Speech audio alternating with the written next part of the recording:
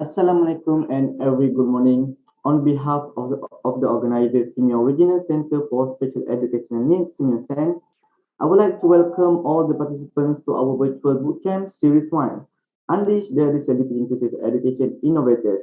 We hope you will stay tuned with us until the end of the bootcamp. Allow me to introduce myself. My name is Farid Zainuddin, Program Officer, and I will be your MC for today. For everyone's information, Research and Innovation Division is proposing an innovation bootcamp to provide educators the proper training on the basics of creativity in teaching and learning, design thinking, and importantly, to encourage the educators to take part in the SEAMEO SEN Innovation Competition 2023. SEAMEO SEN also would like to take this opportunity to express our highest gratitude to all the Ministry of Education of the Southeast Asia country for their strong support for this online bootcamp.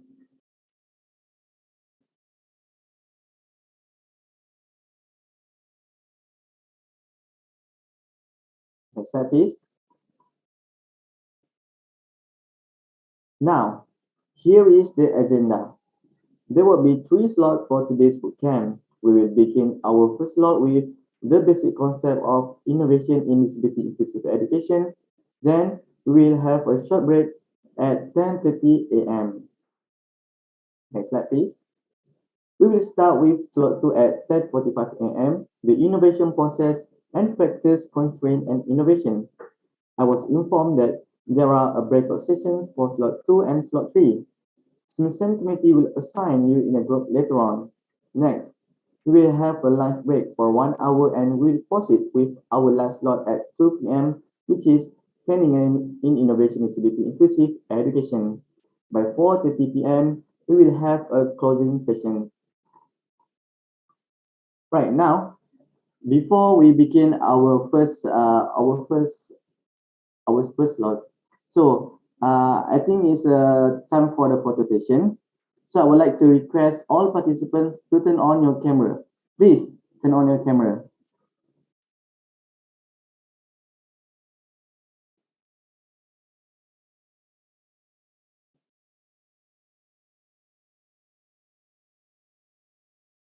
I request to all participants to turn on your camera.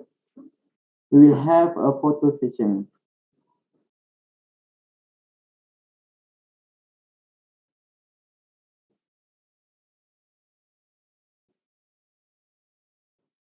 Submission committee, please turn on your camera.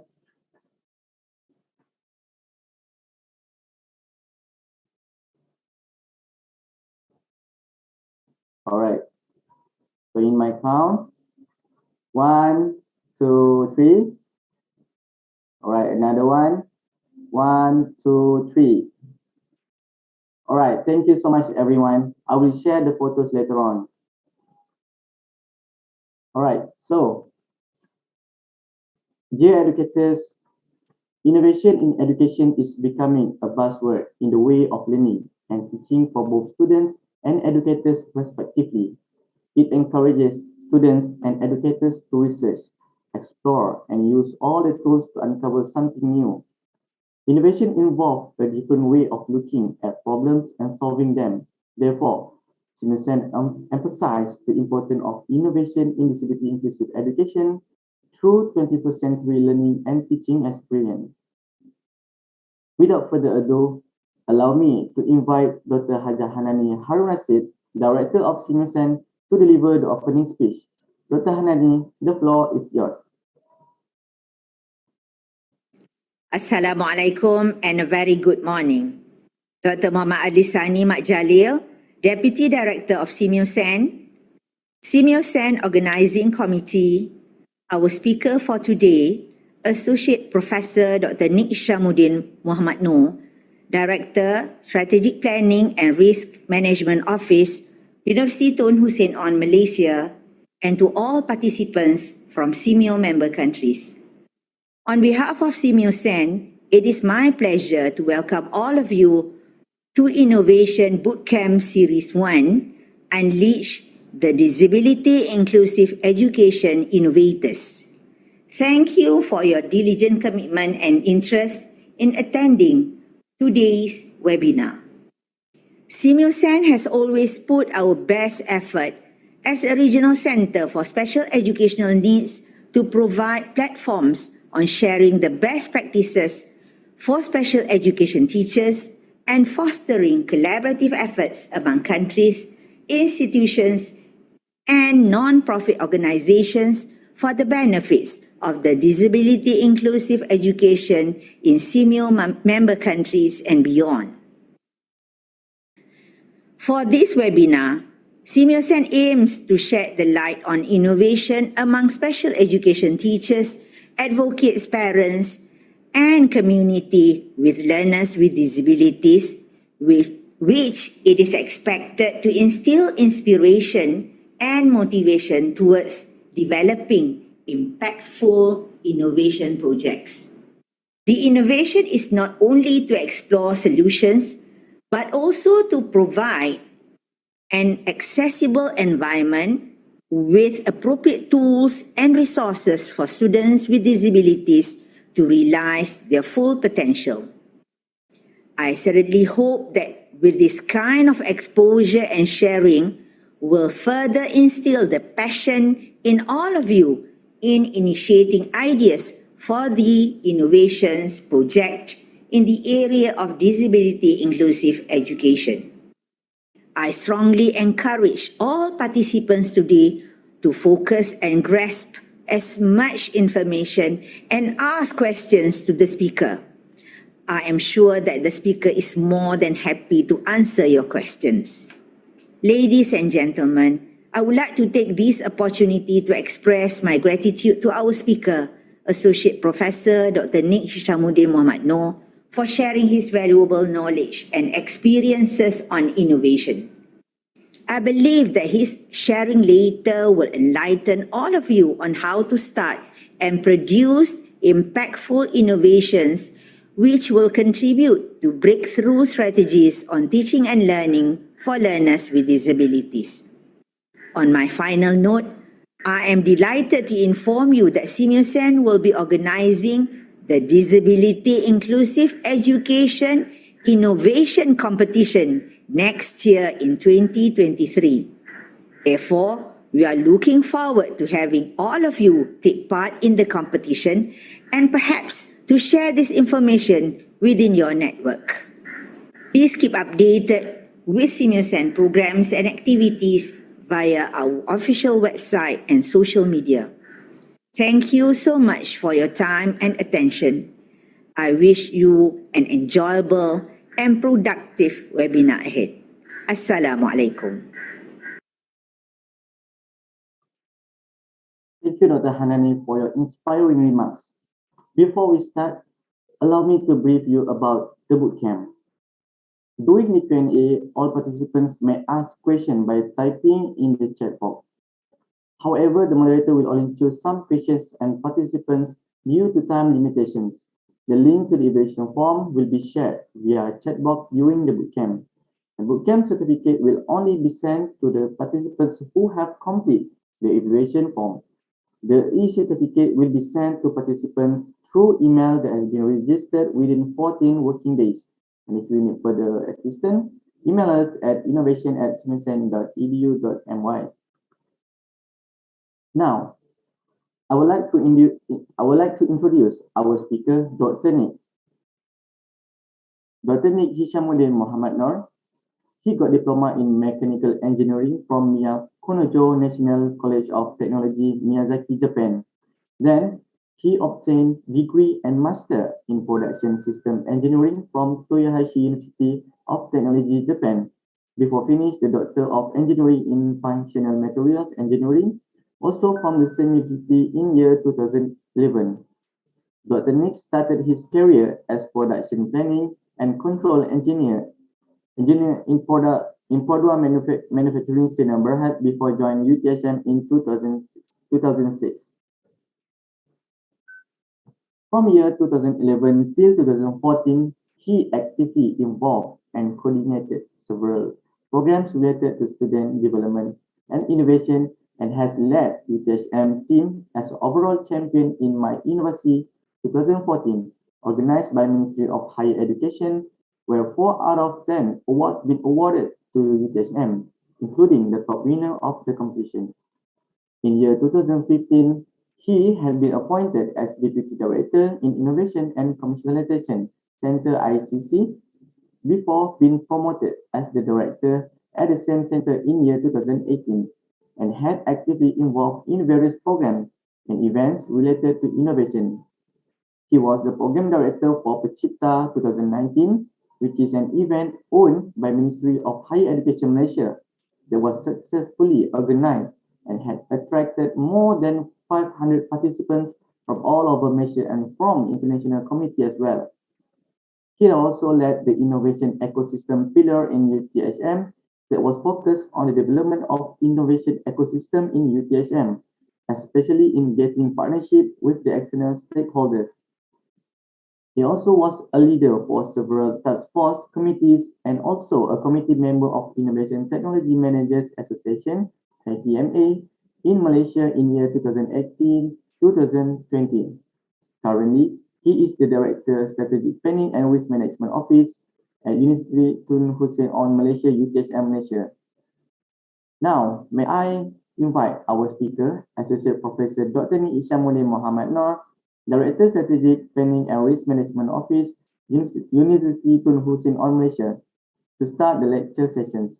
Doctor, the floor is yours.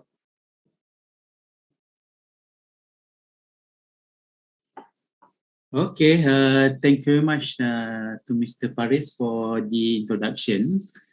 And also I would like to express my gratitude to Dr. Hanani, Director of SEAMEO SEN Malaysia, and also the organizing committees of this event today from SEAMEO SEN.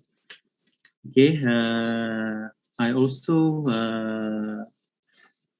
feel very thankful to participants that participate not only through this Zoom session but also through the YouTube session. But I believe this session will be sharing session.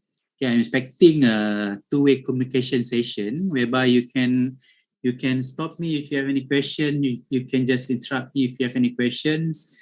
Feel free to ask any question as long as it can you can get a clear understandings on the innovation and how actually you can move forward toward the toward the innovation that you want to proceed on.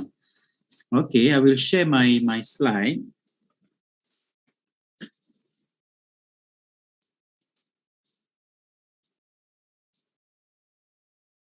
Okay.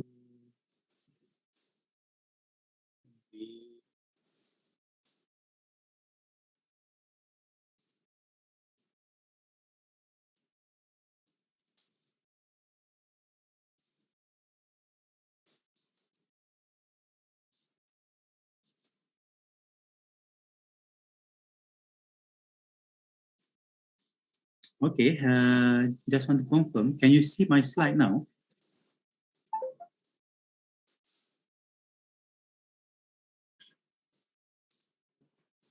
Yes, Doctor. Okay. Okay, once again, thank you very much to SEAMEO SEN. So today's session actually will be the bootcamp workshop to share my experience on not only my experience in implementing the innovation, but also actually I've also introduced by Mr. Faris right now. And I was also a coordinator for several innovation programs before in UTHM.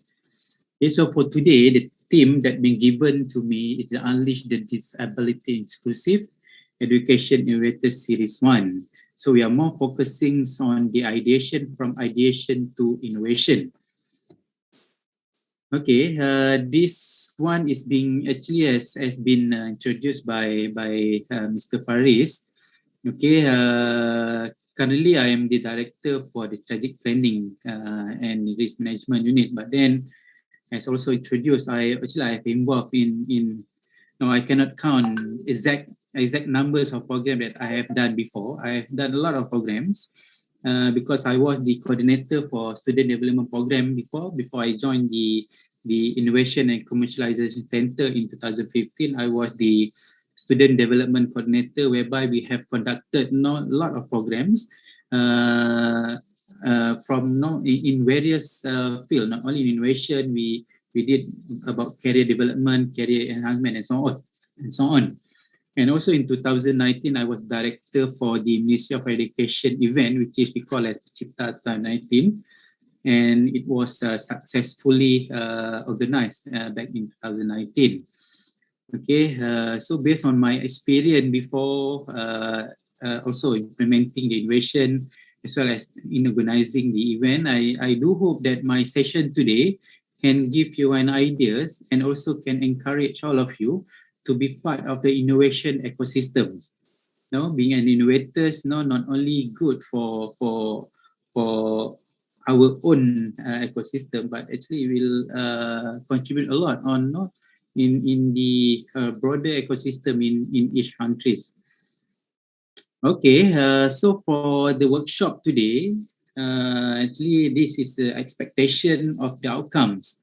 Okay, once you go through all the slides, all the sessions for today, actually I'm expecting all the participants to be able first to understand the basic of innovation. Okay, you know what is innovation and how actually the innovation can be applied. Okay, the second one, apply the innovation process, step-by-step processes. I will explain to you how can you start your innovation journey now until you can have ideas on what you want to focus on the innovation programs. And the last one, you should also will be able to generate initial ideas for the project, as I mentioned by Mr. Faris and also by Director Dr. Hanani. Yes, SEAMEO SEN are going to organize inclusive innovation competition in year 2023. So we are expecting to have a lot of participants, a lot of inventors, a lot of innovators to be part of the event in next year. Okay, this is just the tentative workshop. Also have been introduced by Mr. Faris.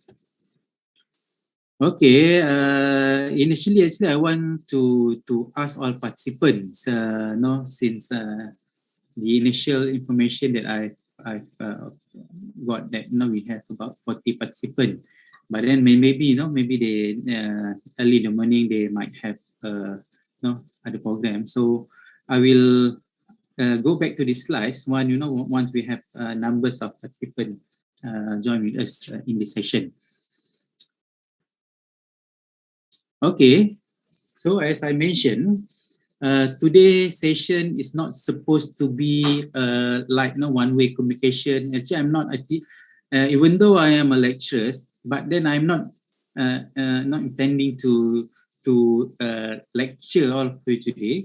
Actually, I just want to share my experience. I just want to facilitate all of you. So if you have any question, if you have anything that you want to ask, if you have anything that you unclear, you can stop me. You can just straightforward ask me about that particular points. Also, for the participant that participate this event through YouTube, if you have any questions, just type the question there, and I hope that organizers can read the question for me through the YouTube. Okay, when we talk about innovation and creativity is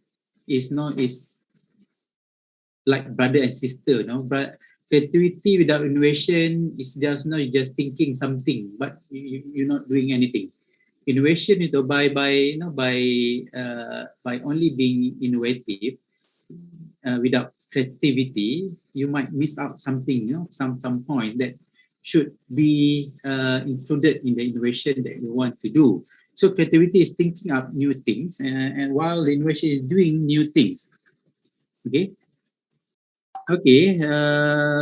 I believe that all of you are aware that currently we have many definition of innovation, but then to put it in a very simple way, innovation is a new or improved product. Okay, and we talk about product, either it's a good or services, okay, or process, or a new marketing method, or new organizational method. So in this case, when we talk about inclusive innovation, when we talk about product itself, okay, I believe that some of you might have involved in innovation programs or innovation activities before. Some of the innovations will they lead to the production of tangible product. Okay, tangible product like like what we have handphone. Tangible product is a product, but sometimes we also come up with the services. Okay, services, we want to improve something, so we come up with services that we want to offer to particular group of people. And most of the time, services they appear, they can be visualized through through books, through modules, through training module and so on. That's the thing that can be visualized from the innovation. Also, in terms of process, also if we have a marketing method and so on, sometimes all these innovation things can be visualized or can be visibilized through the invention of products, tangible products. But then sometimes we can have like modules, or sometimes also we can have something like digital materials to to share to group of the targeted peoples, or to anyone that we want to ensure that the information delivered to the targeted group of people. So this innovation in very simple way, new or improved product, not necessarily to be very new. Okay, you can just go through to any existing product, and then you just discuss what are the problem with those products, and then you just come up with improvement that you want to focus on, and that particular products. Okay, innovation start with simple things. So usually when we talk about innovations, some people, they have tendency to think very hard way, very difficult way, very complex. They will think of innovation must come along with tangible product. Okay, please be reminded that innovation, you should start your innovation journey with very simple things. Okay, simple things. Time to time, the innovation level can be increased, can be elevated further. So you can end up with high impact innovation. But then to start with, you just start with the simple things. Okay, these are example of simple things that we can see. Every time we open, any digital marketing apps or website. You can see different types, various types of mobs that being introduced every month. Every month they will have new types of mob coming in.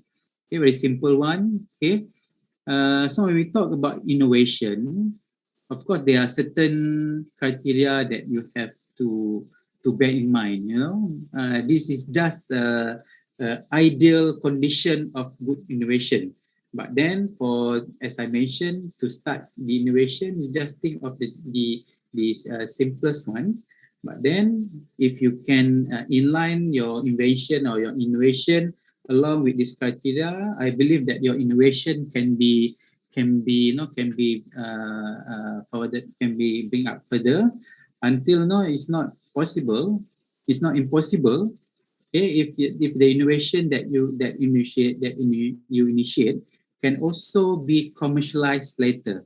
Okay, as long as you fulfill these three main element: novelty, inventive steps, industrial application. This one, because when we talk about innovation, of course, there are various intention or purpose why we want to do innovation.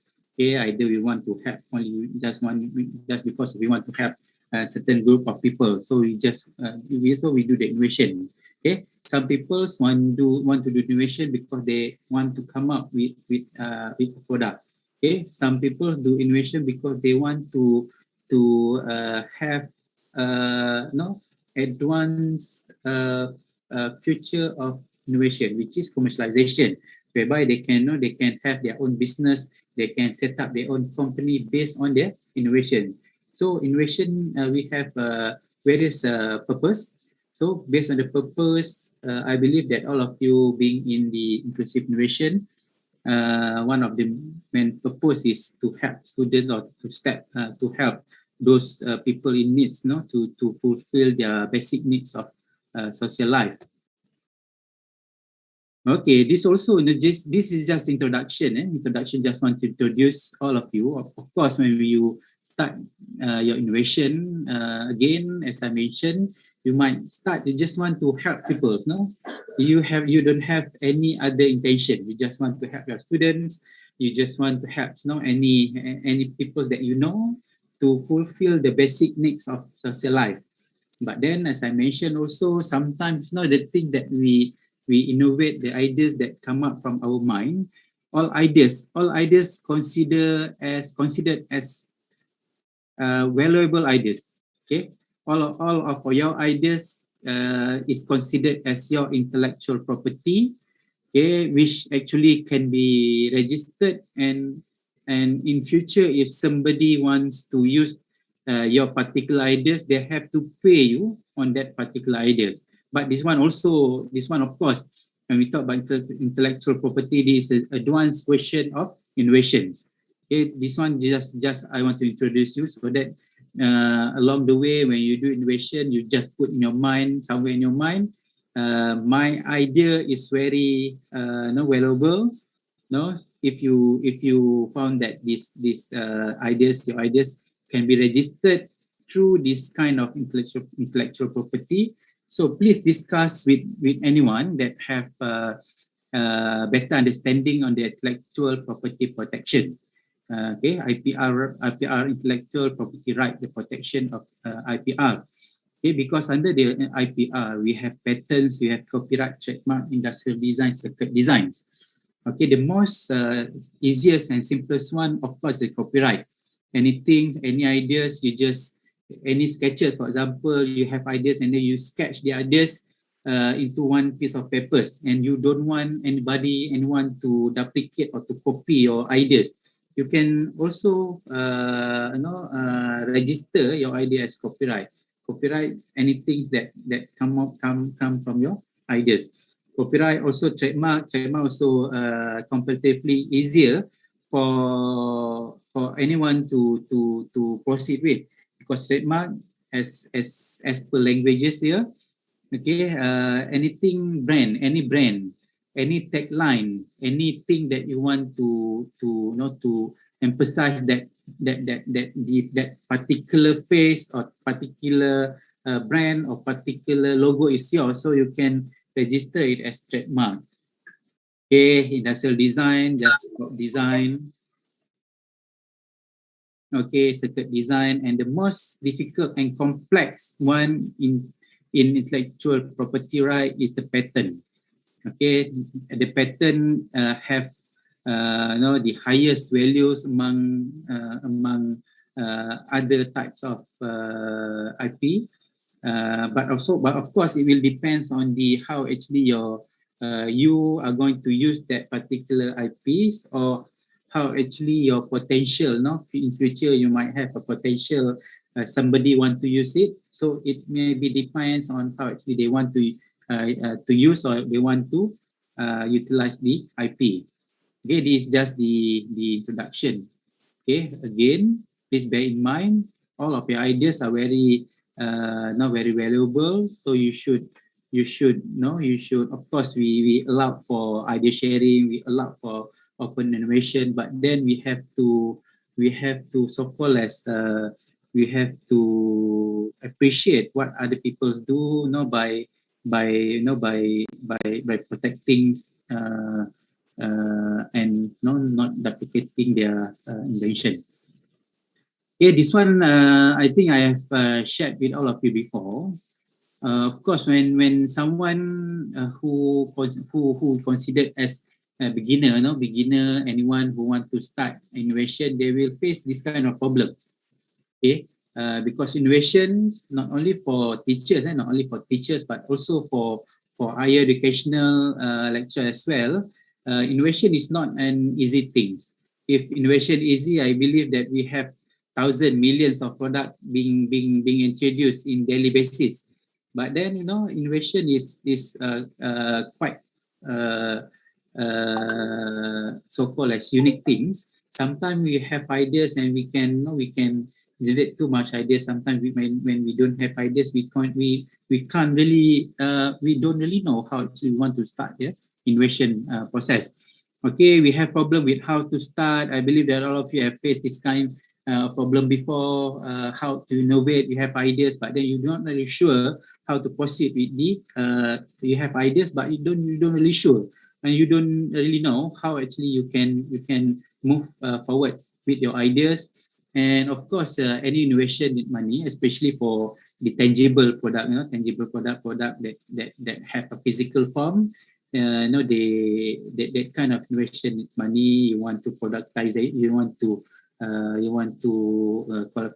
produce a prototype, for example. Need money. Okay, want the prototype being proven, so you want to proceed with the production, for example. Also need money. So innovation need money. Some of the ecosystem also, they don't have good supporting policies. Okay, whereby we want to increase a lot of innovators in our ecosystem, but then there are not much supporting policies. Okay, either we don't give in monetary support, or we don't give something like promotional policies to support that activities. Okay, we some of some of my partners that when discuss, they also have problem with supporting partners, because innovation sometimes especially when you have a bit complicated innovation, you have to have your own partners. Okay, I believe that we not only in higher education, but also in schools level, we really need partners to work up in our innovation. And we also have problems here to how to develop talent in innovation, and also we have a very limited reference material. This is the common problem that being bothering people who want to start their innovation journey. Okay, but then innovation, as I mentioned, you should think of very simple one innovation. Why you want to innovate? Because you have problems. Okay, why you want to solve the problem? Because you want to improve your current ecosystem or your current condition. Okay, innovation means you want to come up with some improvement. Okay, you don't simply do innovation, but then at the end of the day, when somebody asks you, what is the purpose of the innovation? I just want to innovate. I just want to invent something, without knowing what actually the problem that you solve, and without knowing what are the improvement actually, what are the condition that you're actually improving. So it's very much important when you do innovation, when you want to start your innovation journey, you have to be very clear about the problem that you want to solve, and you also have to be very clear what are the condition that you want to improve. Okay, anyone have question until now? Okay, I will proceed further. Okay, since the innovation have something related with improvement. Okay, of course, again, this is a general situation, and of course, when we do innovation, the conditions might be different from one innovators to another innovators. We have various type of condition. I do understand with that, but then when we do innovation, because of we must relate innovation with improvement. We want to improve something. Okay, if you have a group of students, you meet group of students, they face a certain problem. So you want to help them to improve their condition. So you do innovation. Okay, it's not simply you just out of nowhere. Okay, I want to innovate this. I want to do this. I want to do this. Okay, you must be very clear what are the things that you want to improve. So when we talk about improve, that must be before and after. Okay, before and after. Any innovation, any program that you involve, any competition that you might be involving in the future, one of the questions that will be asked by the panel will be, what are the improved condition? What are the things that you improve compared to the previous, compared to before you have this innovation? How actually the condition improve? So you have to have a so-called as something that you can measure the improvement.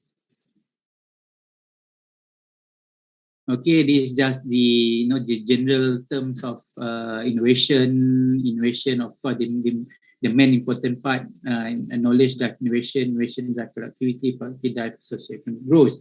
But in the case of inclusive innovation, I think the most important part is to have the social growth. Okay, social growth. Of course, as I mentioned, I also innovators. I invent a lot of things. Of course, when I start something, I just want to, for the sake to solve particular problems. But then, when you move further and you go more deeper, you will start to improvise your product. You will start improvise your innovation, and at the end of the day, it's not something impossible. If you found at the end of the day that the innovation that you have initiated earlier can actually commercializable to other people. No, you can start to generate money, you can start to generate something from that particular innovation. Okay, when we talk about innovation, start with simple one. Okay, we have level 1, 2, 3. This really based on my experience. Okay, anything, when we talk about innovation, as I mentioned earlier, people have tendency to think something very difficult way, very complex way. If you have problems, so we have to do we have to do diagnostic. We have to go in details what are the problems. So we have to propose something high level innovation. So start with simple one first. Okay, simple one, level 1, 2, level 3. Level 1, just awareness and knowledge. Sometimes, for example, we have problems among, for example, in terms of inclusive innovation or inclusive education. We found that the general students are not that aware about the inclusive nation. So we just create a program to create awareness, to create the knowledge, to increase the knowledge of other people toward the inclusive innovation. For example, that one which will be a very simple and so far in terms of time also can be implemented fast. Okay, level 2, we start to think about programs or tools that we can think of to solve or to solve a certain particular problems. And in this case, of course, when we talk about programs or tools, you might consider a lot of thinking tools, thinking methods to come up with the tools or with the program that can be suited with that particular problem that you want to solve. And then level 3, which is the most highest level, of course, it involves the innovation or production of product or technology. Okay, product and technology, because when we talk about product and technology, of course, it will depend on the purpose of the innovation. If you want to do just for the sake, for the purpose to help student or to help a certain group of people, you can do anything. You can create any product and then you just give the product to the targeted person. But then, if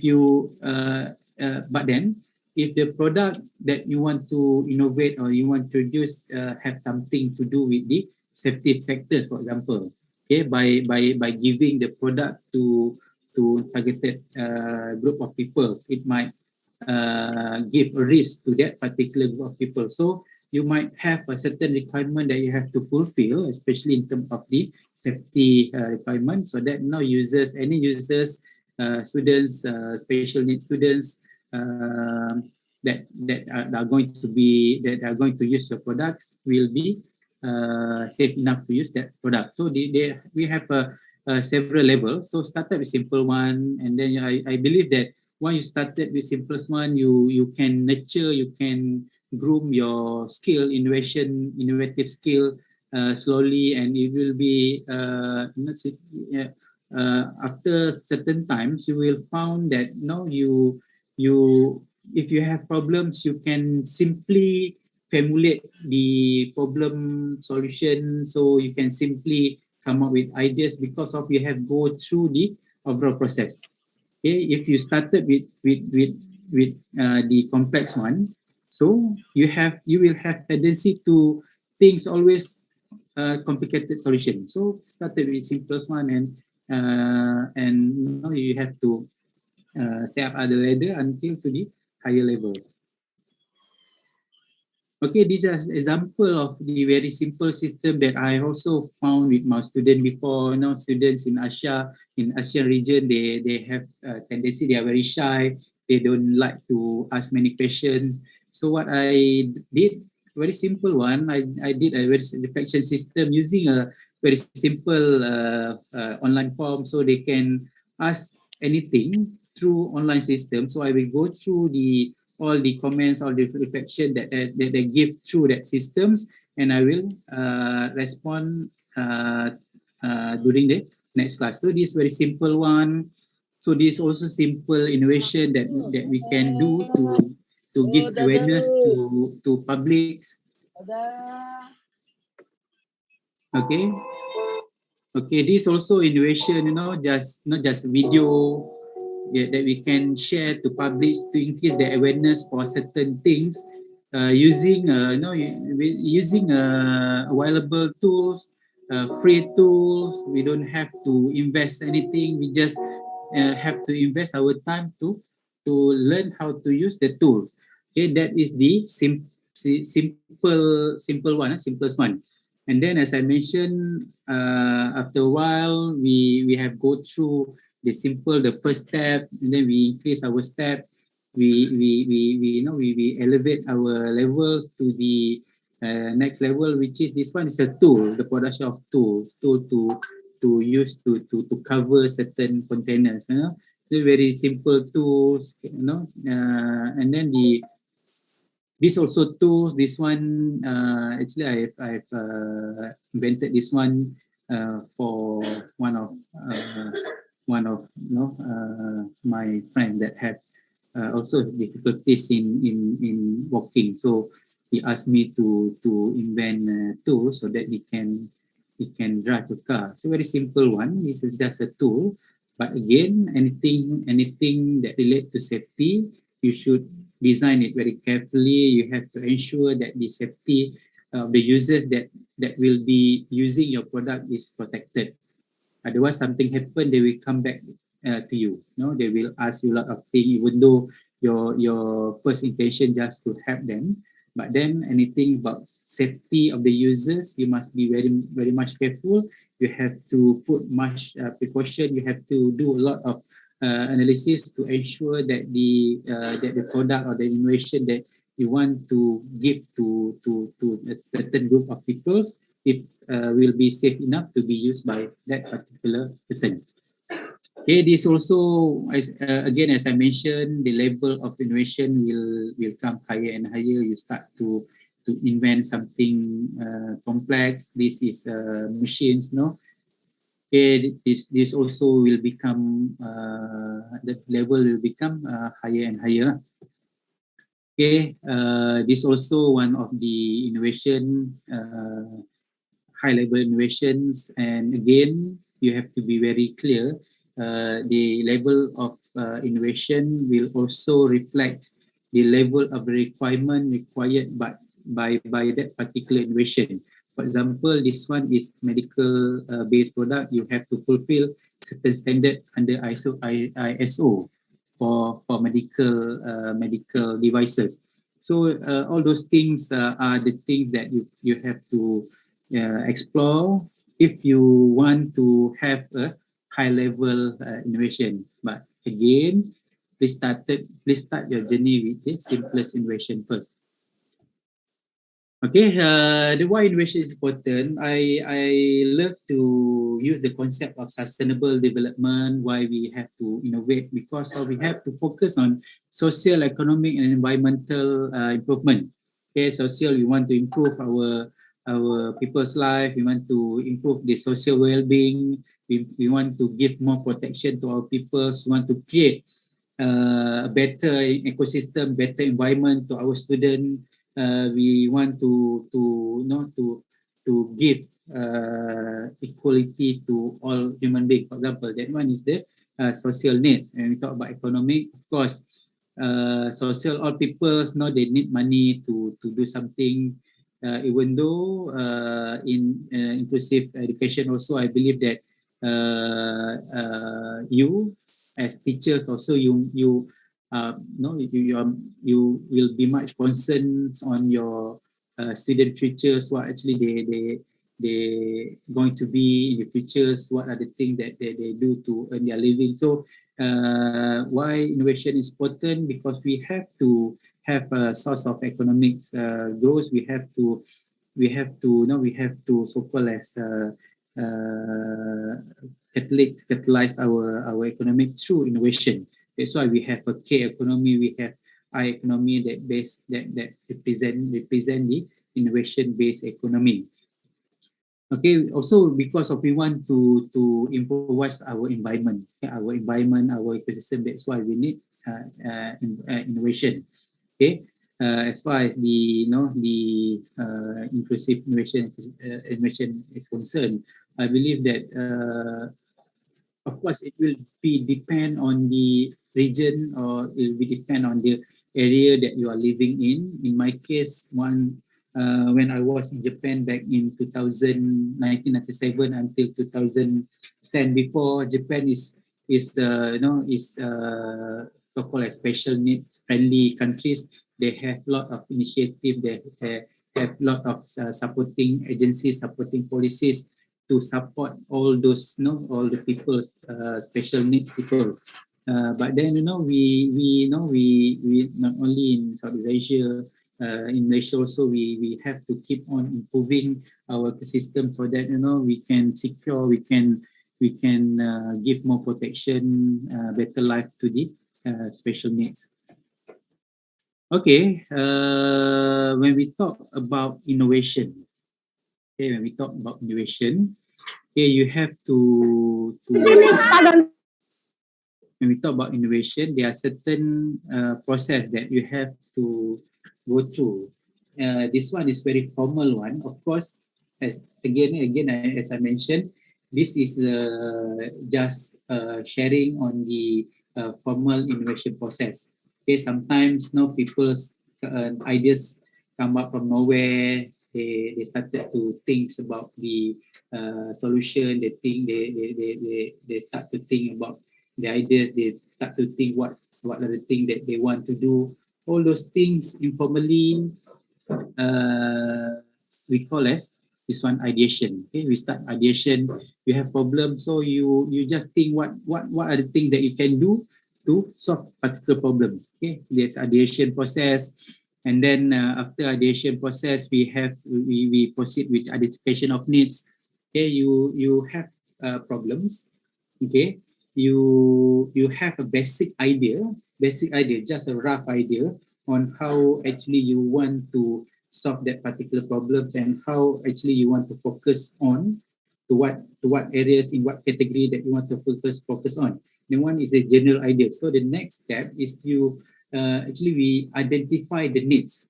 Okay, the needs why you need the innovation. In this case, you will be required to have further investigation on the particular innovation that you want to proceed on. Okay, the identification of needs. Later on, I will explain in details what are the things that you should do in this identification of needs stage. And then we have a conceptualization stage. Okay, this, regardless of what are the form of innovation that you want to focus on, either product based or process based, might be strategy based, regardless of the types of innovation that you want to focus on. But then the first three types is common step, conceptualization. Either you want to conceptualize the products, or you want to conceptualize the programs. Either you want to conceptualize ideas, not tangible, or considered as conceptualize. That's why the first three steps is much important for you to come up with the concept. Okay, if you ever heard about when I was in one of the automotive industries before we come up with the production of the car itself, we will come up with concept car first. Concept, either we use a clay model to build the prototype so that we can study, we can know better on the product that we want to develop further. Okay, after we have a conceptualization, and then we proceed with the step 4. Okay, with design and prototyping. Design, of course, design also mean product design, program design, any design is called a design. How actually we want to design that particular innovation, if it involves products. So we have to come up with the ideas of design, how actually we want how actually we want the product to be at the end of the innovation process. If you want to come up with certain programs, okay, certain innovative program. Also, again, you also have to design a content of the programs. What are the implementation modules? what are the implementers, what are the time frames. So all those things need design of the overall programs. Okay, prototyping, also prototyping, usually we are referring to the tangible innovative product, whereby we have to build a prototype so that we can test the prototype first before we finalize the product. But then in terms of program also, we can have so-called as test run first before we proceed with the actual running of the programs. We might have so-called as pilot study time, so that we can test first the programs, either is it effective or not, either you have any problem or not along the way you implementing the program. So you have to be clear with that requirement first before you proceed with the last step, which is testing and refinement. Of course, this one is the innovation process. Afterward, we still have many other processes depend on the purpose of your innovation. Okay, if your purpose of innovation, again, if you just want to have a certain targeted group of people, once you hand over, once you give the innovative product to that particular group of people, and then they use the products, and then they feel the improvement that they can achieve from by using the product. So if that is your main purpose, so your innovation will the first step will end there, and then you will have to keep on do improvement and refining of that particular innovation. But then if your purpose, if you want to aim further, okay, you want to increase, you want to improve further, you want to not only you want your innovative product to be used by the specific students, but also you want your product also being used by wider group of people, wider group of groups of people. So you might have certain other steps, but then as I mentioned, because when we target to wider user, you have to ensure a lot of things. Especially you have to ensure all the technical specification, really meet the minimum requirement of the products. Once you start to sell it, you have to ensure the product is not easily broken. It's not, you don't have, actually the product also don't have any so-called accident, risk of accident. So all the things you have to consider when you want to have advanced version of purpose, okay, by through innovation.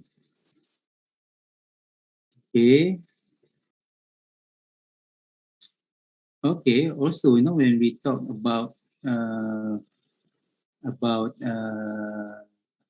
step, usually when we talk about innovation, we are going to have this kind of so-called as indicator. The readiness level of your technology, usually we're using 1 to 9, but then usually when we do the innovation among school level, usually more focused on the first step, which is POC step, proof of concept ideation, concept generation, and proof of concept. Okay, sometimes we might end up with a small scale prototype. Okay, usually when we talk about innovation or inclusive innovation in school, we just focusing on 1, 2, 3, and 4 steps.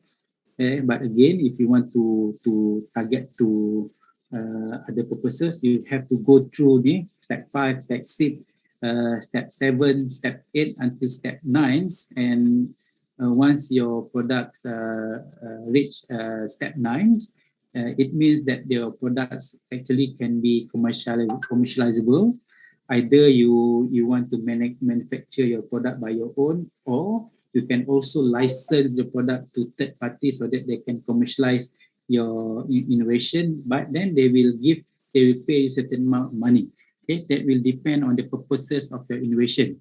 But then again, in terms of the inclusive innovation, when we talk about innovation among schools, actually is similar with other schools. we just focus on ideation, concept generation, proof of concept, and small scale prototypes. Okay, we don't do the large scale prototype because large scale prototype require much more money, and also we don't do the prototype system because prototype system actually require prototypes that really near to the exact product. Okay. Till now, this is the first part of the workshop. Just general introduction. Just want to give you an ideas on how actually you can start your innovation journey. Just want to explain to you what kind of thing that you have to consider, what are the processes that you have to go through when you want to start your innovation. So I think I will, if anybody have questions, you can ask anything up to this point of content. Anybody have question?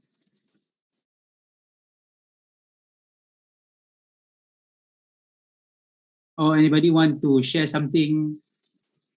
Okay, again, for those who just joined the session, this session actually a workshop session.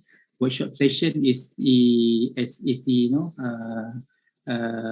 experience sharing. So actually I'm expecting to have a two-way communication so that I can get a better understanding on what are the things that you want to focus on, what are the problems. If you have any problems, you can ask me anything. Okay. Do you have any question for the first part of this workshop?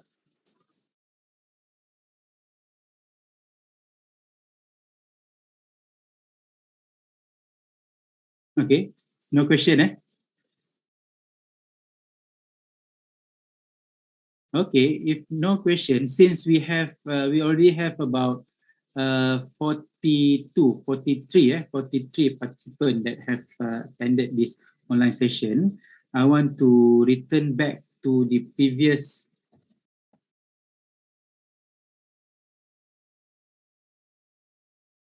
slide to get a better understanding on the background of the participant today.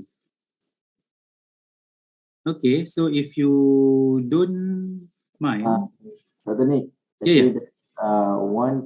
There is two questions. So first question is from Samuel Chamat. Yeah. So he asking is which age target for develop, and from Puan Haliza, and based on your experience, how you define what kind of the innovation that you would like to be focused on? So there's two questions from the participants. Okay, two questions. Which age target for develop? And second one is innovation, what kind of innovation? Okay. Again, when we talk about innovation, the first step, as I mentioned, the first step, which is ideation, in the next slot, actually I will introduce to you the tools that you can use to come up with ideas. And of course, innovation, we don't limit our innovation focus on certain group, certain ages. Okay, because of course, when we talk about inclusive innovation, we have certain group ages. But then when we talk about public that have difficulties in certain physical difficulties, so we can also focus on that particular group of people. So when we talk about ages, we don't have any specific target of ages, as long as they specific ages have a problem. Okay, as long as the problem is there, so we can focus on what are the innovation that we want to do. Okay, there are no specific ages. Okay, we can open it to any group of people as long as they have problems and we found that the problem is critical, that we have to solve the problems. You can proceed with the innovation. Okay, the second one, define what kind of innovation that would like to be focused on. Okay, innovation, kind of innovation, as I mentioned, when you start innovation, please start it with simplest kind first. Okay, you can focus on awareness, you can focus on how to increase the knowledge of certain group of people, and then you move to the tools comparatively is of course compared to awareness level, it might a bit difficult, but then compared to if you want to come up with specific system or specific machines or specific products, it will be much more easier. Okay, actually, it will depend on the problems. Okay, some problems you just can focus on the process innovation. You just prepare a video so that we can increase the level of awareness of other people. And then some problems might require for you to produce prototypes or tools. Some problems might require you to have ideas or to have innovation in terms of product. Okay, solution will be, we have several various types of solutions.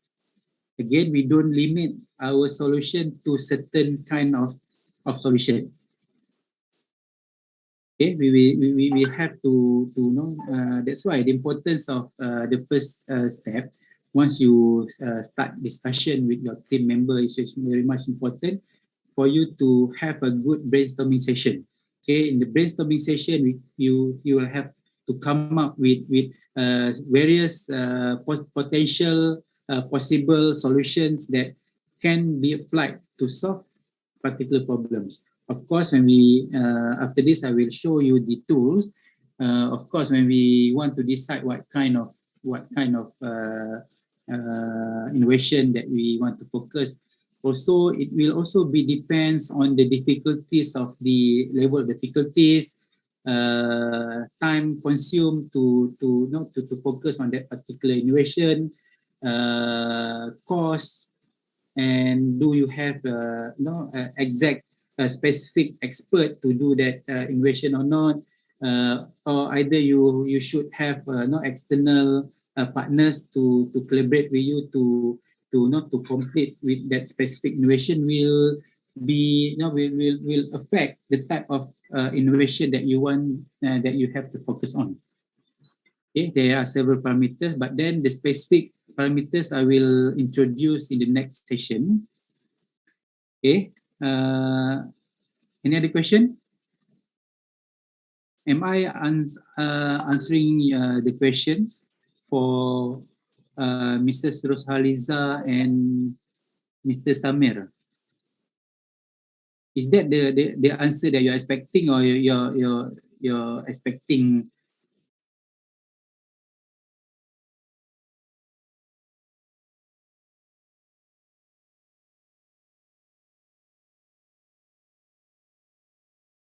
Okay. Okay. Okay. Do you have any other questions? Okay. If no, actually, in order for me to get better understanding, okay, if you don't mind, can all of you go to this link? This link, I will share the link in the chat box.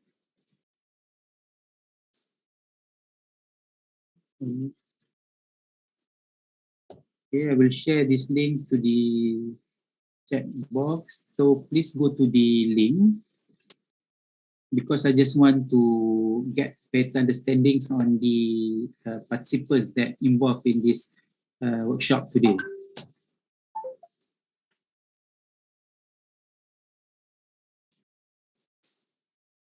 Okay, just very simple question.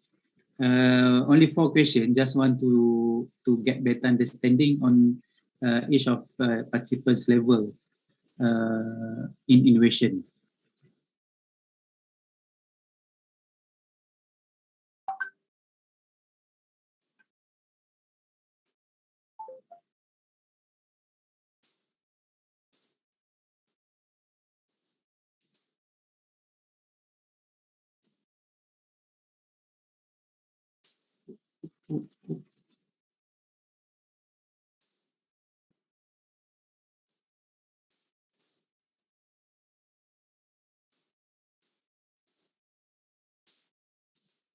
Good morning, Doctor. Sorry, but it seems the quiz have invalid code.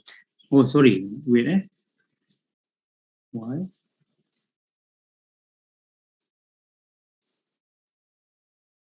Okay.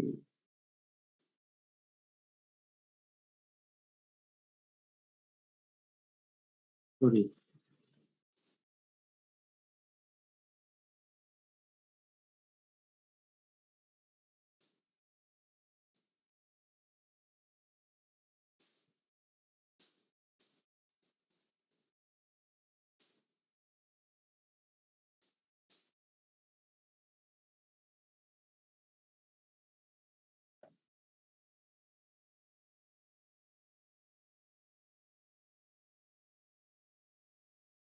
Okay.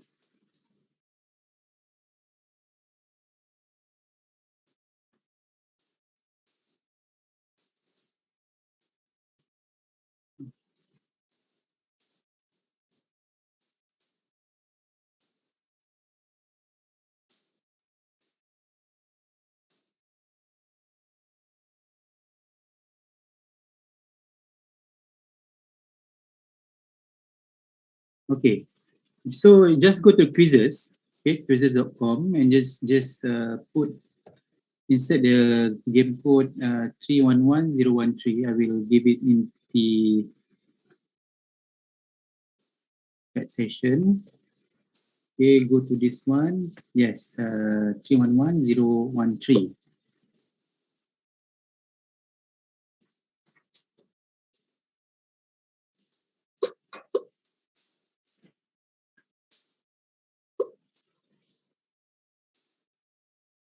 Just a simple question. Just want to know the backgrounds of all of the participants in terms of the innovation.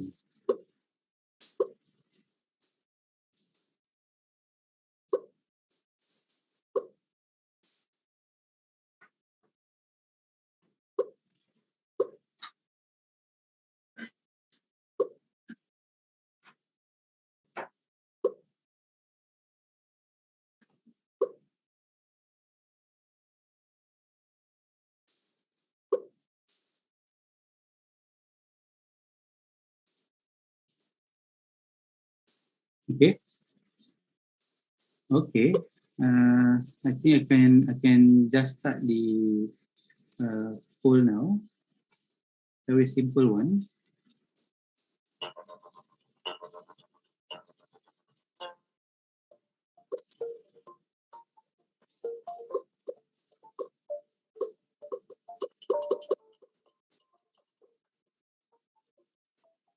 Okay, so majority of the participant today is the school teachers. I believe that most of you are from the inclusive innovation school.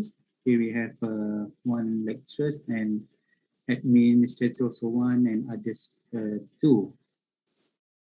Okay,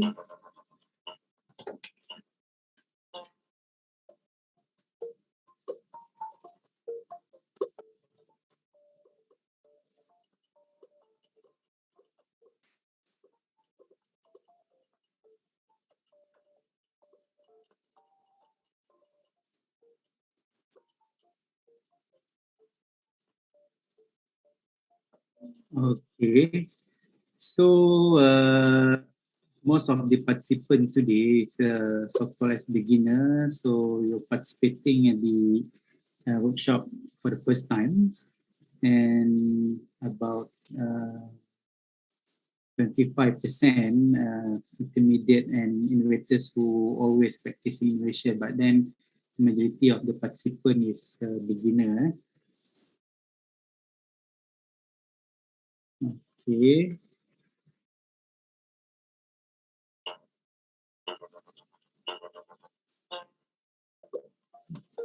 Okay, this one is just want to get better understanding what are the purpose of innovation that you want to focus on.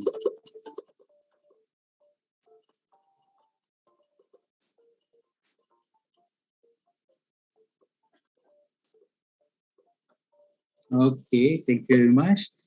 Okay, we have 10 participants just the purpose is just to help students. 5, to improvise current conditions. 2, self-interest and motivation. Yes, some of the innovators that we have, they do innovation because they really interested in doing innovation. And 1, to become a social entrepreneur. Yes, of course, as I mentioned, when we start innovation, we start with very good deeds. We want to help people, but then after certain times, we will find out that the innovation that you have introduced have a commercial value, and at that point of times, you can consider, you can think of how actually you can develop further your product to be commercialized. Okay, want to become a social entrepreneur, but then the majority is full-time students. Okay, the last one.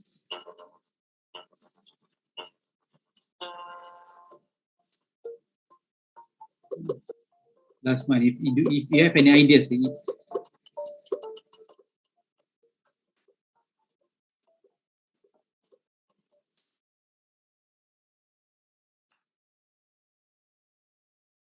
Sorry. Oh, sorry. The time too short. Okay.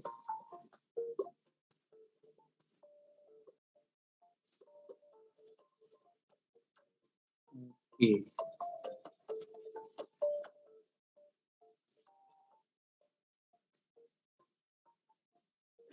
Okay. Thank you. Okay, so majority of participants today is more interested on the products or technology types of innovation. Okay, even though the process is a bit similar, but then as I mentioned, the requirement for product or technology innovation and process innovation will be a bit different. Product will be tangible. Product technology will be tangible. The technology also included all the IT things, all the applications, apps that you want. If you want to develop any apps, also it involves a tangible product. Process innovations, most of the time is just process. You want to improvise the process. Most of the time it will you will have to come up with a module. Modules. When you have the proper modules, what are the steps to improvise the process?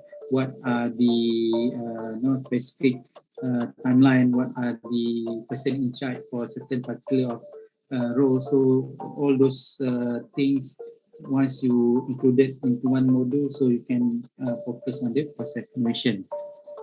Okay, product technology. Okay.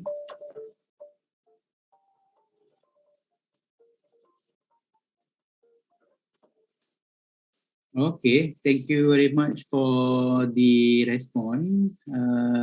It's very important for me to get this information so that I can facilitate you on how actually you can move further with your innovation project.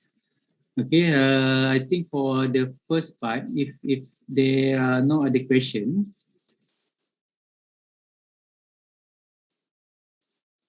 okay, just want to confirm one last time. Is there any other questions? Okay, no, okay. Of course, this first slot is more on general introduction. Just want to give you a general insight on what is the innovation and how can you proceed with your innovation is the first step. And for the second part, I will explain you in details what are the tools that you can use to specifically formulate or to specifically select what kind of innovation that you should proceed, that you can proceed further. Okay, I think for the first part, Mr. Faris, we can have a short break first before we start the second slot. Mr. Faris. Yes, sure, Dr. Nick. So we can have a short break. So we will continue the next slot at 10:30. Is it okay? Pardon? 10:30. 10:30. Okay. All right. So dear participants, so we will have a short break. So we will start our second slot at 10:30 a.m. So see you again.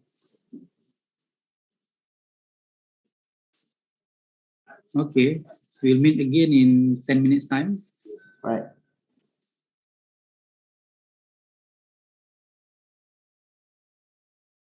So the participants can enjoy your meals and maybe have your cup of tea, like that. So just enjoy your morning breakfast.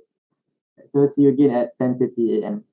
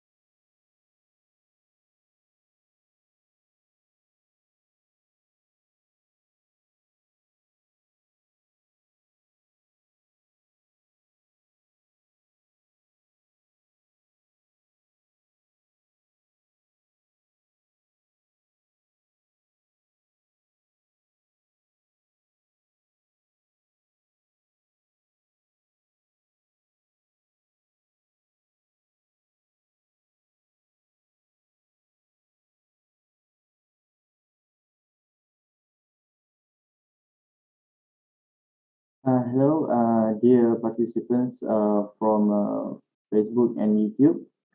I have sent the registration link in the chat box, so you still can join and you can register this bootcamp until this this noon. So the registration will be closed at 12 p.m. So you can from Facebook and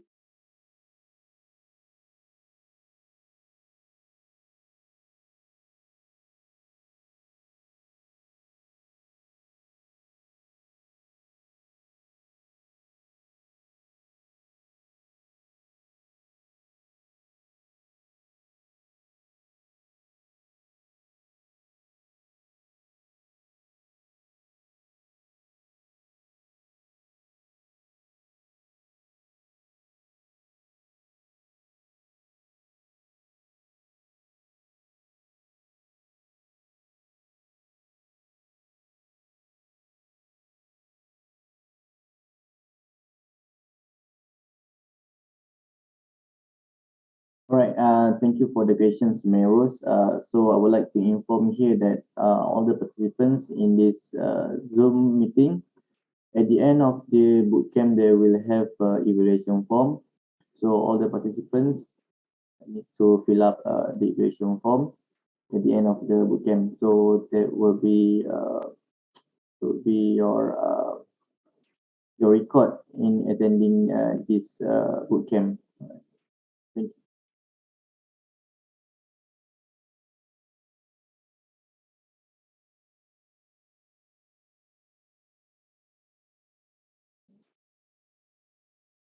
And at the end of this bootcamp, I will share the evaluation link, so you can fill up the evaluation form later on.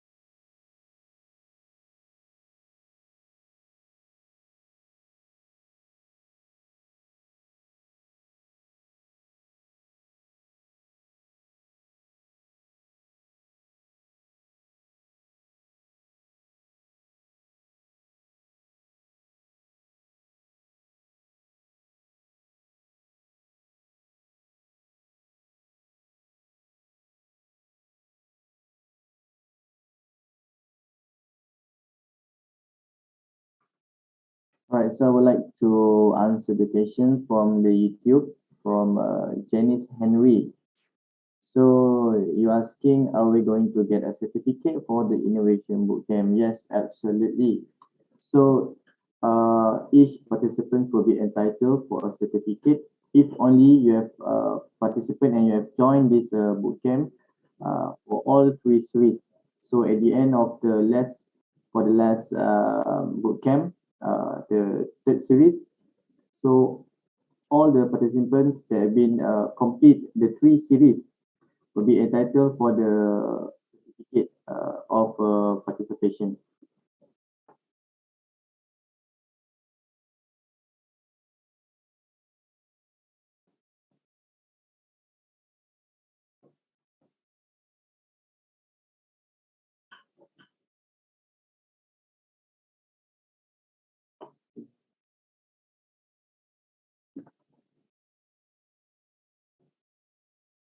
Good.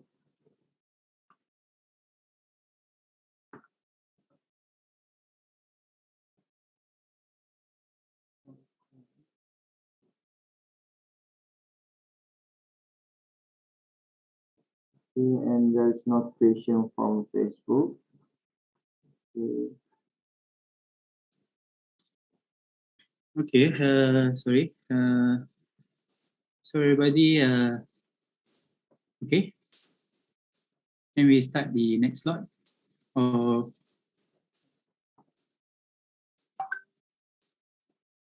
Okay, sure, Dr. Nick. You can start the second.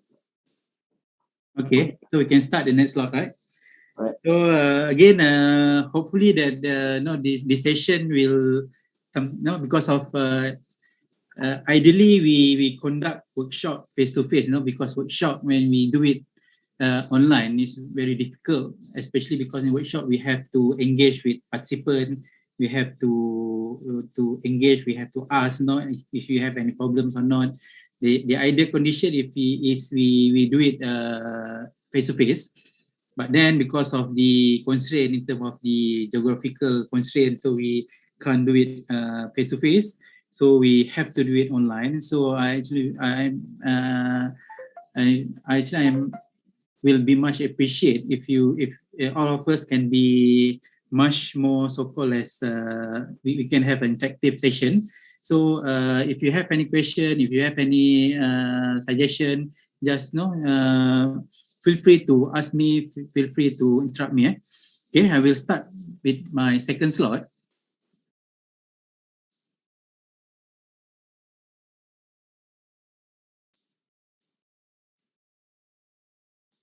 Okay. Oh, sorry. The second slot, and also wait, sorry.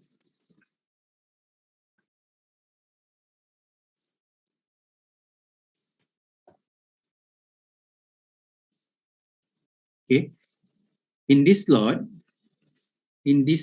actually we are going to have a practical session whereby all participants will be divided into several small groups, and then of this. Excuse me, doctor. Yeah. The presentation is not WhatsApp from Mr. Faris. Different screen. Different screen. Oh, sorry. Yes. How about now? Still Okay. different? Now it's okay. Okay. Okay, sorry. Okay, okay.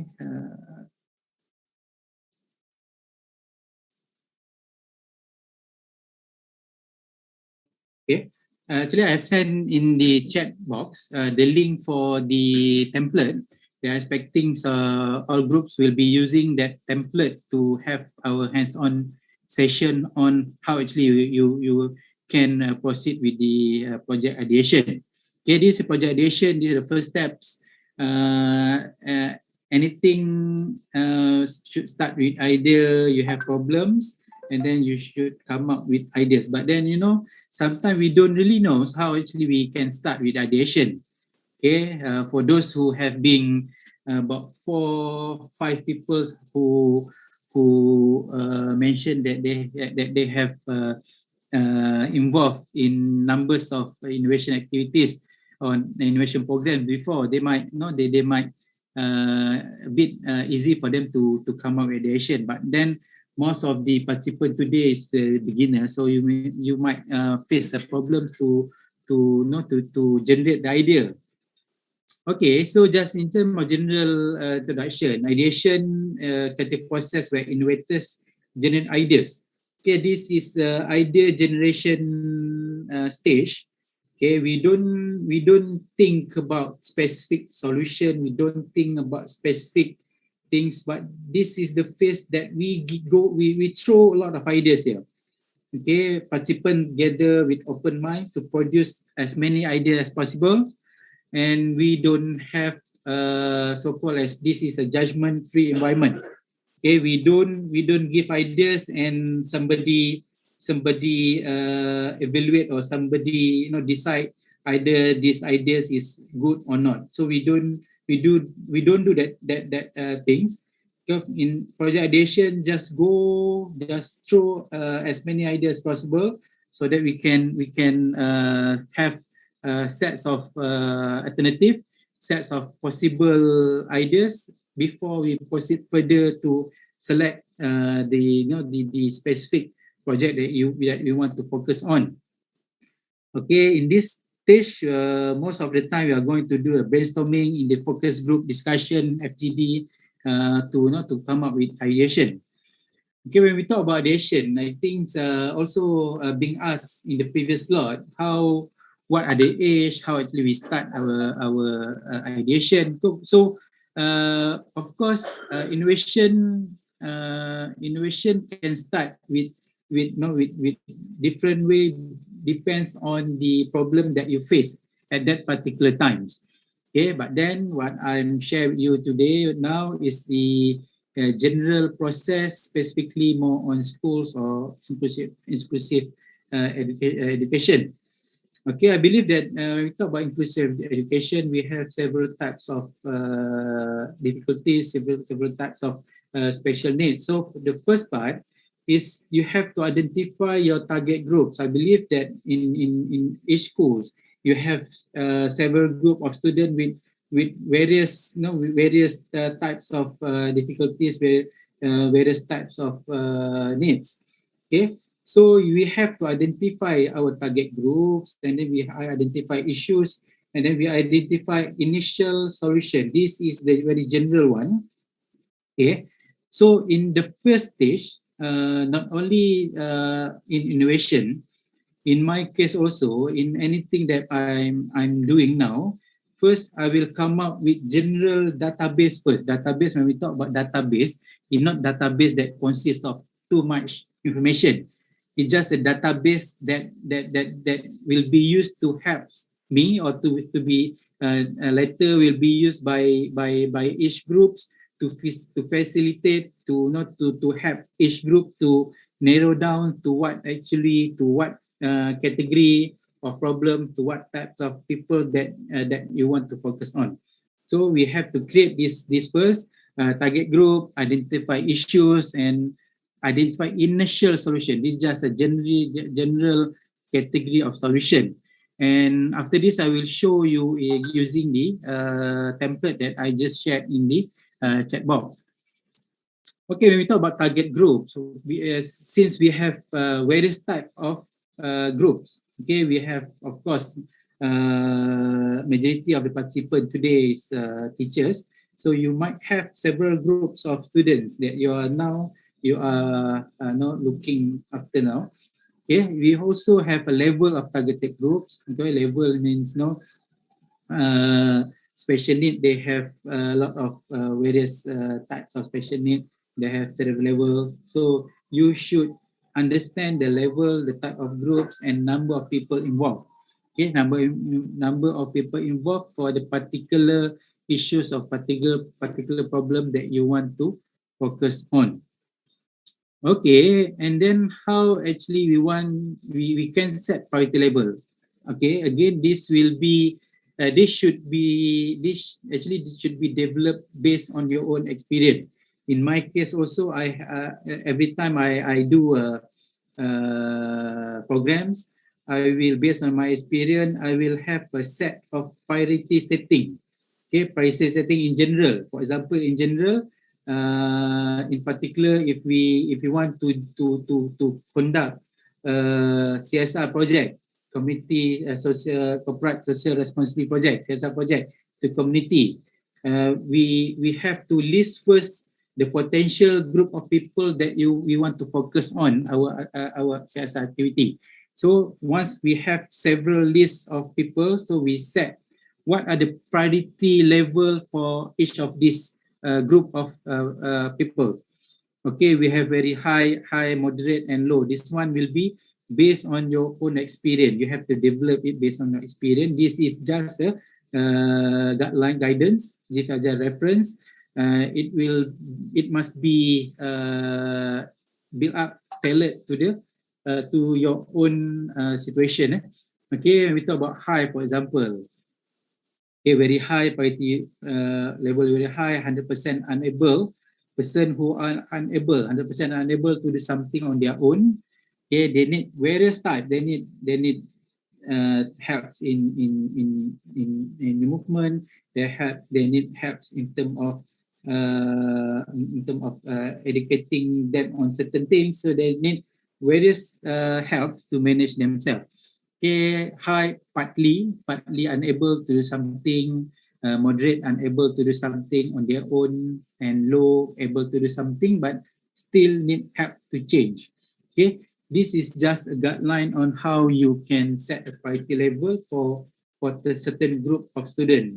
But then I also understand that as teachers, especially in non-inclusive education, every class have their own teachers. In that case, you just cannot proceed with that with your class. But then in general, if you have one big groups and one big group consists of several types of category of people, so you can use this setting to prioritize your focus group. Okay, and then once you have prioritized your focus groups, you have to list down your focus groups, what group of people that you want to focus on, what are the issues that you want to focus on, and then the second part is you have to identify issues related to that particular groups of person. Okay, what are the issues you want to focus on? Okay, most of the time here, of course, you as teachers, you might be directly engaged with that particular student, so you don't have any problems in identifying issues because you engaging with them on daily basis. But for those who, I believe that some of the participants, some are administrators, some are others, right? So you might not don't have opportunities of direct daily basis engagement. Okay, but then if you want to start anything, if you want to start your innovation in particular in special education, we have to do engagement. Okay, we have to do engagement so that we can clearly understand the issues that we want to focus on. Okay, otherwise some innovators, they because in general we have but this one will be a bit complex things. We have technology push and we have market push. Okay, but in terms of the inclusive education, we should more focus on the market pull, which is any innovation that we want to focus on should be based on the market demand, not be based on our own expertise. For example, I am expecting in machine design. So I design any machine, I complete the machine, so I go to any special inclusive education school. Okay, I give to them, okay, please use this machine. That is not the correct ways to be implemented, particularly in the inclusive innovation. So we should engage with specific group of schools. We should engage with teachers that teaching the special inclusive education. We have to do a lot of engagement so that we can know better the issues. Okay, and the second one, okay, during the discussion, during the engagement with the teachers, if you are outside the ecosystem, so you have to do engagement. But then if you already inside the ecosystem, which is you are the teachers, or you are somebody that that involved in the ecosystem internally. So you should understand the severity of the issues. Okay, the severity of the issues, how severe the issue is. Okay, that also will be based on the observation. You should do a lot of observation. And my suggestion, my opinion to you, time to time you should record all the things. I believe that majority of you have practicing the recording practices. But then if you still don't practice the recording thing, so you have to record all the things that you observe during your class. You record them, so that when you want to do something, when you want to improve the ecosystem, you have the backup data, we have the support data to back up, to support the importance why you need to do that particular programs. Okay, and then the third one, what are the measurable parameters? Okay, as I mentioned, when we do innovation, means we want to improve something. Okay, when we want to improve something, there should be before and after.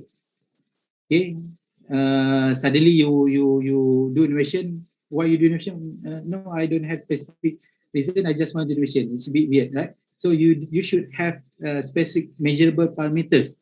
Okay, parameters. What are the parameters that you want to use to not to ensure as the measurement to prove that that the things, that the product or the process that you have implemented now is really efficient to solve that particular problem that you have highlighted earlier. So you have to have a measurable parameters.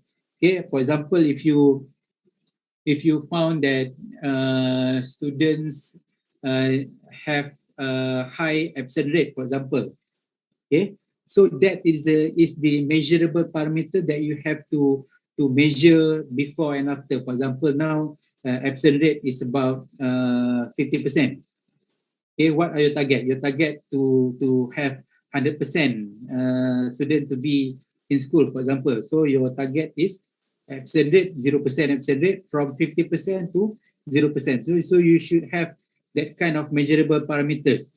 Even though you participate in any programs, in any competition, usually the panel will ask, because you have this objective, how actually you measure the objective. Okay, when we talk about objective, it must be measurable. Okay, once you want to measure something, you must be very clear. What are the parameters that you want to measure? Either if it involves quantitative numbers is much more easy because it only involves numbers. Okay, you have numbers of student, numbers of something, you have numbers, quantitative. But then if the parameters involve qualitative means you have to qualify something. For example, you want to measure the satisfaction of something. Okay, satisfaction of parents toward the education, for example. So you have to have an instrument. How will you measure the satisfaction level of parent, for example? So you have to come up with the instrument to come up that with to measure that particular parameters. Okay, it involves specific direct values. You can just just record the values, they compare the values. But then if it involve a qualitative measurement, so you have to think about what are the measures, what are the instrument, what are the method that you can use to to justify the effectiveness of the innovation that you have introduced. Okay, most of the time, sometimes we go for interview. Now we prepare set of questions to particular groups of people. So they ask the question, and based on the question, and then we conclude that will be the one of the parameters that we set to show either the innovation that we introduce is efficient or not, is good or not. And then initial potential solution. This is the initial potential solution.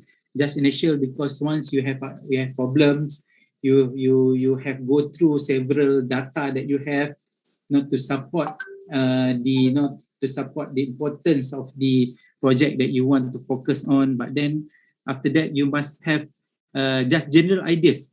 Either you want potential solution means what are category of solution that you want to focus on. Either you want to focus on, you want to do a simpler level 1 program, or you want to do a level 2 or level 3. You just get an ideas, or you want the combination of those types of solution. Okay, you want to do a simple program, awareness program, and at the same time also you want to create, you want to build, or you want to produce one products to solve that particular problem. No problem, you can have hybrid, you can have awareness level 1 programs. You can also have a level 2 or 3 programs, products to solve certain problems. Okay, usually we use term as we call as immediate action and permanent countermeasure. Okay, immediate action, all the action that can be implemented easily and in very short time.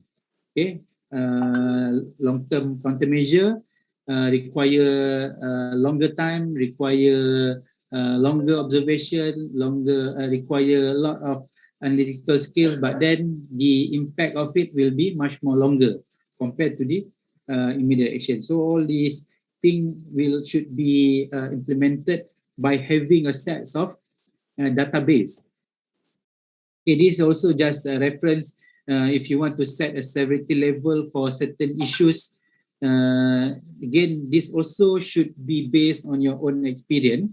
Okay, I'm constructing this based on my experience, but my experience totally will be different from your experience. So you will have to develop your own severity level based on your experience, based on the observation, based on the condition that you have faced, you have been facing on your daily basis in school. Okay, we have high, moderate, low. For high, we have issues that affect surrounding, including people, property, environment, and can give continuous impact to targeted groups. Moderate effect surrounding either people, property, or this one, or the high is N, this moderate is O, and give good impact. And low effect only targeted group of people, not affected other elements, just affected targeted group of people, and give acceptable impact to them. These guidelines should be developed based on your own experience. When you have this kind of indicators, it will help you to set the severity level of its issues. So by knowing the severity level of certain issues, and then will helps you on how can you select the appropriate, or how can you prioritize the programs or issues that you want to focus on in the innovation.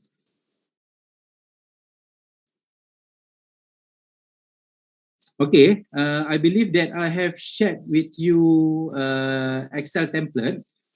Okay, I have shared in the chat box, so you can go to the chat box. Okay, chat box here. Okay, I believe that all of you can see this template, right?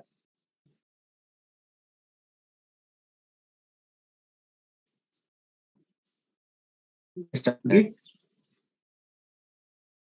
So everybody have this template, right? Yes, sir. Okay. Can you please download it first? Okay, download the Excel first, and then we will go through one by one so that you can have the database first before you proceed to the next stage. Okay, this is very much important for you to have in order to help you to narrow down the focus that you want to proceed with.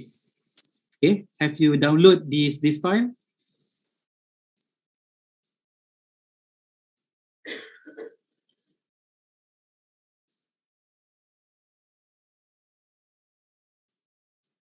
Okay, before we divide our participant into several groups, I will just explain how can you use this template. Okay, so everybody have this template, or should I wait for a while until all participants downloaded this template? Okay, I share back the link.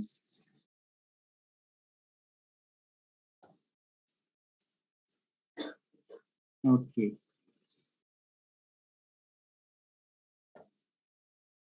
Okay.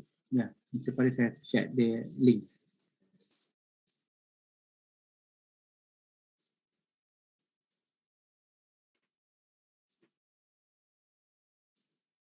Okay, so everybody have downloaded the template.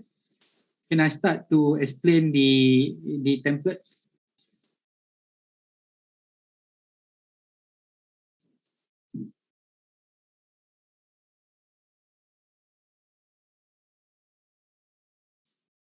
Okay. Okay, I will start to explain the how can you use the template. Okay, actually this template is replacing the actual method. Usually when we have a workshop, we are going to have usually are going to have a whiteboard, right? Whiteboard. So in the whiteboard, you have to list down all the potential things. All you have to do is brainstorming in the on the whiteboard. Okay. So since we doing these workshops online, so I'm replacing the whiteboard with this template. Okay, we have several columns here. First column, target groups, priority level, category target, category of the target groups, issues. What are the issues that we have? Severity level, measuring parameters, and potential approach. So this is the column. So for the first slot here, you have to fill in the worksheet, step 1 worksheet. Okay. Focus on the first step 1 worksheet first, okay, and then once we divided you into few groups, so within your groups, please first list down what are the potential target group that you want to focus on first. Okay, this is just example. This is the example vision impairment, deaf, heart, of hearing, mental health, intellectual disability, and so on. So please list down first at least 5 target groups. Okay, once you have list at least 5 target groups, so based on the guidelines that I have shared earlier on the priority level, low, high, moderate, and so on. So you just put the priority level, so you can then you can know what are the priority level of the targeted group, and then this is okay, this one, sorry, okay, this one is just target group based on the target group that you have highlighted here. So just highlight the target category of this target group. Okay, this just example of target group. If you have any other categories that you want to categorize this group, so you can just add any category here. Okay, and then we start to list down the issues. Okay, for example, the first one here. Okay, first one, you want to focus on vision impairment, for example. Okay, what are the issues that this group of student of this group of special need have? Okay, so you should list down all the issues here. Okay, this is example of issues, for example, low focus, inadequate infrastructure, for example, low synergy, low productivity, and so on. Just list down all these. This one in Malaysian language, sorry. Okay, but then this actually my common tools. Every time I do something, I will create the database first. Once I create the database, when I want to present some things, my presentation will be so-called as supported by very adequate backup data. So anybody want to argue some things, they can't because of I have supported if I back up with a lot of data before I presenting something. So similarly, you have to list down what are the issues for specific issues first. Issues, vision impairment, what are the issues? And then you go to the second one. Okay, second one means this one.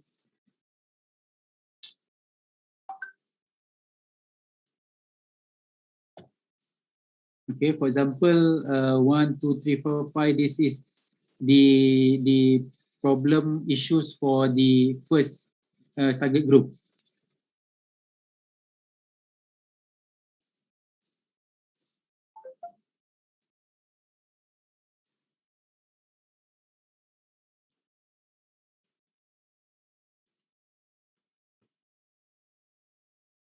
Okay, so you can move this one.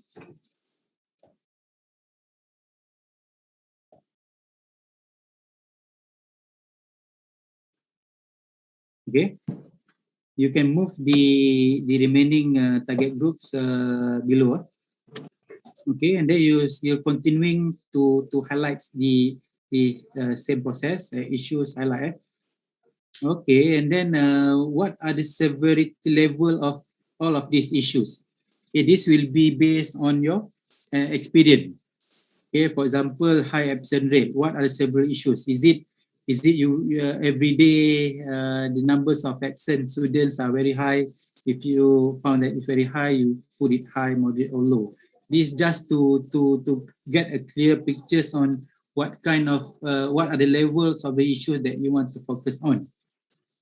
Okay, and then we go to the measuring parameters. You have to observe what are the parameters, what are the things that you can measure to ensure that at the end of the innovation, you can measure the effectiveness, the improvement that you have achieved by by introducing the innovation. Okay, for example, measuring parameters, high absence rate, measuring parameters, attendance. Okay, attendance. Sometimes, as I mentioned, this one will be quantitative, the of numbers. But sometimes, for example, you want to do some qualitative parameters. You want to measure the happiness, for example, happiness level. Okay, happiness level, and then you should come up with some set of questionnaire. You know, you prepare a questionnaire. You ask the particular targeted group before you implement. What are the level of happiness that they have? Okay, and then you have your innovation. You apply your innovation to the particular group, and then once they use that particular innovations, what are the changes? What are the improvement in terms of happiness level that they have feel by using your innovation? So you have to list down what are the specific measuring parameters that you can use to measure the effectiveness of your improvement. Okay, this one. Okay. Potential approach, that's the initial ideas. Okay, initial ideas, we focus usually when we talk about solution, there's potential approach, we will focus on this 4 particular approach, either man, method, machines, or materials. Okay, for example, if you want to focus on attendance, you want to focus on man. Okay, men's mean the innovation that you want to develop is focused on the talent development, or you want to improve the person itself. Okay, for example, you want to focus, you want to do something like face-to-face coaching, for example, to counter or to solve the attendance problem.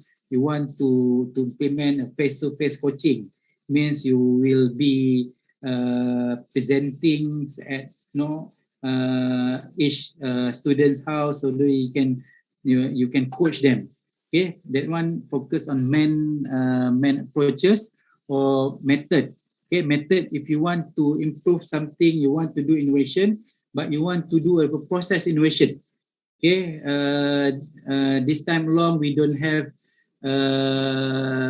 any process to increase the happiness level of the student, for example.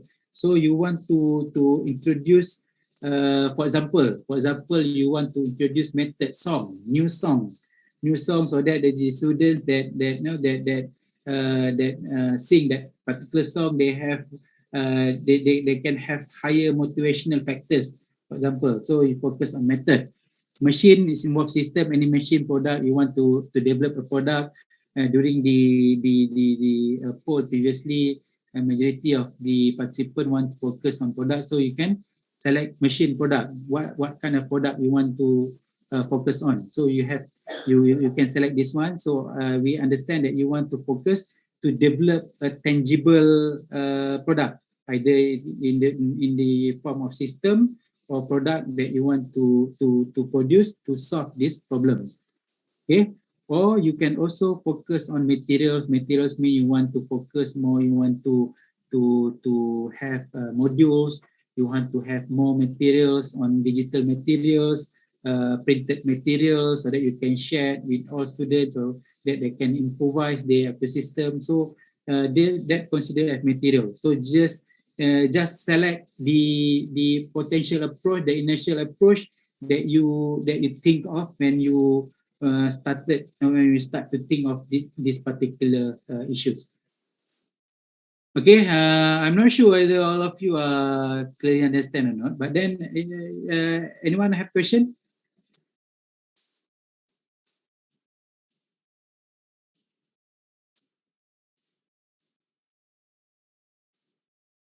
Anyone have question? If you don't have question, after this we will divide all of you into few groups, into breakout room. So inside the breakout room, you should discuss with your team members to come up with this this brainstorming data. Okay, any question?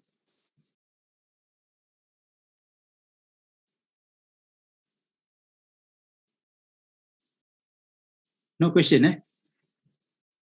So everyone understand how to use this template, right?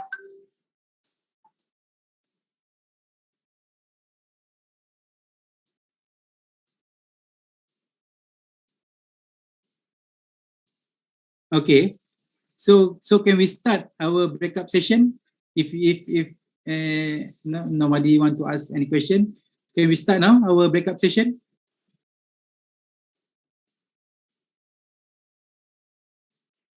Okay, all right. So, SEAMEO SEN has been assigned the group that participants can join. So, participants, you can join the room that have been assigned by SEAMEO SEN committee.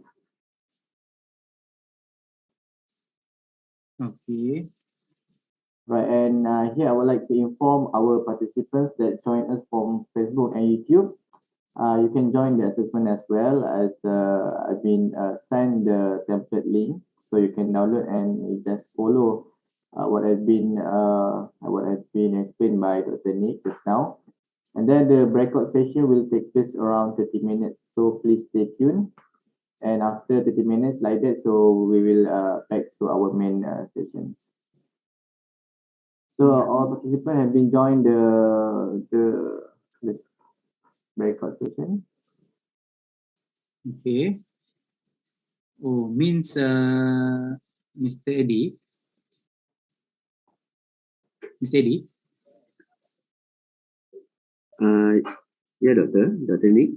Sorry, since everyone have entered the backup room, so they can't hear my voice right now. Yeah, only the live from YouTube can hear your voice. Okay. Okay. Okay. And then I think I will have to join no backup room just for no short time lah, just for a few minutes, just to to go through one one by one group. Just want to facilitate them how actually they can use the template and how actually they can perform a brainstorming session to to generate the ideas first. So Sure. can you please put me inside the first group first? Okay, sure, Doctor. Because right now you are the co-host, you can. Oh, okay. So I can join- enter. you can Okay, join. enter Okay, I can join. Yes, yes, Doctor. Okay, okay. Mr. D. Yes, Mr. Faris. So everyone has joined the room. Uh, okay. There is some Mr. Che Muhammad didn't join the room yet, but I already assigned him to the room. Right, sure. Thank you, Mr. D. Welcome.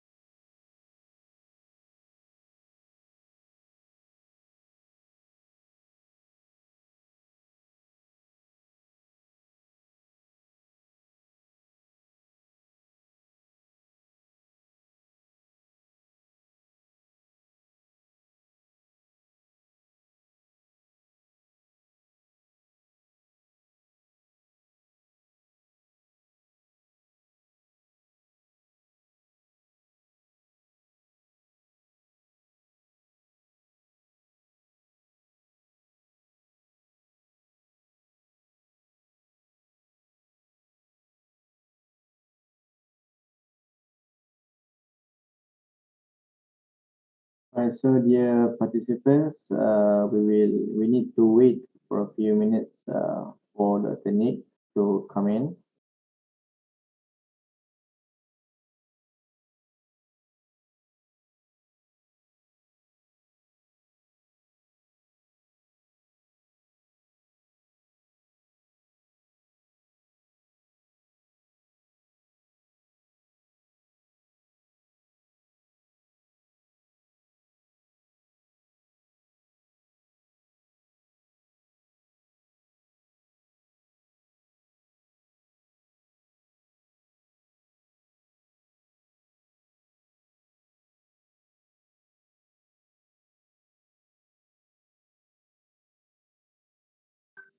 Okay, sorry.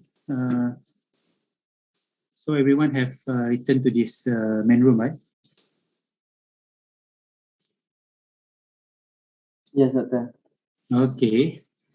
Hopefully, no, the session for the first slot in each breakout room have been successfully done. Okay, that is the process. First, because as I mentioned, for those who have been actively involved in innovation, they might. I think that they don't have any problems to to start their ideation because of they have experience in innovation. But then for those who just started to have to be in the innovation journey, since they have various type of students for all teachers. For teachers, they have various type of students. For general innovators, they have huge, wider range of target groups. So it's very much important at the first step for us to narrow down on the groups of people that we want to focus on. Okay, based on the list of the potential groups, we have to highlight what are the issues that we want to focus, and then we go through all the templates that I have shared. And at the end of at the right side of the template, I think as you can see, I have put the initial approach that you are thinking of. Okay, for example, if you found that currently you have problems in certain issues and you want to focus on developing a new product, so you select products as your main focus. Okay, so we clear we have we have sets of innovation setups that will be used in the later stage of the innovation. Okay, since I believe that all group expecting, I hope that all group have come up with your own have complete your own spreadsheet Excel template. So can we go one by one by each groups? You have to present the findings from the discussion that you have done before. Okay, can we have from group 1 until group 5? Okay, I believe that I understand because as I mentioned earlier, usually this kind of workshop, this kind of bootcamp is better, much better if we can do it face to face, because face to face we can engage, you can ask, I can ask you, I can facilitate you, but then because of the geographical factors we can't do it face to face. And I really understand the difficulties in having a workshop through online, but then if you want to know the process, you have to go through the all the template that I've shared, and then we can discuss later how if you have anything that you don't understand, I can facilitate, I can advise you how can you proceed with that particular Excel. So group one, can you share your template?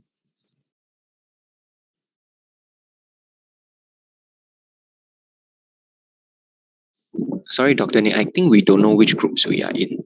Oh, sorry. Yeah. Sorry, room 1. Room 1? Okay, Room one. okay. That, please. Is it? We are group 1? Yeah, Room room 1. Group 1 means room 1. Okay.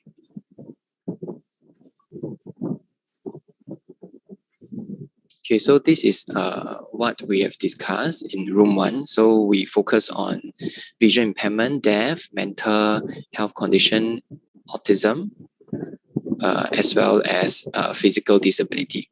Yeah, I'm so sorry. I couldn't share my video because there's something wrong with my camera. Yeah, so sorry. Yeah, so these are the 5 areas, and we prioritize the level based on what we think that, because we were discussing in different geographical locations. So in Singapore, we actually have quite a high level of focus on mental health issues and autism. But when I was discussing with doctor, he said that in Laos, the priority given back in school is not so high. So we set mental health and autism to be moderate, for vision, deaf, and physical disability to be high. And this is the category of the target group. So as seen here, these are the issues. We realize that vision impairment has quite a lot of issues.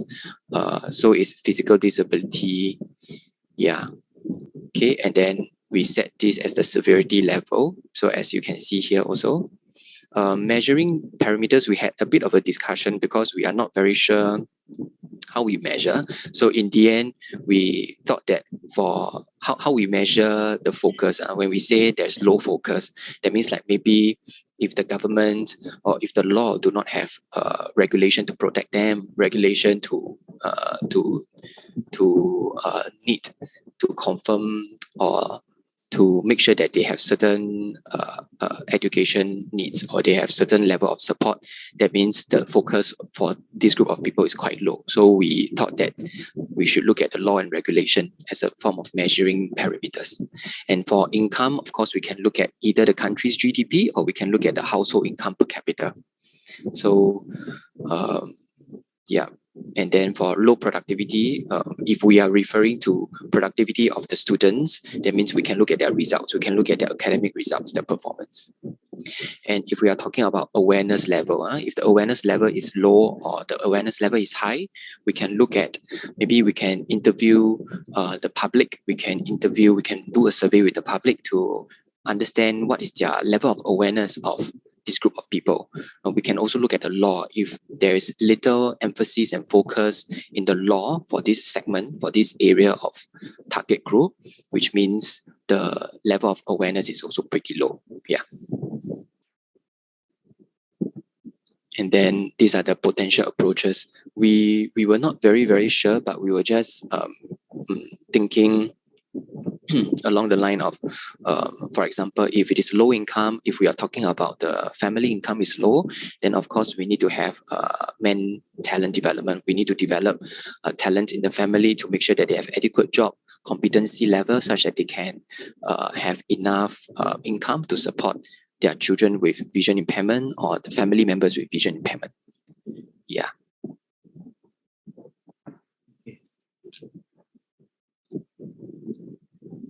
Okay. Yeah, so this is our sharing. The rest are similar. The rest are the same. Yeah, okay.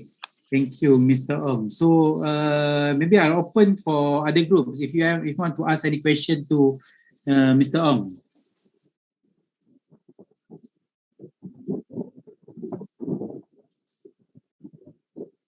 And also Dr.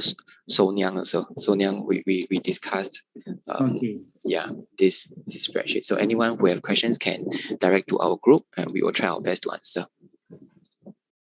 Yes, please welcome questions and sharing ideas to make sure that some of our discussion it's still we cannot answer directly. Yeah, it's related, not exactly 100%. Thank you. Yeah. Yeah, in fact, we have a question mark here on the low synergy in the implementation. So we are not sure how to measure the synergy in implementation. We don't know what to observe or what data to collect. Yeah. Yes. Yeah. Yes, of course. In the previous slot, I haven't shared with you. I'm not sure whether you have ever heard about Ishikawa diagram, fishbone diagram. Fishbone diagrams means if you are familiar with fishbone diagrams, you can use fishbone diagrams to figure out what kind of measuring parameters that you can use for the specific issues that you have. Because by using fishbone diagram you have head in front of the fishbone, and all the bodies representing by bones. Okay, head will representing the problem, issues that they have in that particular Size. committee. Okay, based on that, we go down to specific category, and then we can use that one to to think of or to consider what kind of measuring parameters that we can use to measure the low synergy of implementation. I understand that when we talk about synergy, we have, of course, we have many agencies, we have many ministries, and yet most of them are working in silo. For example, no Yes. coordination, no synergy between the ministry, but then in terms of the measuring parameters, the problem will be low synergy. Okay.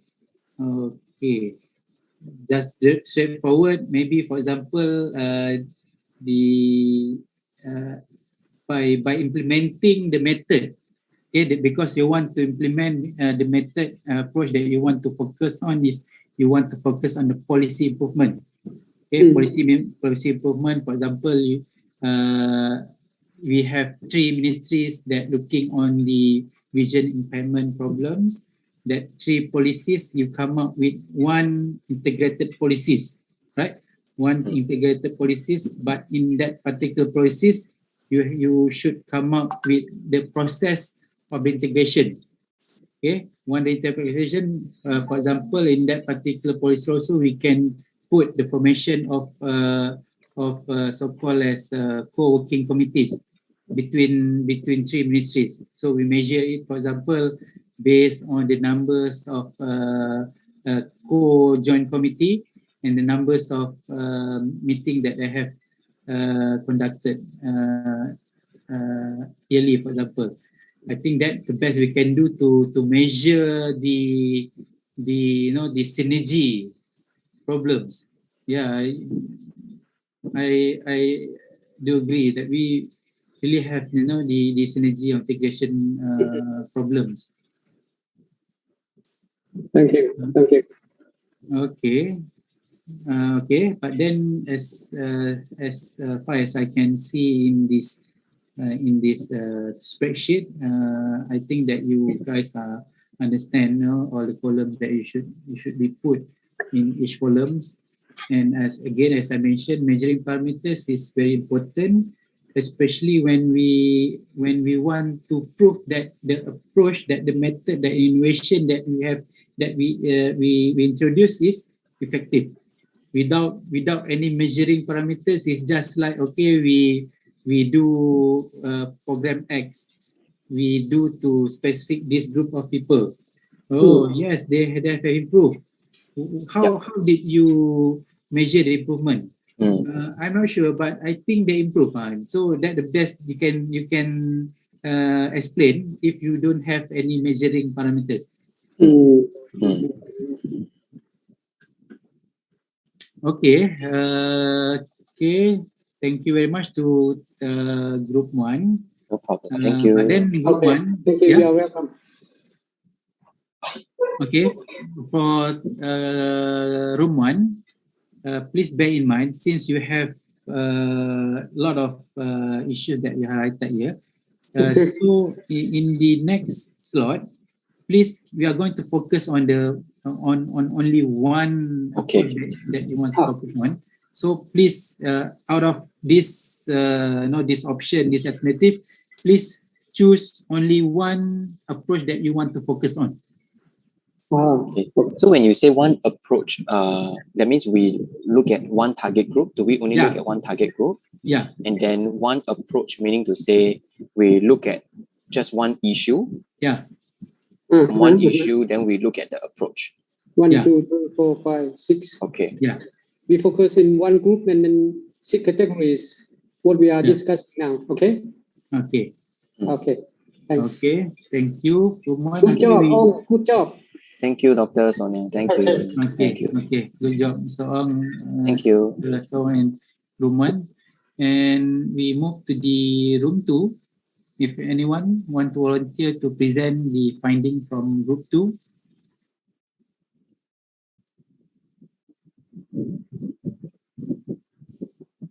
Anyone?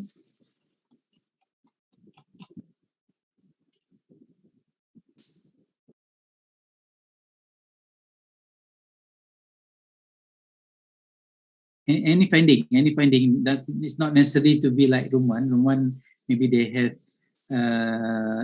listed down all the potential approaches. But if you group 2 only have one list of approaches, is also acceptable, no problem. You just want to go through the processes and just want to take a look on the things that you have discussed in your groups. Okay, any volunteer from group 2? Room 2. Room 2 means group 2, eh? No? How about group 3? Hello, good morning, sir. I'm Hema from group 3, room 3. Okay, please, Mr. Hema. Okay, I'm sorry, I am unable to open my camera because really internet issues here. Well, the findings that we have found in our discussion in room 3 is about focus more on a learning disability students. Okay. So we have a chef from Malaysia, from Filipino, that we have a great number of learning disability students. So that is our target, and that our issue is their focus. Means that since after the online learning, we faced that the students are really scared to communicate with their friends. So they not have enough communication skills, not in among their friends, but even when they talk to the teachers.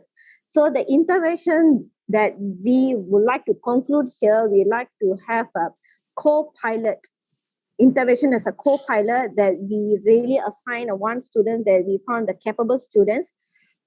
We assign that student as a co-pilot, and the co-pilot student will coach other students in skills or lessons, guiding the students how to communicate in their group. So once the co-pilot done the task, then we will have a group discussions, and we let the group come in front of the classroom, and they have to come up with their own ideas, sharing their own ideas. It can be wrong or right, that's not a matter, but the main thing is they have to communicate without fear, confidently. So how they express their ideas. So that's the main things. Apart from the improve their communication skills, we really to ensure that we, as a teacher, we able to solve their behavior problems. So since the students 2 years at home with full of luxury, full of, not all the students are full of luxury, means they really run away from the teaching and a lesson. So once they are in a physical way in a classroom, they really don't have a full concentration in the classroom. So as a teachers, we really have to come up with the good ideas. So the fully involvement must be in from the students. We are based to the student centered learning. Then as a teacher, we are really try to polish what we have to do. And then we really want to manage the emotions among the students. Let the students have a stable emotions, so they can have a good communication, good rapport. So we can improve so many soft skills among the students. So we come up with the particular intervention is a co-pilot that we are using. For example, I'm teaching the skills for the students. So we are using the visual, like pictures, videos, to have more communication with the students through the media, through the electronic gadgets. So the student has more involvement in a class. It's not more matter to the lesson, but how the involvement that the students give in the classroom. That's the findings from our group is from room 3. That's all from us. Thank you, sir. Okay, thank you, Mr. Sema. So as far as I understand from the presentation, so you're more focused on learning these abilities, and the method that you want to focus on means you want to focus on the talent development, plus want to improvise the process, right? Yeah, correct. Okay. Okay, in these types of innovation, the most important things that you should come out is you should come up with that not so-called as talent development modules. Okay, of course, for example, in talent development modules, and you should brand it using so-called as very innovative brand. You know, for example, in Toyota system, Toyota Automotive, Toyota Automotive Japan, they have implement the Toyota production system. That is just process that they process innovation that they come out, and then they brand it as Toyota production system. Based on Toyota system, they have certain modules that they have detailed it out in that modules. So the module have been used by many industries, including Malaysian companies, using that module. So I believe that this kind of modules, this kind of approaches is very good, and the potential is very huge, whereby you can expand the use of that particular module to other maybe other schools, other countries. Once you can prove that the method that you try to introduce is efficient and really can solve the problem that you highlighted earlier. Okay. Okay, but then the first steps, okay, because we want to only come up with the types of approaches that you want to focus on, okay, and then afterward we are going to focus more on the specific so-called specific product or process that you want to focus on later. Okay, is there anyone who want to ask question to group 3?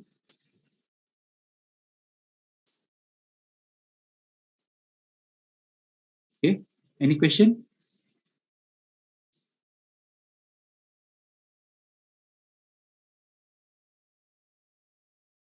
Okay, okay. If you don't have questions, so we can move to the group 4. Okay, group 4. Sorry, I am in group 4. Yeah, yeah, group 4, Mr. Okay, yes. Anha. For me, I have a issue with the nowadays in my school. Have a problem with the student with action. Sometimes they make wrong action, like they want to steal something from the other one, and so I want to have the good model for them to make to ask them to follow the good idea from teacher, like have the good simple, good action, and help to make the video simple for them to change the action to be bad action to be good, and want to see them to have the good ability when they left from school to start work. So they need to be can be help any experience like because the work is so hard, so they should be understand when he leave from school to work, they cannot easy to get money from the work.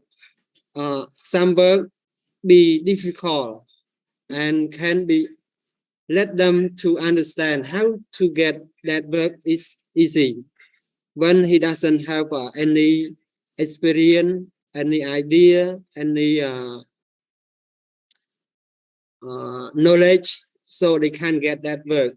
So if he want to live to be to get much money or to get work to do easily for them, they should be do good action for them and ask them to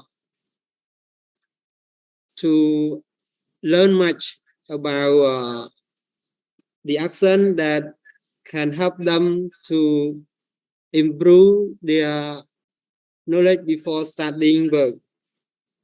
This is the problem that I want to change my school to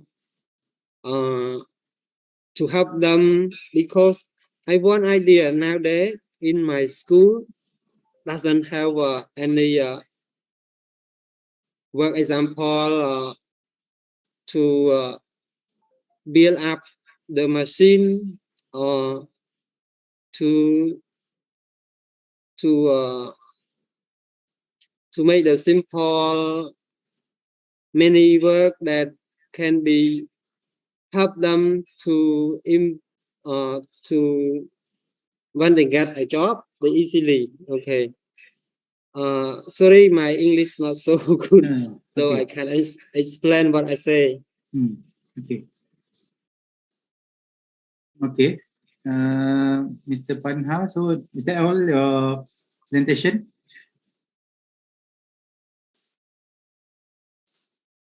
What? Is that all? Do you have anything you want to add on? Yes, and I have one problem with the blind student. Yes, the blind student they have problem with writing and calculate with abacus. Yes, so every day we focus them to write in Braille so well. So and some problem have with my school also, because I can't to make to find the student that have problem with deaf and blind to come in school. Have problem with the way to now or to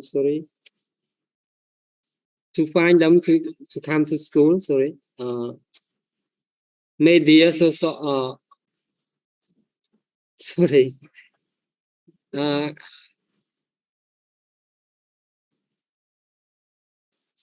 okay.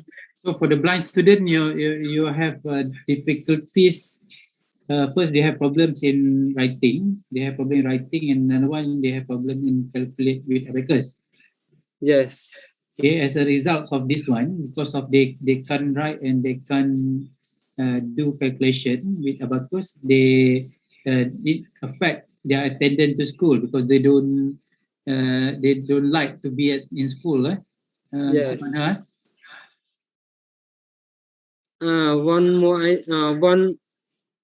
One thing, the deaf student can come to school because they know the school. They don't know the school in here also. Some they still stay at home. I have one thing to collect them to school also. But okay. Yes, we have problem. Okay. So how many students, blind students that you have in your school? Nowadays, at grade 1, have 20 students blind. 20? Yes, 20. but the grade 2, grade 3, grade 4, grade 2 around 10. Grade 3 only 4 students. Yes, and now we have grade 10. Grade 10 only 3 students. Yes. And one more thing, the teacher not enough because in here only one teacher teach many subjects. Yes.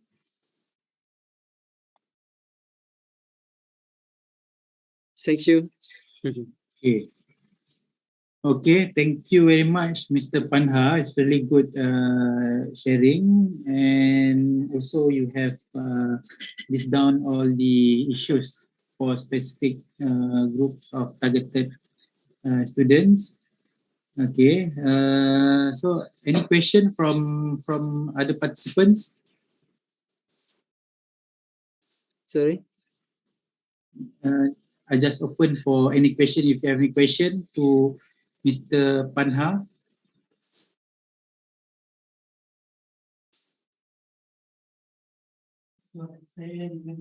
Okay. Okay, so this one also, Mr. Panha, I believe that this can be innovate through innovation in process. Okay, because of once you have you clear what are the problems, at the same time also we it's a bit difficult for us to come up with specific tangible product that can attract students to school, for example. So the alternative here, you can come up with a module similar with the previous one, and modules also have a very high potential in attracting much more so-called as investor because they some of I'm not sure about other countries, but in Malaysia now, if you have specific modules, talent development modules that proven to be very effective in improving students' achievement, especially inclusive education. Some of the banking foundations, actually they are interested to fund the project so that they can create much more better environment ecosystem to that particular groups of students. But then again, modules if is a good approach, and the importance of you should come up with the branding modules, what you want to brand that modules. And when we talk about modules, you have to come up with the implementation models. What are the implementation models, and then what are the training module that you have inside the module itself, and also how actually you want to measure the effectiveness of that particular module. That will give you a good impact and very good starting for the innovation for this kind of problems. Okay, thank you very much, Mr. Panha. Yes, thank you. For group 5. Yes, Doctor. Okay. Okay, Assalamualaikum and salutation to Professor Dr. Nick Ishamuddin, our panel for today, the organizer, SEAMEO SEN, and also my fellow participants. All right, my name is SEAMEO Farhan. I'm from the Special Education School for the Deaf in Kota Kinabalu, Sabah, Malaysia. So we from group 5. All right, you see my presentation, Doctor? Not yet. Okay. All right. Okay, my fellow team members, we only choose one target group because for the deaf and hard of hearing, because it's based on my experience teaching here. Okay, so we have chosen 5 issues. The issues that we have chosen are low focus, inadequate infrastructure, high absence rate, access to information and ICT, for the modern system. All right. As for the severity, for the low focus, based on my experience here, is very high because the students kept on they can't focus when they learning inside the classroom. Therefore, for the measuring parameters that we have after our discussion, we chose that in the duration in the class, we measured based on the learning process. Okay, so how does the learning process, the flow, is it smooth or encounter any problems? So for the potential approaches, we agreed on the material and the tools that can attract students to have interest in the learning subject or the contents of the learning. All right. And then for the second issue, for the inadequate infrastructure, based on my experience in this school, the education school for the deaf, we are quite moderate, intermediate, because the infrastructure is, we do accommodate most need for the deaf, such as signs, symbols, and using for the warning signs, we use like the red warning signs, such as that. But it's not quite I can say quite complete. So for the measuring parameters, we considered using the physical checklist. So as we go around the school, any that have that we maybe from our observation, some things that need to add or featured more to accommodate the deaf students. So we're using physical checklists.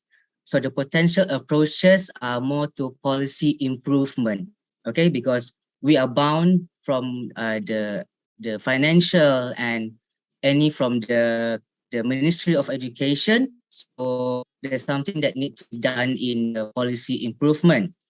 And then for the third issue is the high absent rate. Severity level is also moderate because we have hostel here to accommodate our students. So however, for students that live outside, they may have problems to come to our school due to weather, maybe the vehicles and everything. So the measuring parameters, we use attendance list or attendance checklist to measure every day of their attendance to school. So based on our discussion, we find that for the potential approaches, maybe put on a place for the teachers. How can teachers can attract students to come to the school and learn? All right, maybe because we have that from the ministry, the Sekolah Sejahtera and Penyayang, the how you say in English, loving teachers, is it? So maybe those kind of approaches have some improvement to the attendance for our students. And then the fourth one, this access to information is low, because what I find from my observation of my students here, the infrastructure provided such as internet access or books are quite, the internet access is okay, but for the books is quite limited. For the books that have sign language, for them to read and at the same time understand what is the meaning of the words, it's quite limited. Therefore, we find that the potential approaches that needed are the material and maybe simple materials, which is create or have more books or maybe digital, kit digital that have sign languages implemented in those materials. And the last one is in the issues for ICT and modern system. as for the ICT, to access information is quite, it is very important to have this infrastructure, this set of computers and internet and all that and whatnot. So the severity level is quite moderate. We have that in our school. However, to the skills to use this digital digital instruments and materials is quite low. So we assume that to measure this, we use assessment, instrument assessment. It's the same as the access for information. We also use, let me speak first, assessment instrument. So we can assess whether the students can use the system, they can use the computers, how to access the correct information, and which information that should be limited to them. So the potential approaches for the ICT is the machine, system, and also the product development. In our modern society nowadays, we can like set which information young children can access, and also they can, for example, the ministry have that one best study net, which they can choose materials that suit their level of education. So that is our presentation for Group 5. Okay, thank you very much, Cikgu Said. Cikgu Said, Yes, sir. Very good presentation with details on the approaches for each issues, and again similar with the previous one, all approaches that related to materials. You have two methods that related to materials. Okay, you want to come up with you want to propose tools or materials not to support the low focus and absence of information here.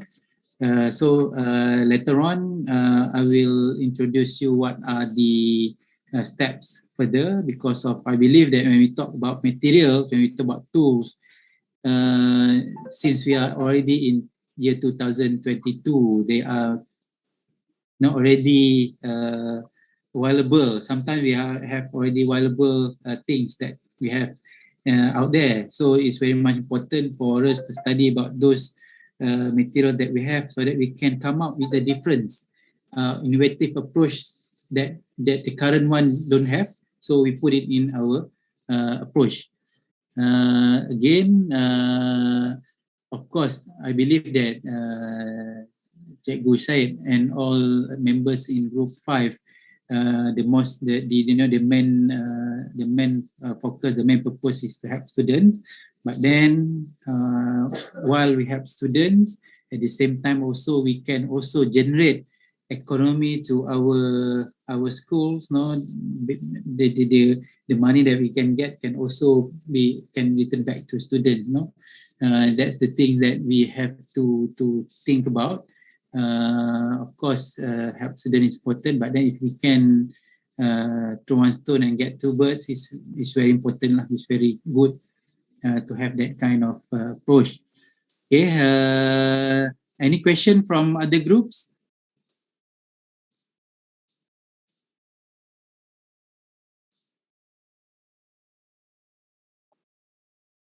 Okay. No question, Okay, no question. Okay, thank you, Doctor. Okay, thank you very much, Mr. Sheikh. And just want to ask about Group 2. If you have any presentation, I believe that Group 2 haven't presented yet. If you want to present the finding. Okay, never mind. Okay, this is a practice for the first steps. Okay, again, as I mentioned, sorry, Mr. Hema, Group 2. Yes, we are Group 2. Oh, sorry. So Group 3. We are Group 3. 3. Okay, 3. Okay, Mrs. Rosaliza, you want to present or? Yes. Assalamualaikum and good afternoon. Okay, sorry for the. Okay, hold on. Wait, I would like to share my my presentation. Okay, are you ready? Can see my slide? Okay.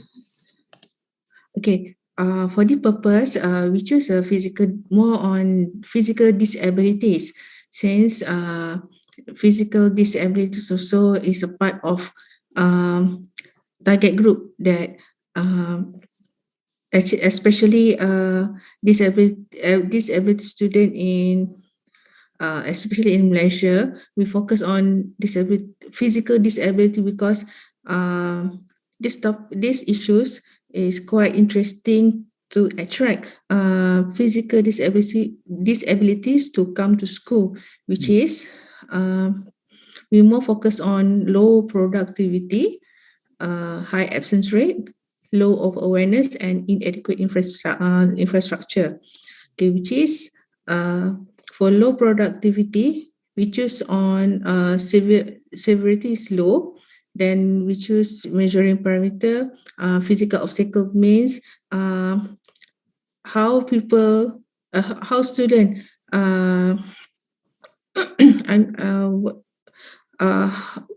what I can say is how student they can come to school, which is maybe they can come to school by parents, sending by parents, or they can come by him or herself. Then for the productivity also, we choose more on material tools and simple material. And then we also look at high absence rate, which is we look at the effort of student that they can come to school also. So we can look at their attendance. So which is the potential approaches we will focus on method policies improvement. Okay, then how the law of awareness, the issues focus on law of awareness. The severity level we choose in high because we would like to spread out the information about the physical disabilities, which is more touch on policy in education, which such as in Malaysia, we also physical disability. They are one of category disability in Malaysia. So we also look at method policy improvement, which is how the parents or another community they're aware about the physical disability existence. And the last one we choose inadequate infrastructure, which is we put on severity high level. This we focus on disability accommodation such as car parking for disabilities, or in the school, in the toilet, or in the restroom, about the toilet bowl, about the railing bar, and then the ramp also. Is it provided in this in the accommodation in school? Also touchable to the potential approaches, which is either this is accommodation provided is adequate for disability student. Okay, that's all my presentation. Thank you. Okay, thank you very much, Mrs. Rose. So I open first for any question if other groups have questions to these groups.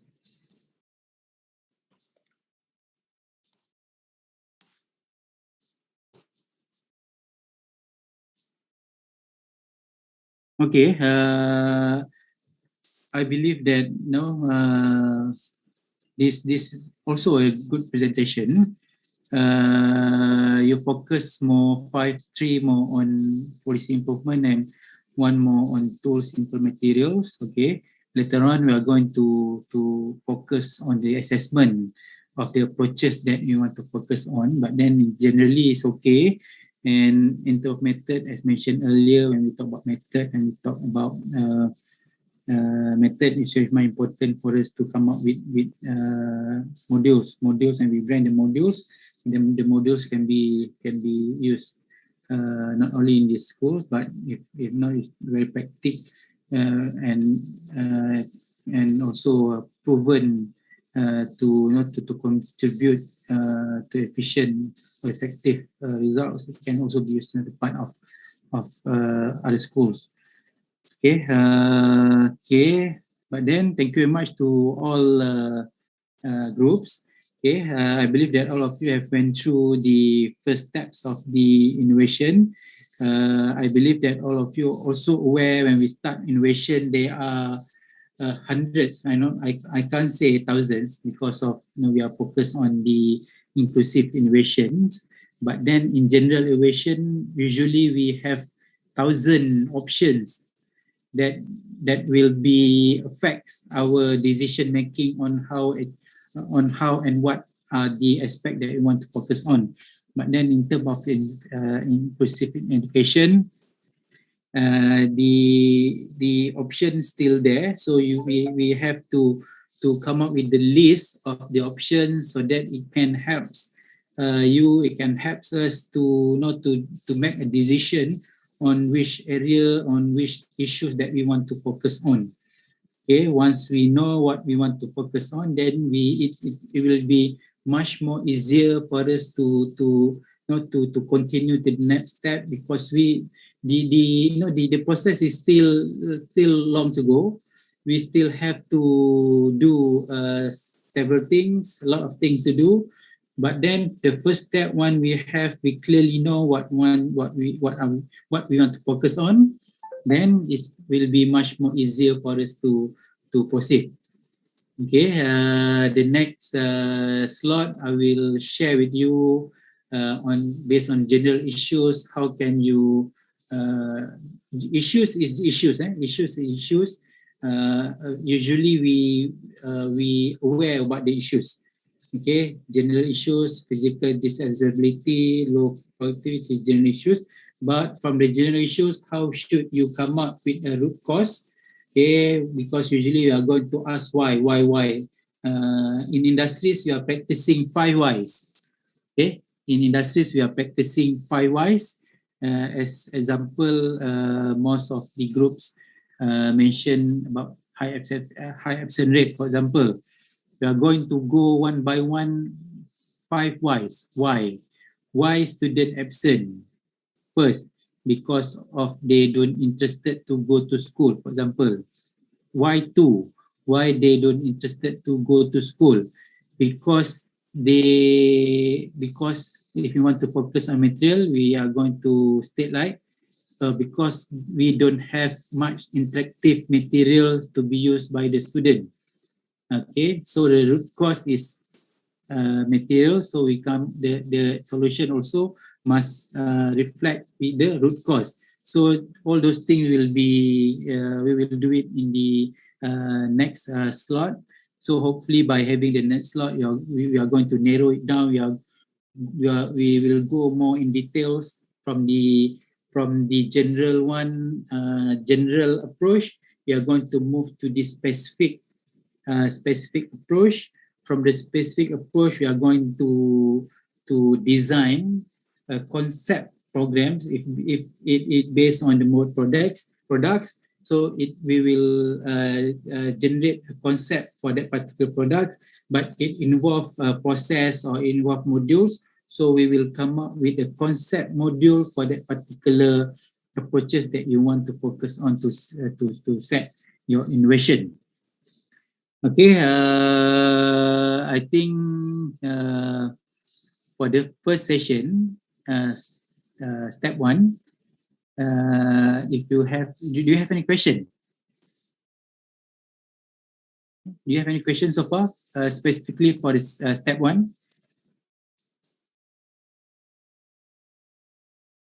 Okay, if you don't have any question, again, I would like to remind all of you, even though this workshop is more on inclusive education innovation, but then the same method can be used in any approach.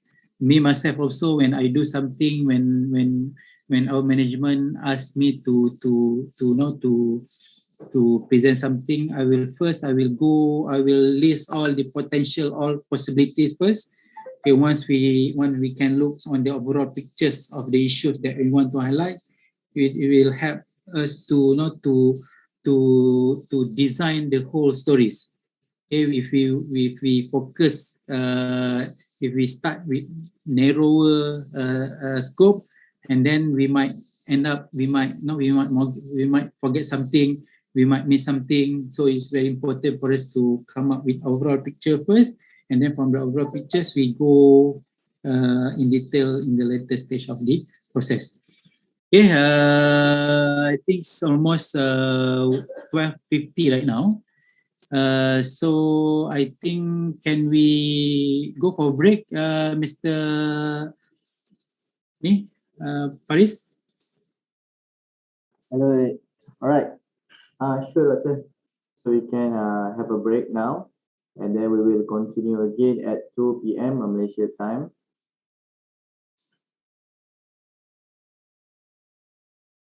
Okay.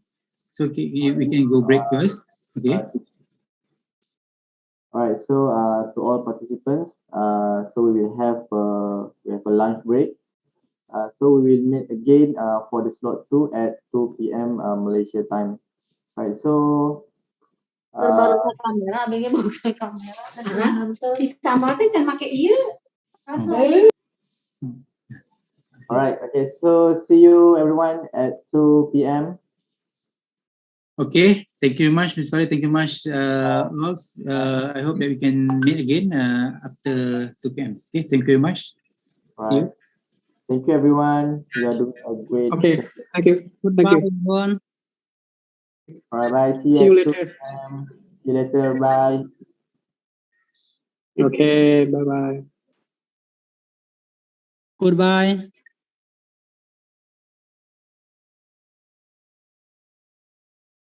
Please come back at 2 p.m. Don't forget to grab your lunch. Okay, thank you.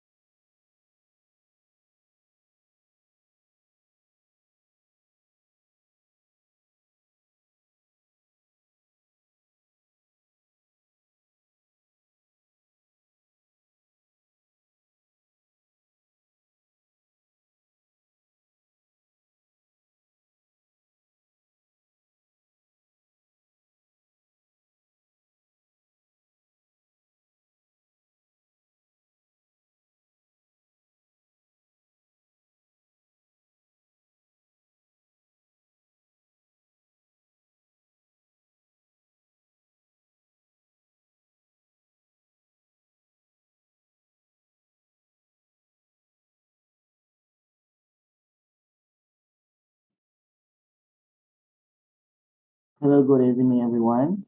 So now we will back to live for the last hour slot for this today. So I will welcome Dr. Nick to continue his lecture. So please welcome Dr. Nick.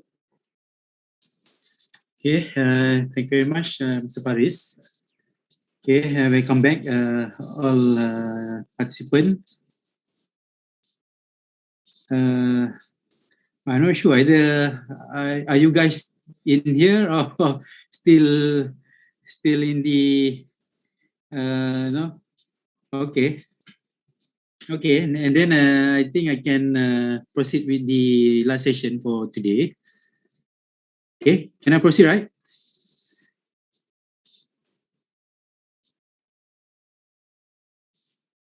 After lunch is really, really challenging time. Okay, but then I will have to proceed with the next slide. Okay, this morning I have introduced to all of you about the basic of innovations and the first step of innovation. Okay, whereby we have to create so-called a database.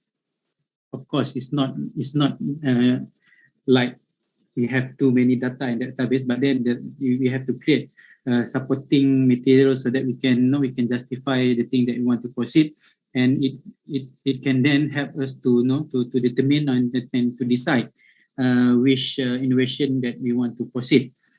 Okay, this morning also all group have completed the template that I have shared with all of you, and you have come up with the one potential approaches that you want to focus on based on the problems that we highlighted by each groups. Okay, so for this session, okay, I will share more steps to bring the initial approach to more detailed approaches. Okay, sorry.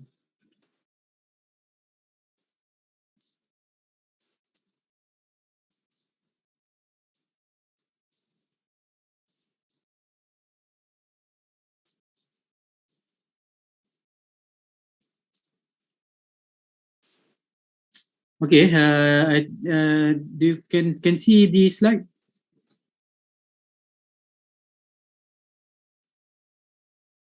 Okay. Okay, for the next stage, we will have to narrow down the initial ideas that you have to provide solution for the particular problem that being highlighted earlier in the morning. So the problem solving thing that I mentioned also in this morning will relate to the innovations that you want to focus on. Okay, the next step is to identify what actually the needs of the what is actually the needs to actually solve the problems. Okay, so in this stage, there are three sub stages. Okay, sub stages that really important for you to know and understand so that you can proceed with the proper steps to come up with innovation. Okay, first of all, you have to define problems. Of course, in the session, in the morning session, you have come up with an issues. That one is an issues, and based on the issues that being highlighted in the morning, so we have to identify what are the root cause, what are the problems for the issues that existed in each groups. Okay, and then we go to the information collection based on the problems. We have to clearly understand the problems, and based on the problems that being obtained and being analyzed here, we have to investigate the related information. Okay, based on the problems that we highlighted here, information collection, and the last one, we'll come up with what are the innovation target. Okay, innovation targets means either you want to develop a product-based innovation, or you want to develop a process-based innovation or program-based innovation. Still similar, you have to come up with the innovation. Okay, if product based, you have to come up with what kind of product that you want to develop, to innovate. In the case if you want to come up with the process of program innovation, so you also have to come up with a target of program that you want to develop or you want to innovate. Okay, this is really important. This stage is very important stage. Okay, this is really a very important stage. Where, as you can see here, okay, this is if you fail to identify the real problem. Okay, of course you already know your issue, but then if you fail to identify the root cause or to clearly understand the problems, you may end up like this situation. Okay, the first image is as proposed by project sponsor, the one who sponsored you want this kind of design, okay, product innovation. But then in the project request, this is the design as specified in project request. Okay, designed by senior designer and as manufactured by manufacturing, as installed at the user side. But what actually the user want might be like this: the simple products that can be used by the users. But then failure in really identifying the problems and identifying the problems and identifying the real needs by yourself or by maybe your colleagues, or maybe you fail to identify their problems at the student side, will affect the wrong solution might be applied to that particular problems.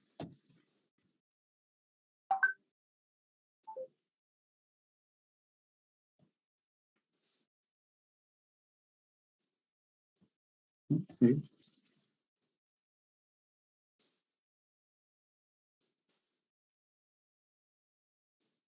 Okay. Okay. For the first phase in this anticipation of need, first, as I mentioned, you should clearly understand what are the problems, what are the root cause of the problems of the issues that being highlighted earlier. So in this case, to make it much more easier for you to formulate, to identify the root cause of the problems, usually we are going to divide the problem based on these 4 categories we call as 4M. 4M: man, method, machine, and material. This one also I have highlighted in the tablet in the morning. So you have to state the problem based on the root cause analysis. Okay, as I mentioned earlier also, for example, if you have problems, okay, some of the groups mentioned one of the problem is lack of focus among students. Okay, that is the issues that being occurred in the schools. Students, some of students, they cannot really focus on during their class session. Okay, what are the problems for the lack of focus? Okay, if you go through according to this category, means for example, men. What are the cause based on men problem that lead to the lack of focus problem? Okay, first, men, for example, teachers. Teachers don't have enough skill to attract student, for example. Okay, that one if you focus on the teacher side, and then if you focus on the student side, why they have lacks of focus? First, root cause maybe they have, for example, they have too many things to focus. For example, they have too many things to do during class. Okay, and we go why two. Okay, second why they have too many things that they have to do. Okay, because that one being underlined by the instructed by the ministry, for example. Y, and then you go Y, and suddenly then at the end of Y5, for example, you come up with the root cause is because of the lack of skill among students, or maybe among teachers itself, or maybe among parents. Okay, that's the root cause. So you have to tackle on the root cause, the problem that you want, the solution that you will have to focus on is the problem to solve the root cause, not the problems at the surface, because the surface is just the result from the root cause. You have to go in details, what are the root cause, what are the root cause of problems, and then you have to you have to settle the root cause of the problems. Similar also with method, machine, and material. If you found that there are some reasons that due to method, machine, or materials, we just list down all the potential cause, and then we similar with previous step, we're going to focus on the most crucial and most critical factors that affecting the problems. Okay, once you clear what the problem that you want, that you have to solve, okay, next step is you have to gather as much information as possible. Okay, then when we talk about innovation, and also based on the poll that I have conducted this morning, majority of the participants that participate in this workshop today interested more on the development or innovation of product base. Okay, so product base, when we talk about product, this is a source of information that we have to refer to when we want to start our innovation. After we clear what we want, after we clear what are the problems, and then we move on to the getting information, getting relevant information. Okay, based on this, the information that we can refer to, first we have to refer to the existing products. Okay, I believe that currently we are already in year 2022. There are no such things, totally new things. There must be a product that may be very near to our product. So we have to investigate, we have to survey the existing products so that it can help you to formulate, to design the product that you want to innovate. Not only product, also process, also program that you want to do. Also, you can do the existing programs. You just search for existing program that very much similar with your programs. So you understand the features, you understand the characteristic of the product of the programs, and then it can help you in deciding or in designing your product. Okay, we can also refer to product video. Okay, product video, most of the time we can refer to YouTube. Okay, YouTube. Okay, but then still, if you refer to the picture of image, you can see the physical of the existing product. Okay, the physical of the product, but you can't see the how actually the product operated. Okay, the operation of product can be confirmed by watching a video. Okay, you can search for video. You can search for products that not available in any medium, digital mediums, YouTube and so on, and then you can understand how actually the machine works. Okay, but then still, you don't know actually what are the specification of the product. Okay, specification of product, because if you want to do something, of course you can just not simply design things without refer to any of this resource reference. You can still come up with innovation, but then it might affect to the final outcome of the machine itself, or product itself. Okay, you might end up producing or making a high, we call as over design specifications. Okay, which means that if you have over design specifications, means you have to spend much more money. Okay, compared to the exact one. If you do a proper evaluation, if you do a proper investigation, okay, instead of you just do it based on your instinct, you producing, for example, 1 meter long of products and no, and apa tu cost you about 2 or 3,000 ringgit.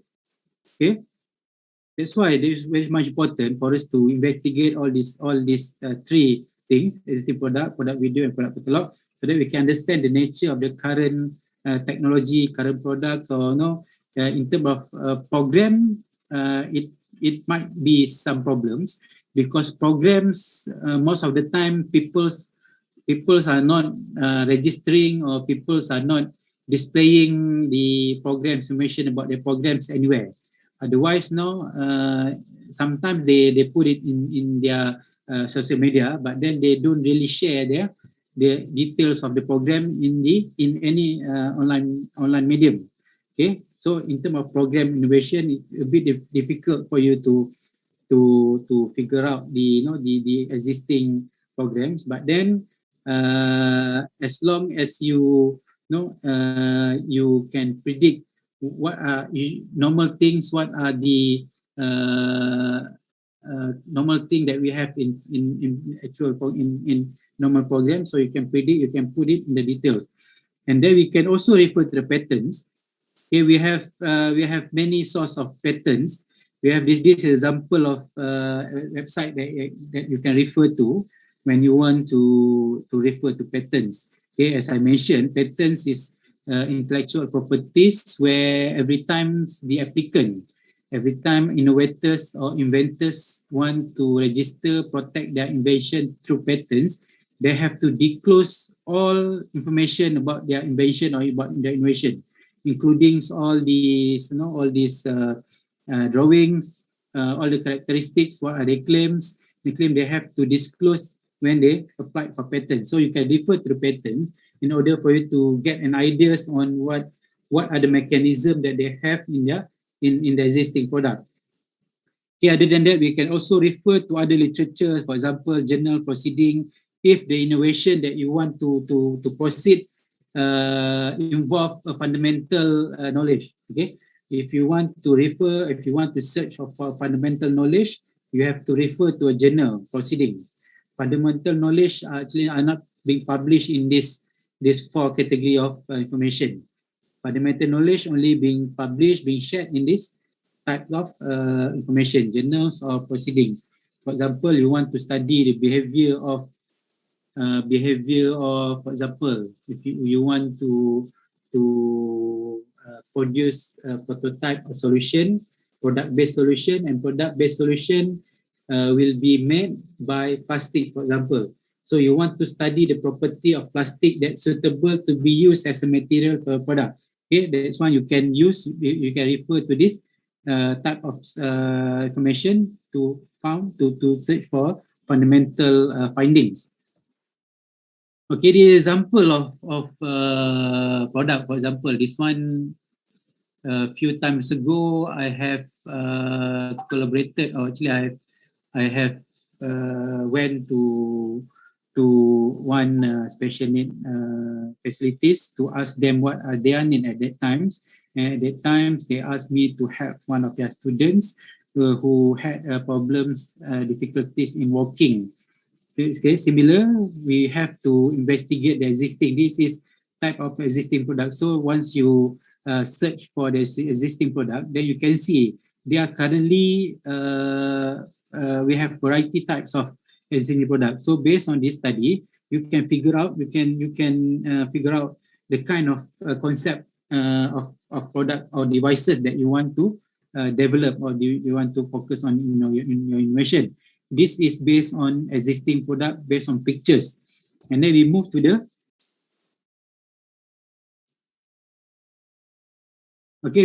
product catalog. As you can see here, this one you can see, and then you can also check on the physical of these machines, but this product. But then you can't understand. You cannot really know what are the specification of all of these products. So specification: how long, how big, how weight, what is the weight if the product use electric. What are the power of the products? How many wheels do they have? Know what kind of material that they are using. Okay, on the lower part of the machine of the product, there are also this one there's this one they attach rubber types of stopper to to prevent the slippage of this product. So you can see from existing product pictures. Okay, so we want to know in details. Okay, we want to know in details the specification, actual specification, how big, how long, and so on. We can refer to the product catalog. Okay, this is an example of product catalog. Okay, example of product catalog. You can search. Currently, we have many sources, digital sources, digital marketing that that publish a lot of catalog in their website or in their application. So this is example of worker for all people. Okay, you can refer to this this catalog to check on the specification. As you can see here, this application double curve money will and then an oversetting section and so on. Okay, they also have clear pictures on the particular product that they have. Also, you can see here this is a grip now, so that now the users can easily grab this supporting rod. Okay, okay, this is example of catalog. So catalog, if you want to search for a catalog, so you can refer to any website. For example, okay, you can refer to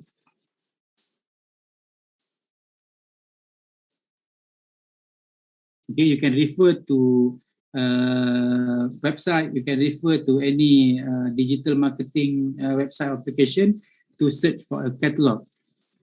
Okay, next one. Okay, this one also, because as I mentioned, we already have existing pictures. We already have a catalog. So next, because we want to understand how actually the product works, so you have to search for a video. They will show you how actually the product being installed on, if the product being used by installing the product on the user body. So this will be how actually it works. If the products is used by holding it, so you can see how actually the product works. So the example of products that being published in YouTube, and then you can understand. Okay, you can understand the mechanism, how actually the machine works. Okay, by referring to this video. Okay, and then this will actually help you in formulating the concepts, in come up with the concept. What are the concept that you want to apply on your product?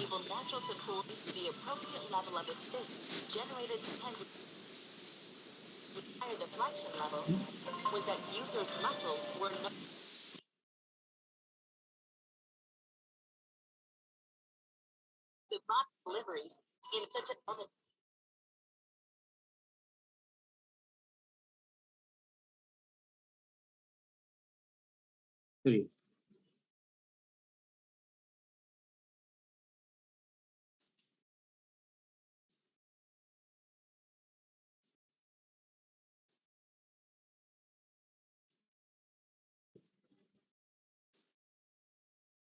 Okay, then you can also refer to any product patterns. Okay, product patterns. As I mentioned, patterns when we want to protect our patents right. So we have to disclose all the information details about the product that you want to protect. So this example of patents. Okay, this example of patent, as you can see, this number of US 5524657A, these numbers of patent. This is the images that relate to the invention. Okay, this is only the pictures, and you can also download the patent to get better understanding on the mechanisms, on the details of the products that being invented earlier before your product. Okay, this is the example of pattern. So as you can see here, as I mentioned, when we want to protect our product or our innovation under a category of pattern, we have to have a detailed drawings along with all labels. Okay, you have to label all the component here. For example, number 17. Okay, number 17, you can search, you can refer to the content. Okay, number 17 is the hand grip. Okay, number 17 is hand grip. Okay, number 11 is walker. Number 21 is platform device. So all of this information will help you to come up with these features of the product that you want to focus on. Okay, this is a pattern. So we can search for pattern. The simplest way, you can refer to Google pattern. Okay, you just type Google pattern and then you just type the keyword or the technology or the product that you want to investigate, and then list of nearest pattern will appear on the screen, and then you just select the one that you're interested in. Okay, this is example of pattern, which is the Google pattern, and then we also have this one. This one, sorry.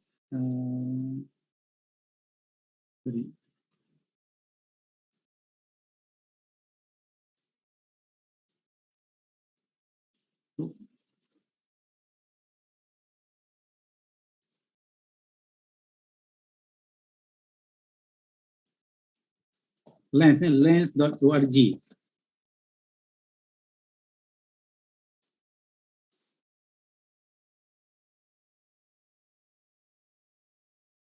Okay, lens.org you can refer to. Okay, for example,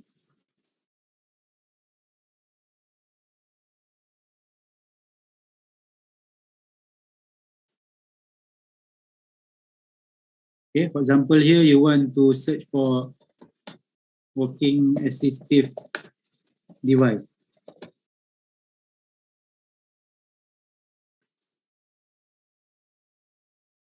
Okay, once you search for that particular keyword, so list of patterns will be displayed here. Okay, for example, the first one is walking training apparatus and walking training method. Okay, you can try to click on the patterns. Okay, this is the pattern. Okay, so you can confirm that, of course, this is walking training apparatus, but this one is not the one that you are looking for. So you just look for another types of patterns until you come out, until you search for, until you find the correct or the nearest pattern that you want to focus on. Walking training system, the one is more on system. Also similar system.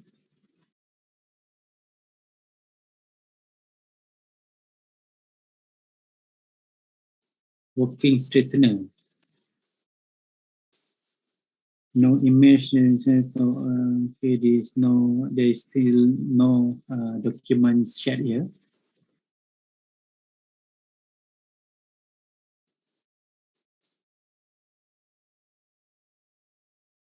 Okay, so you can go through one by one until you find the nearest patterns that you want to refer.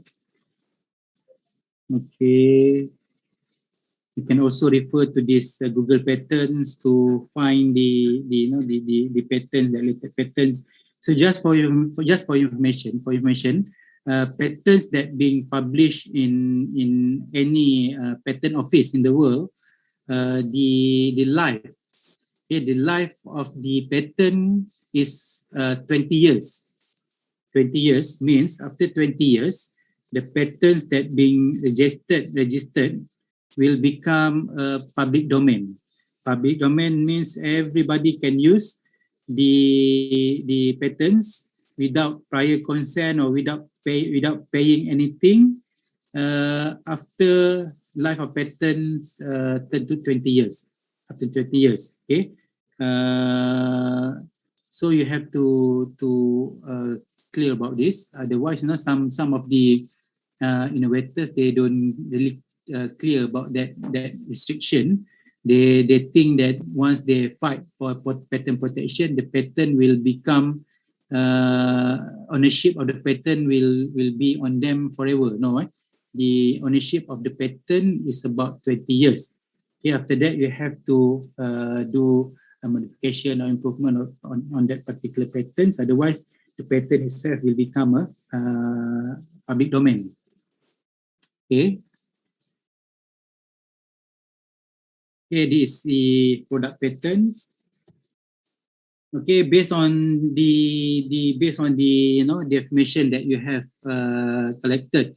Okay, based on catalog, based on pictures, based on video, YouTube, based on patterns. Okay, and then because you have to come up with just not with ideas. You have to come up with ideas. You have to come up with concept. What kind of machines? What kind of product? What kind of programs you want to innovate? You want to proceed with your innovation. So you should have your target of your product. Okay, as mentioned, because of you have already searched for catalog, and in the catalogs, usually they will list down the specification for the product. So you just list down, for example, specification, dimension, weight, foldable or not foldable. So you put your product A, for example, dimension is 1 meter times 0.1 meter, for example. Weight, product A is about 2.5 kg. Product B is about 5 kg. So you can understand the status or the specification of the existing product. Okay, for example, currently the heaviest product is 5 kg. So when you want to set your target, for sure you want to have a product that have a better specification compared to the existing one. So since the product, current product, we have 2.5 till 5 kg. So when you set the product target, it might be within that range, or you can also set lighter than 2.5 kilo. Okay, because of now, once we clear about product target, it will be significant features of your product because of you have do a benchmarking here. Okay, once we have general ideas on the product that we want to focus on, not only product, but also if you want to focus on the process innovation, or you want to focus on program innovation, you want to create a module, for example, also, you want to have a training modules, you want to have a books. In the books will contains training program to solve certain issues. So the product target also you have to come up with the of course we are not call it as a specification, but then books or modules. Okay, you have to clear with the number of modules, what kind of modules, and then what makes the module different for existing modules. So all this thing you have to also check about the existing programs, and then you have to list down here, and then you put your target in your product or program. Okay, and then we turn in the conceptual design. Conceptual design is concept. We want to have a concept either for product concept or program concept. It's very much important for us to come up with concept first. Okay, concept is the evaluation of innovation. When alternative design concepts are generated, evaluated, and selected for further development. Okay, in the case if you want to focus on product, okay, your product will be evaluated here. The concept will be generated, evaluated, and the final concept will be selected for further development. Means after this stage, your product will be finalized, and will turn into the actual product after this stage. Okay, if your innovation is based on program also, you have to come up with concept generation. You have to come up with concept, product concept, program concept, so that you can get the clearer understanding on the type of programs, type of innovation that you want to focus.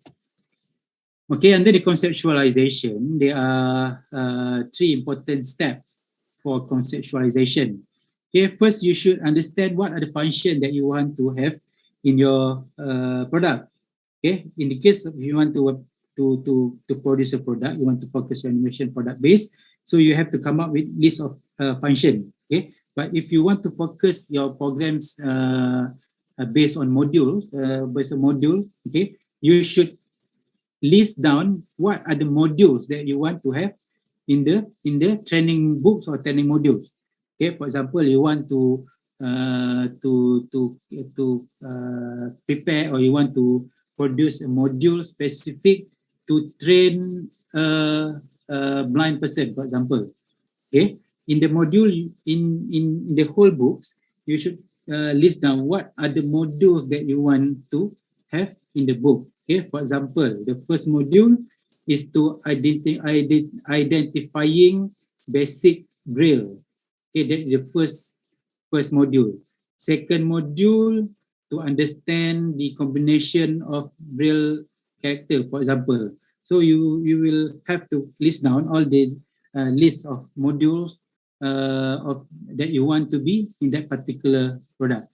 And then based on the modules, based on the function that you already clear with, in what are the function that you want to have, we are going to have an alternative. Okay, alternative mean, for example, in your product you want one of the function that you want to have in your product is, for example, is ensuring the safety of the user. For example, you want to ensure the safety. Okay, so the alternative, what are the alternative to make it possible to have a safety features or safety function in your product? For example, alternative might be you can use, for example, you can use a brake system, you can use a limit switch, you can also use, for example, the set button and so on in order for you to ensure the safety of the users. You can also put something like, you can play around with type of material, for example. So all those requirements will help you to finalizing the concepts of the products or process or program that you want to innovate. Okay, all of this will help you to create a concept of the innovation. Okay, this example of features, function, decomposition. As I mentioned, you should have rough ideas on what are the function or features that you want to have. Okay, for example, okay, in the case of walking assisted device, okay, if you need a supporting function, braking function, locking and slip prevention. So if this is the main function that you want to have, so you just list down the function that you want to have. Okay.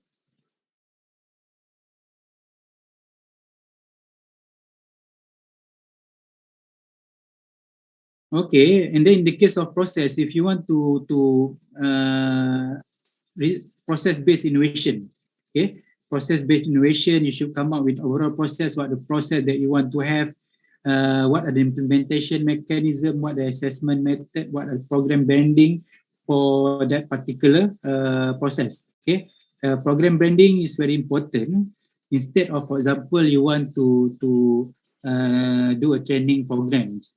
Without branding programs, you can also conduct the training programs, but then you will promote the training program as training program for certain skill training program. That is not a branding program. You must come up with branding program. For example, you want to have talent enhancement program, TED. Okay, we have TEDx programs. That is branding programs. They are not promoting, they are not showing their program as a sharing session or knowledge transfer session, but they're branding the program as TEDx program. So then it will become a very significant brand to the programs, and then it will also affect to the acceptance or the promotion to the bigger public. Okay, so also as mentioned, once you get all the ideas, all the information that you have gathered earlier, it will help you to list down the functions. What are the components that you should have in your products? Just list down, and then if this one, if possible, if you have a skill to sketch, you just sketch the ideas so that you know it can help you to grab the first hand ideas, and it also can prevent other peoples to you know to have or to implement similar ideas that you already have. Okay, for your information, if you have sketches, any details that you write down on papers, that also can be registered, can be protected under category of copyright. Okay, copyright means once you copyright your drawing, your sketches, nobody can copy similar sketch. But then, of course, when we talk about protection coverage or protection copyright, the coverage is not as wide as patent. Patent will cover you a lot of things, but copyright, as per registered in the copyright. Okay, as per registered on the paper, only will be covered under the copyright. Okay, and then once you clear about what are the things that you want to focus on, you already have the sketches, then that is the time for you to move forward. You have to create a timeline. Okay, you have to create timeline in order for you to ensure that all the plannings, all the important date in your control. Okay, you have to create a timeline for each task. And then also when we create a task, you should also understand what are the important tasks. Now usually we will have to we call it rate the task, rate 1 until rate D, rate A, B, C, D. Then we can know that for those rated with A rated is the most important things to do. Okay, and also when you do the innovation, we are not doing innovation alone. Okay, please bear in mind, you cannot do innovation alone. Even if you succeed in come out with proper innovation, but still in the long term, the innovation itself will have difficulties to keep on rolling and rolling. Because why? Because the only person who are focusing on that innovation is only you. Once you are not there, definitely all people there will leave the innovation. So it's very much important for you to have a right team. You have a good team in the innovation. Okay, be fully engaged with tasks in front of you. Okay, as you have already list down all the tasks that you should do, started from the ideation until the all the process that you have to do. So be fully engaged with the tasks in front of you. And productivity is never an accident. It is always the result of commitment. Okay, you cannot, of course, when we talk about productivity or when we talk about improvement, okay, improvement, innovation is not something that come out of nowhere. Okay, you have survey, you have done a lot of things. Okay, you have to survey, you have gathered a lot of information. Based on that, study will help you to come up with good innovation. Okay, before we go to group discussion, because in this session we are going to do the step 2 and step 3. Okay, just I want to ask if there is any question before we start our focus group discussion. Any question?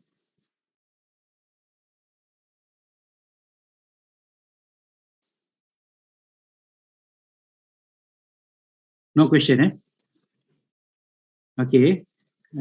Before we go to the group discussion, okay, I would like to remind you once again, whatever being shared here actually is just a guideline.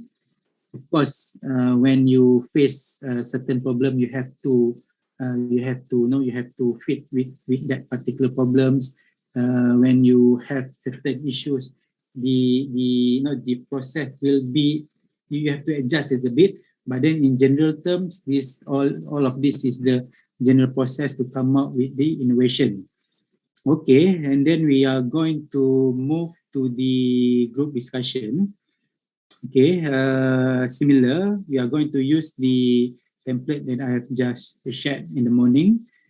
So you are going to use the step 2 and step 3 worksheet. Okay, before we go to group discussion, let me explain a bit on the template. Okay, this step 2 and step 3 template. Okay, this is a step 2.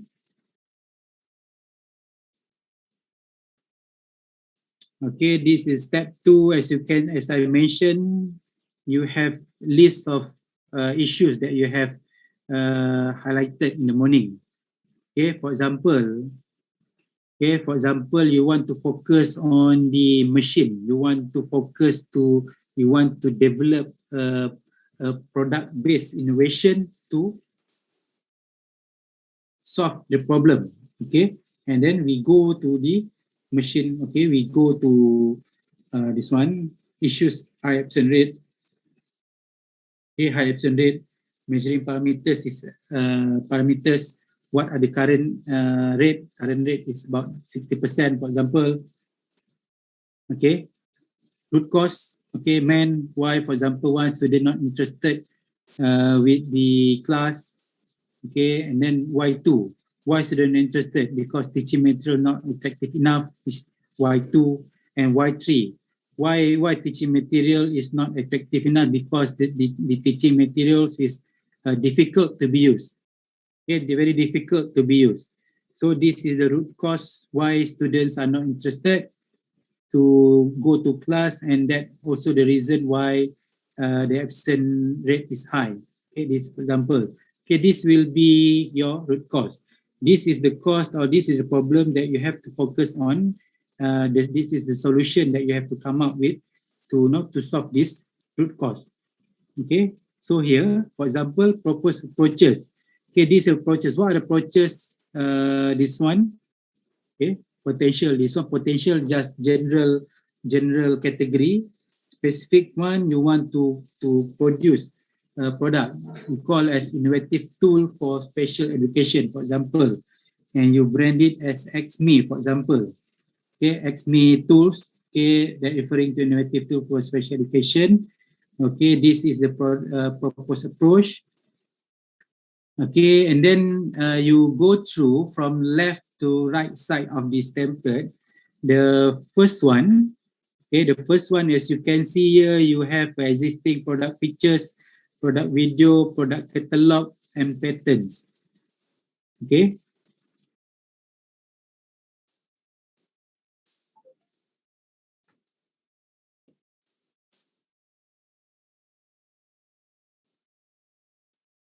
Okay, so you have as mentioned earlier, you have to search for existing products that really similar, near to the product that you want to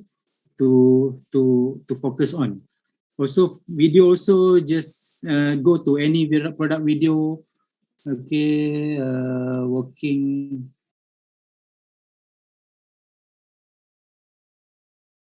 Okay, for example, working assistive device.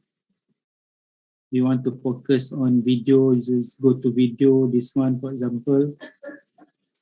Okay, this is the video, for example. This is a page that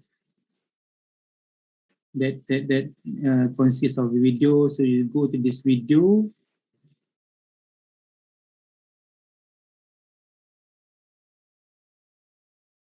Okay, copy the link. Okay, copy the link, and then you go to the template here, and you just put the link here. So anytime you want to refer to this particular invention or innovation, just can click to this link, and then you can check the existing product, similar with existing product pictures. Okay, patterns, for example, you click here, you can see the patterns. Working assistive device, this is the pattern, so you can see here. Okay, you can check on the pattern document. Okay, you can check here. So you have to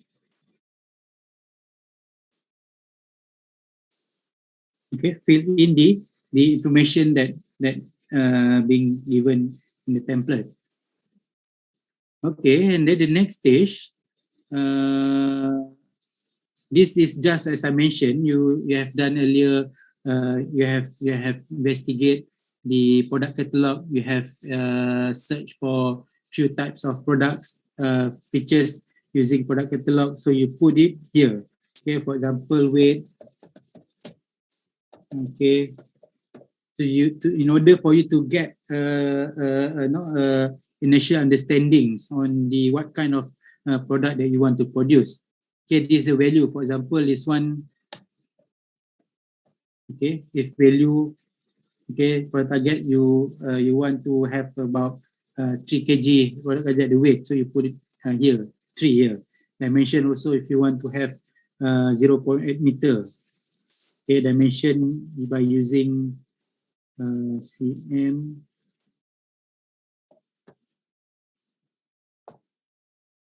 Okay, for example, this one you want to create 80 times. Ada 8 metode pramuka.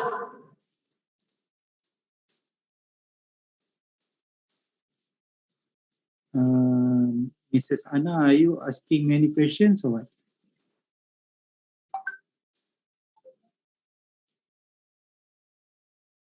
Okay, just put the product target, just overall pictures or overall ideas, general ideas on what are the target of your product here. Okay, 10 times, for example, 20. So we can get just rough ideas on the product target that you want to innovate. Okay, and then this one, based on the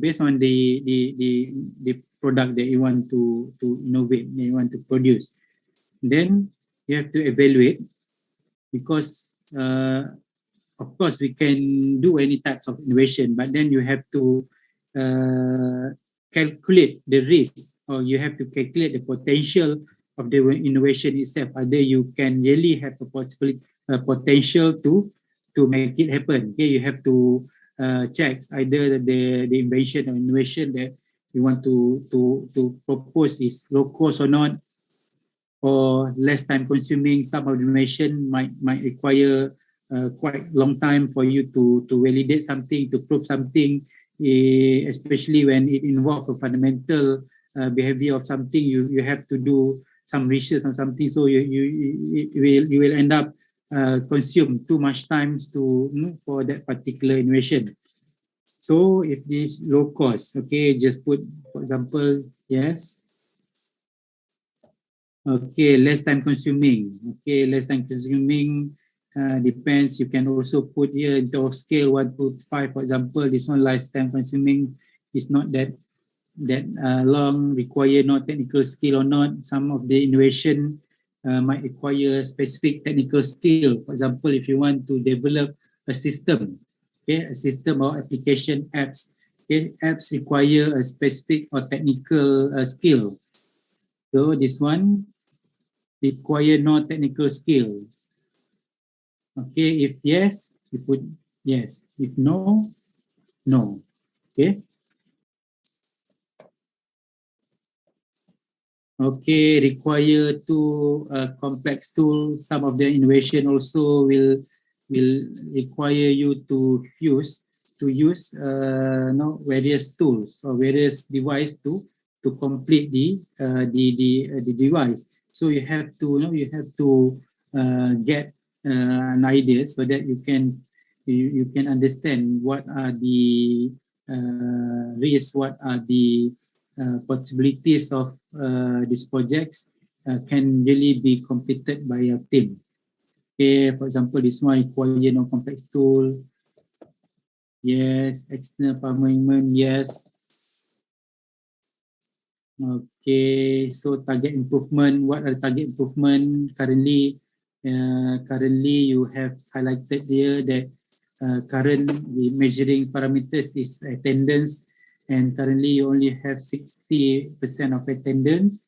So what are the target? If you have any target here, for example, you want to increase to 100%, for example, so you make it 100%. And monitoring assessment, I think just refer to the previous step, whereby this one you monitor and assessment through the daily attendance rate. Just put it daily attendance rate here, so that once you finish all this project, you hand over or you let the users use your technology or your innovation. After certain times, you can evaluate, you can make an assessment, you can make an evaluation, so that you can conclude that the product that the innovation that being produced, that being introduced, is actually very efficient. Okay, so once you have this one,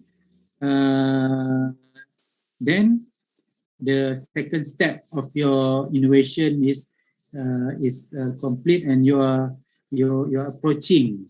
Okay, you're approaching the concept of product itself. Okay, do you have any question for this step?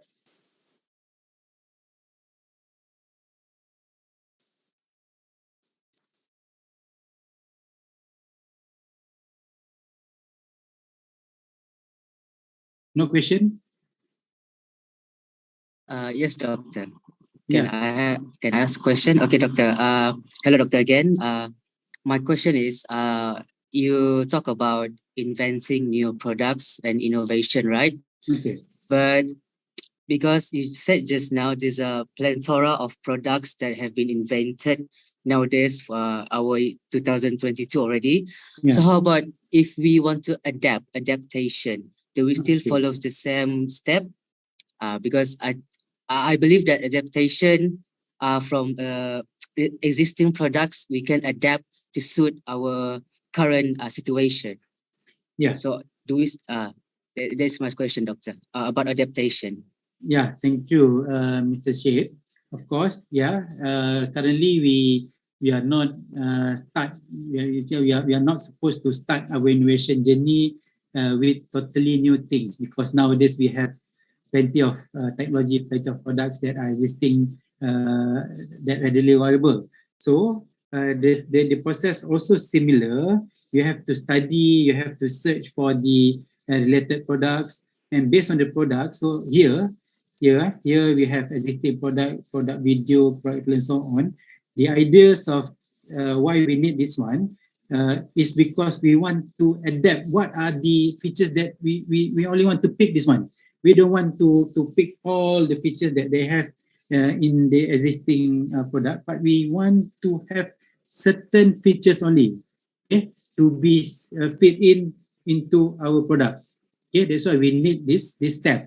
And for your information also, actually depends on how you want to use the product, and also depend also on particular part that you want that you use from the existing product. You might take one or two mechanism or features that they have in the existing products, but then depend on that particular mechanism. Some of the mechanism you will have to ask a permission, especially when it involves commercialization. But if only you want to do this innovation just to not for the commercial purpose, just want to have certain group of students, just want to help them, And once no problem, you can use whatever information that you have, either in patterns, either in whatever sources you can use for to help people. But then if in not after 2 or 3 months you somebody interested in your product, and then they ask you, do you sell this product? And then at that time it will be a bit difficult for you because of that particular issues, copyright issues, ownership issues, and so on. Am I answering your question, Mr. Said? Yes, doctor. Thank you very much. Okay. Okay, but then again, this is really a reference. You have to adopt, you have to adjust, you have to sometimes, sometimes because problems is not the same, and the ecosystem or conditions that we face also might be different. So time to time, we have to adjust the approach. But then in general, this is general approach when we want to, once we have ideas and we want to proceed to the next level. Okay. Any other questions?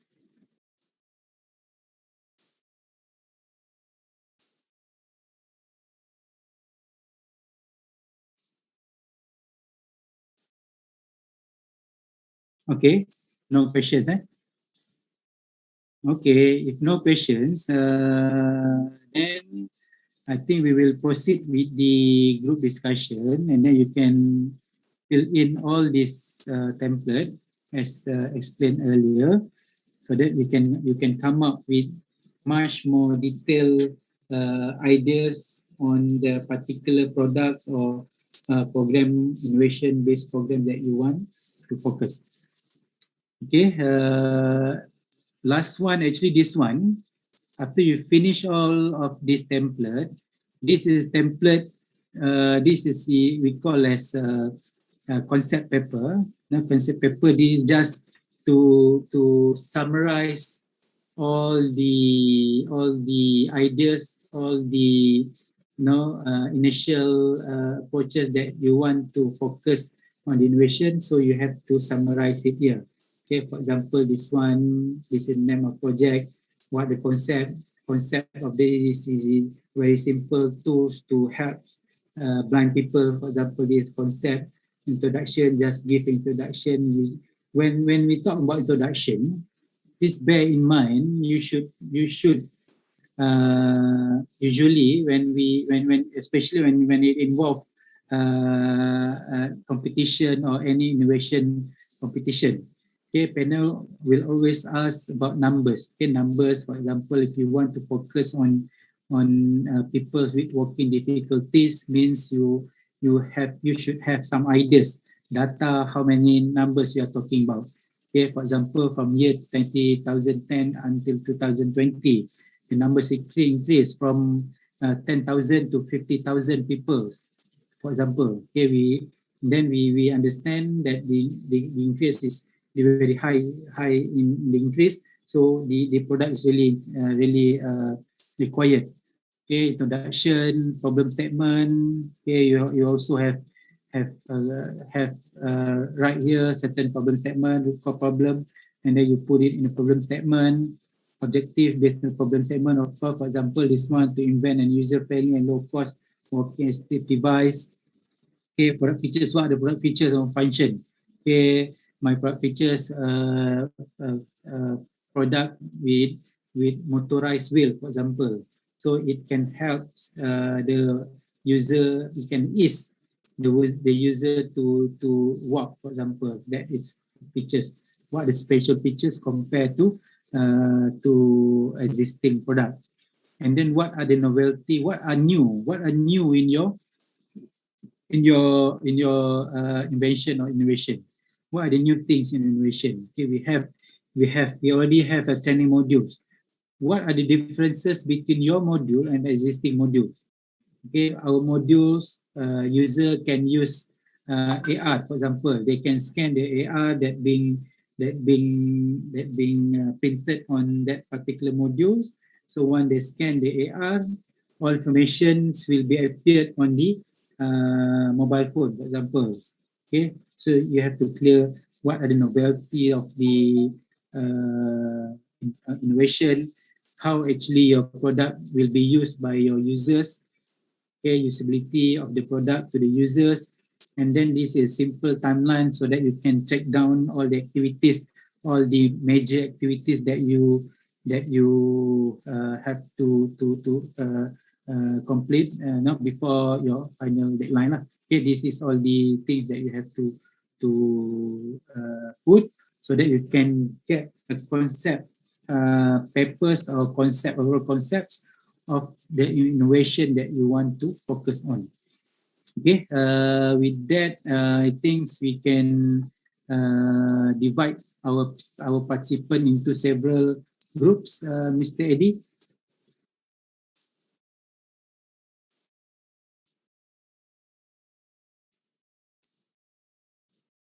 Mr. Eddie. Or Faris. Okay.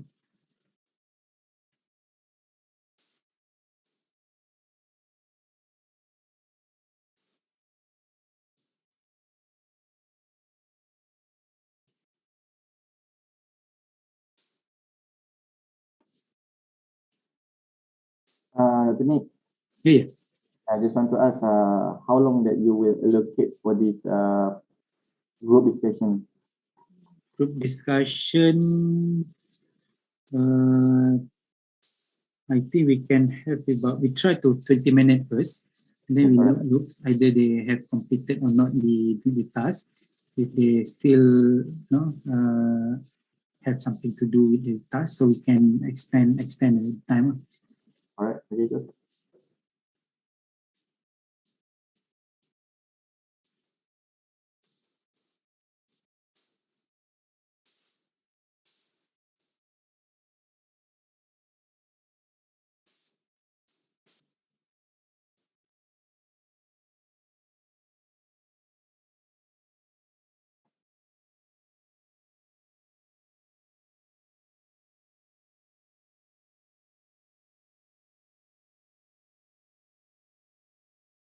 Dr. Nick, perhaps you can share the template.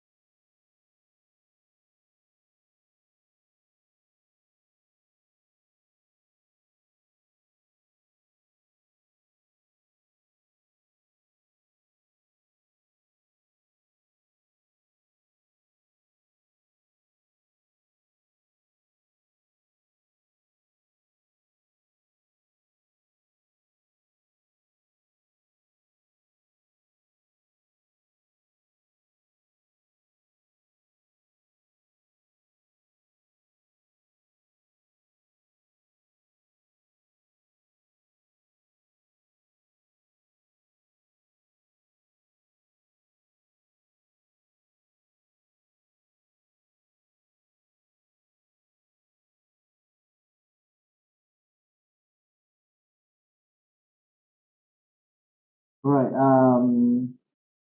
Dear participants that join us from Facebook and YouTube, I would like to inform that currently we are having a breakout session, so in a group.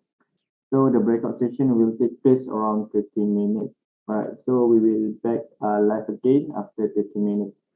So the rest of you that join from Facebook and YouTube, you also can participate and can join the assessment as well from the template that has been given before.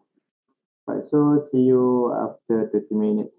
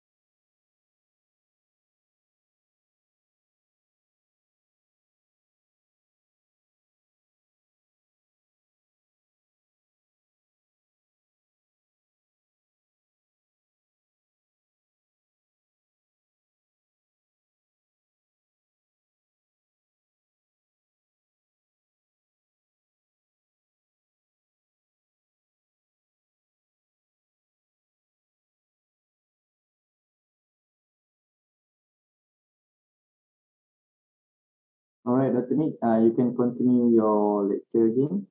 I welcome Dr. Nick. Okay, thank you, Mr. Faris. So everyone here?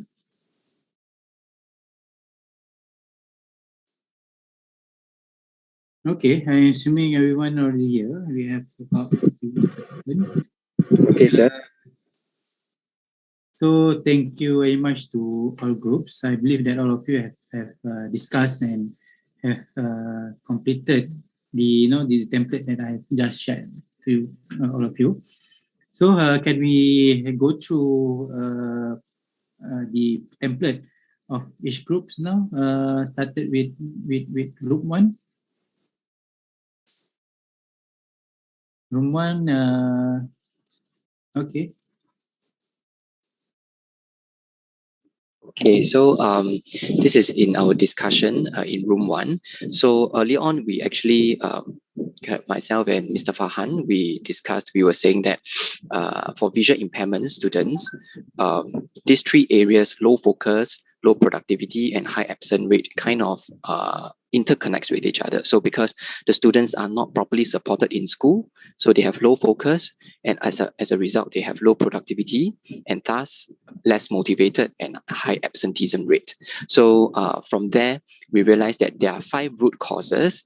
The first root cause is unskilled teachers, a lack of resources, classmates not understanding them and thus may appear to bully them. Visually impaired students, maybe they have little hope for the future. They are not educated on what kind of jobs they can have in the future. And lastly, quite importantly, is that parents of the visually impaired students, they don't see the importance of education. So because there are 5 root causes and we don't have the time to finish all, we come to a conclusion that a lack of resources and assistive devices in school is one of the highly prioritized root cause problem that we see is preventing students with visual impairment from attending school.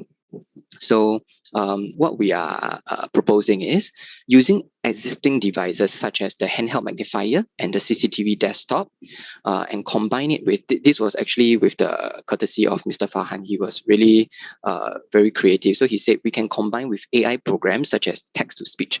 So currently in the market, visually impaired students, or the people in school, they have handheld magnifier and CCTV desktop, which allows them to magnify reading materials, books, worksheets, for them to see it more properly, see it more clearly. And handheld magnifier is portable, so they can move from places to places. CCTV desktop is stationary, so it's big and bulky, so it's usually stationed in classroom. Handheld magnifier, they can move around, but these two, they are currently lack of this particular function, which is converting text to speech. So which means they still have to use their eyes to read, which is tiring at times, and sometimes they may not have the motivation or the willpower to carry through the reading. So Mr. Farhan has suggested that we can actually use AI programs, software, to integrate. We combine these two. We combine AI programs such as text-to-speech with all these current existing devices in the market, so that these students right now, they do not just read the magnified text and passages. They can also, when their eyes are tired, they can also convert these text to speeches so that they can just listen to the reading. Yeah, because this text to speech, of course, is available on handphones, on computers, but handphones and computers, handphones, first thing, is too small for them to read, and computers are too bulky for them to carry everywhere. So that's why we see that there might be this gap in the market where we can combine handheld magnifier together with the text-to-speech. Yeah. So these are the other information that we have put in. So under complexity, actually the only downside is that these devices are expensive. So the handheld magnifier, even though it's very small, okay, sorry, it's not small, it's almost as big as maybe like an iPad, the Apple iPad size. It's already quite costly. It's around more than 1,000 ringgit. The CCTV desktop is even more expensive. It can be a few thousand ringgit. So the cost of the products are high, but it definitely can improve the students' productivity. There's no special technical skills, very minimal training required. The students are able to use it very independently. So we suggested this is because here in Singapore, the government do give funds for schools to purchase these devices for students with visual impairment to use. Yeah. Okay. And here are the how we decide to how to monitor, and our target improvement is we hope that the improvement of their absenteeism rate, so their attendance rate can be improved from below 50 to maybe 80%. And then we hope to monitor through using a pilot test to see how much they can improve in their reading speed and in their comprehension skills after they use the device. And yeah, that's about it. Okay, so the method of the first 80% is referring to the attendance rate. And then on top of attendance rate, you're also looking on the reading speed. You're also measuring the reading speed. Yes, reading speed and the ability to comprehend and understand the passage, whether they have improvement in that. Yeah. Okay, so this one can be considered as, because it involves numbers of existing technology to be gathered, to be integrated, to become one, one innovative product. So Yes. this one we consider as quite complicated level 3, because it involves certain skills. We have to do test run. Either the cameras can really capture the text, so that the captured text can be translated into speech or not. So, but then it's very good proposal. It's good approach. As long as the process is in line, because of you have clearly understand what the problems, and then you also understand the existing method that can be improved further, so that you can use to solve the problems. And I believe that in the column of existing product also you have search for the existing product, right? Yes. Okay, so as I mentioned, all this information will be really useful for you to come up with the novelty of your product. Okay, once you can show that the combination of integration of the system can really be being used through we call as proof of concept.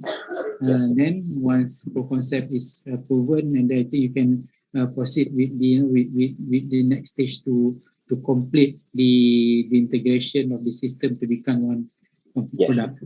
Yes. Okay. How about the proposal template? Have you? No, we didn't have time. Never mind. Okay. So sorry. Understand. But then, as mentioned, the proposal, once you have you start with many potential issues that you can focus on, and you narrow down it to the issues that really close with you, and the issues that have a higher priority to group members based on the root cause. You have come up with potential approaches, potential solutions, and then once this group or you confirm to proceed with this one, of course we have to do all this existing product benchmarking, and also the proposal template, because I believe that in Singapore also you have a lot of agencies that can provide the funding for specific innovation, especially for inclusive innovation, right? Yes. Okay, that's why the proposal template, the concept paper is very important. In Malaysia also, actually we have several agencies who are actually interested to give funding specifically for inclusive innovation. So that one is not including all those private companies, private foundations that that's why we need all this one to help you once you have all this content, will help you to come up with a proposal, and the proposal itself can be used to to try to apply for any type of fund. Yes. Okay, thank you very much, group one. Thank you, Doctor. Excellent. Thank you. Can we have group two?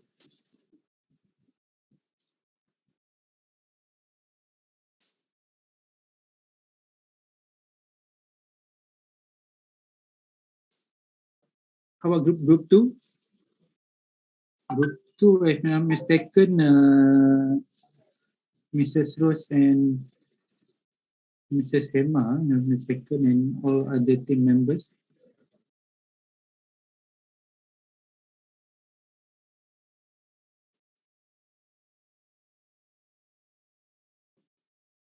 Okay, we go to group three first. Okay, group two. Okay, please.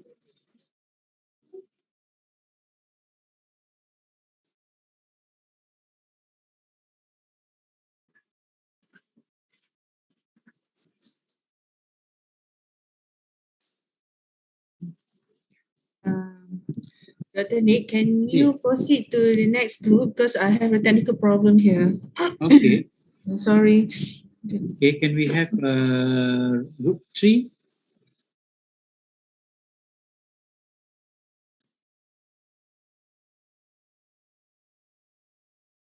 How about group three? There any representative from group three? Group four?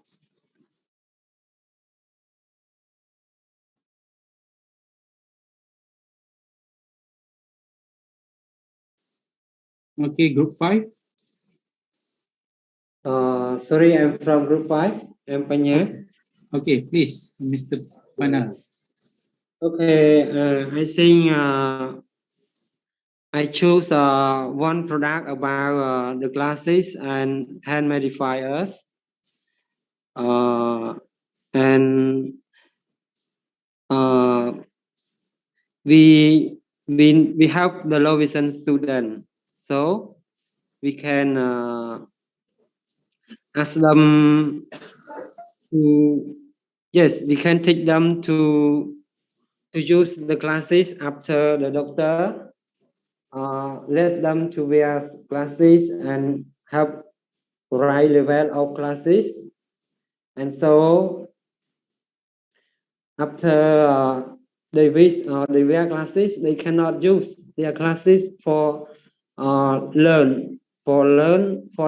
So the teacher need to know the knowledge about how to teach them to wear at the right, to wear the right, mean can be used classes to read at the have enough enough light and have a right distance from the letter to the eyes, yes, and how to make them sure they can use that for a long time, for reading, for writing, or for doing anything, yes, and for working also. If they cannot use glasses well, so they it can make them to improve their learning for a long time, or they can read it well and can be make them sick or and teacher should be have many methodology for them to learn and to how to use it well. If a teacher don't have knowledge about using classes, teaching them to use classes, so they cannot use their classes well. Yes, it's this is my idea. Yes, I finished. Thank you. Okay. Okay, thank you, Mr. Panha and all team members. So this one focus on the development of tools for the vision impairment students. Hello, sir.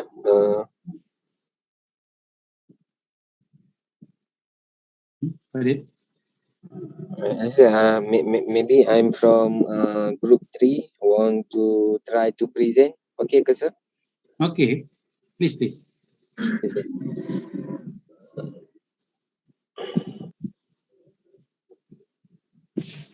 Okay, okay, sir. I want to share about my group of KIK product grouping, creative and innovation grouping about the product Will Fajar. Okay, I want to share for all about my slides, sir.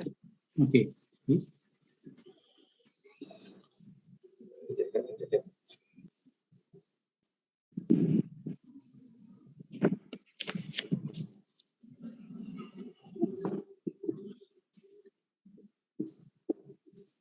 Okay, everyone can see, sir?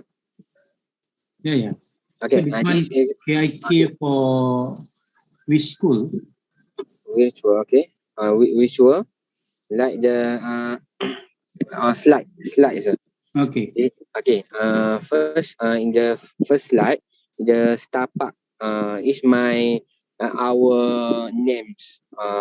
That's called our products is Will Fajar. Will Fajar means one product to help our student blind to know how to time of pray from subuh to isya, like the normal student know, which the movement fajar, movement light from sun, which the bayang-bayang, sir. Jadi for the our group have 10 teacher book this idea and call this Will Fajar. This for from we want before we create this product, we use the few method like okay, a few method like model design thinking, sir. Okay.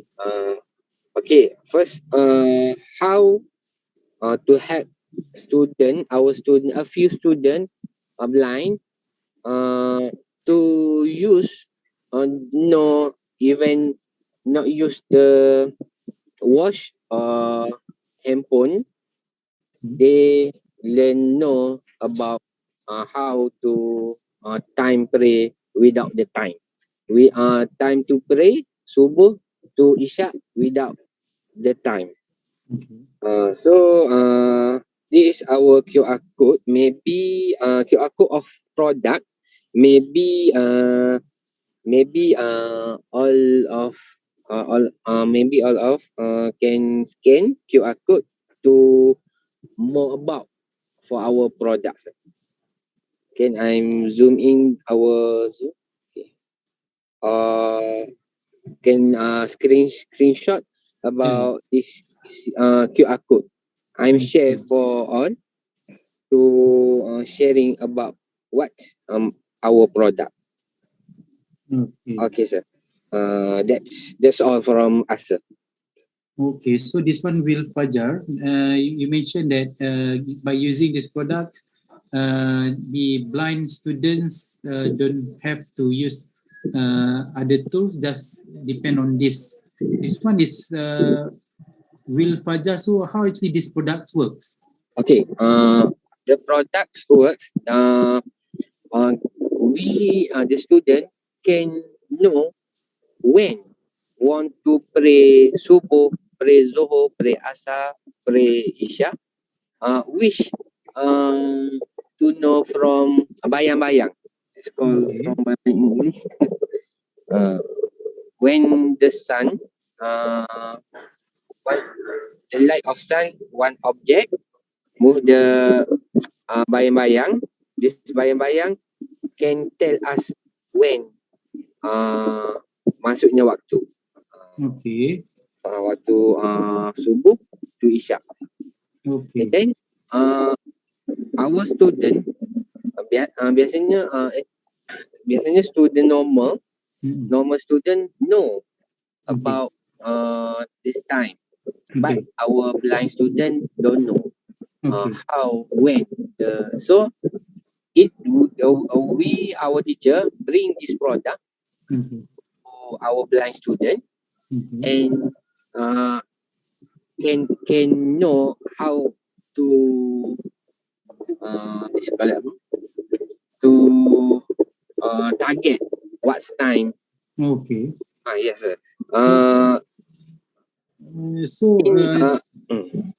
Blind student, is it you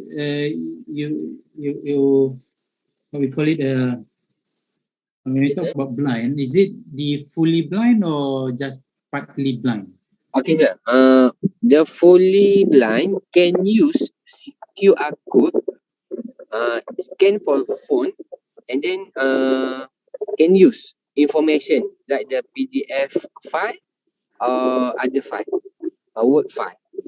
And then other not totally blind student can use to this product. Okay. With the desktop, they can use the JAWS software to learn. Walaupun dengan guna QR code ni, they can search too. Okay. Okay, so this innovation have been invented earlier and have been tested by the students. Yes sir.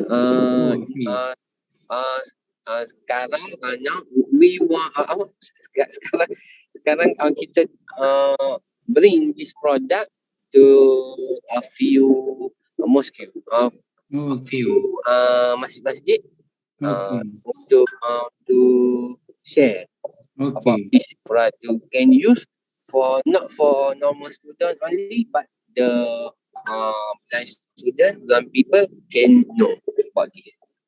Okay, excellent. So what is this school name again? Sekolah Sekolah kebangsaan, Sekolah Menengah Kebangsaan Pendidikan Khas Setapak. Oh, Setapak. Okay. Okay, excellent. I believe that when you do all these things, especially when the students, the blind student use this one, I believe that you also take a video, right? Because that one will be something like testimony, when you present something, it will really can convince the panels to accept the idea of this innovation. Yes. But now we want to try to bring this product to Jabatan Mufti Wilayah Persekutuan. Okay, I see. Under the Falak organization. Okay, I see. Excellent. Congratulations. I hope that these products can be improved further.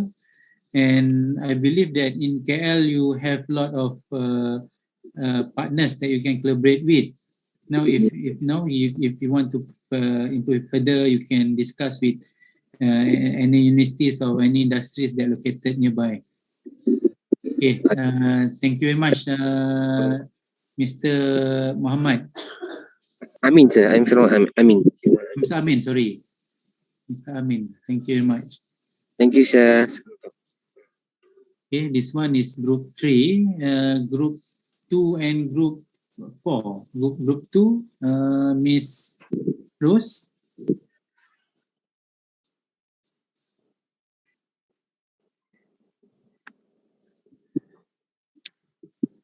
Miss Rose, how about your slide? Okay.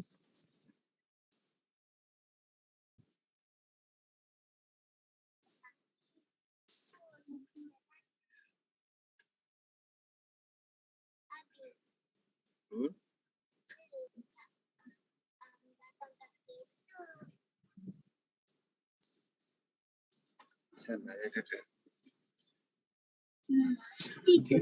Please, Ms. Rose, if you want to share your findings. Sekejap. Habis work sekejap ni. Habis lama pun. Sekejap lah.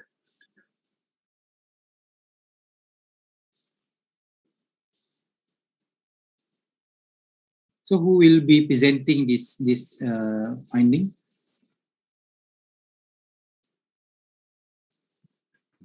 Okay. Assalamualaikum and good afternoon. Can you listen to me?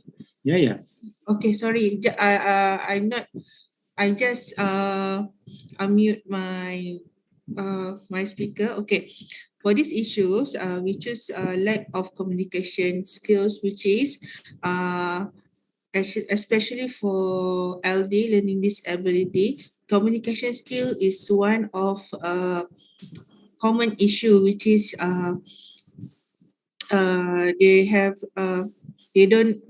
we never say they don't have skill, but we have to polish their community skills that they can respond to the teaching and learning. So the parameter we choose fun learning elements, which is we want to measure how fun or how fun we can attract pupils in teaching and learning.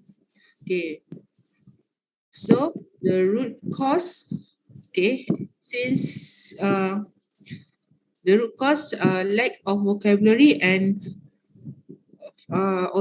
communication skills, okay, which is we propose approach by practice and drill techniques by using Android gadget and devices. This is a very common devices. Let's say the pupils or student they use their own handphone or their parents' handphone. So for me, it's very not so so basic innovation. Then the existing product, we only use online video or online applications, video and audio songs from academic YouTuber. And then the product video is we just search from YouTube. Then, okay, this is a product catalog. We just choose one apps that might help student to speak fluently. All right. So the cost is quite affordable if the devices use Android system. Then we only focus on 30 minutes due to the schedule that, let's say, if in English class, we use only 30 minutes, let's say 1 hour lectures or 1 hour teaching and learning process. We just only 30 minutes due to the schedule. That means student use almost 30 minutes to listen and try to repeat the phrases from the apps. And then we know required technical skill, we just observed by teachers, which is if student would like to slide or choose another option, so teacher will observe where to press or where to slide on. And then no need complex required tools. And external partner involvement, parents exactly as a external partner for coaching due to review or review session at home. Okay, that's all for our basic innovation. Thank you. Okay, thank you very much. So this proposed innovation more focused on the development of apps. Yeah. Okay, apps. Okay. I do believe that all of you are aware that there are some apps developer services that offer a free free software to develop apps. So you can try to survey. You can try to search for that particular application for the development of apps. Last 3 weeks also, actually we have invited one schools to our universities to actually to teach them to develop flat apps using a free software. Yeah, right. That's the idea. Okay. Okay. Thank you very much. Group, I think the groups that still do not share yet, group 4, if not mistaken. Do you have anything that you want to share, group 4?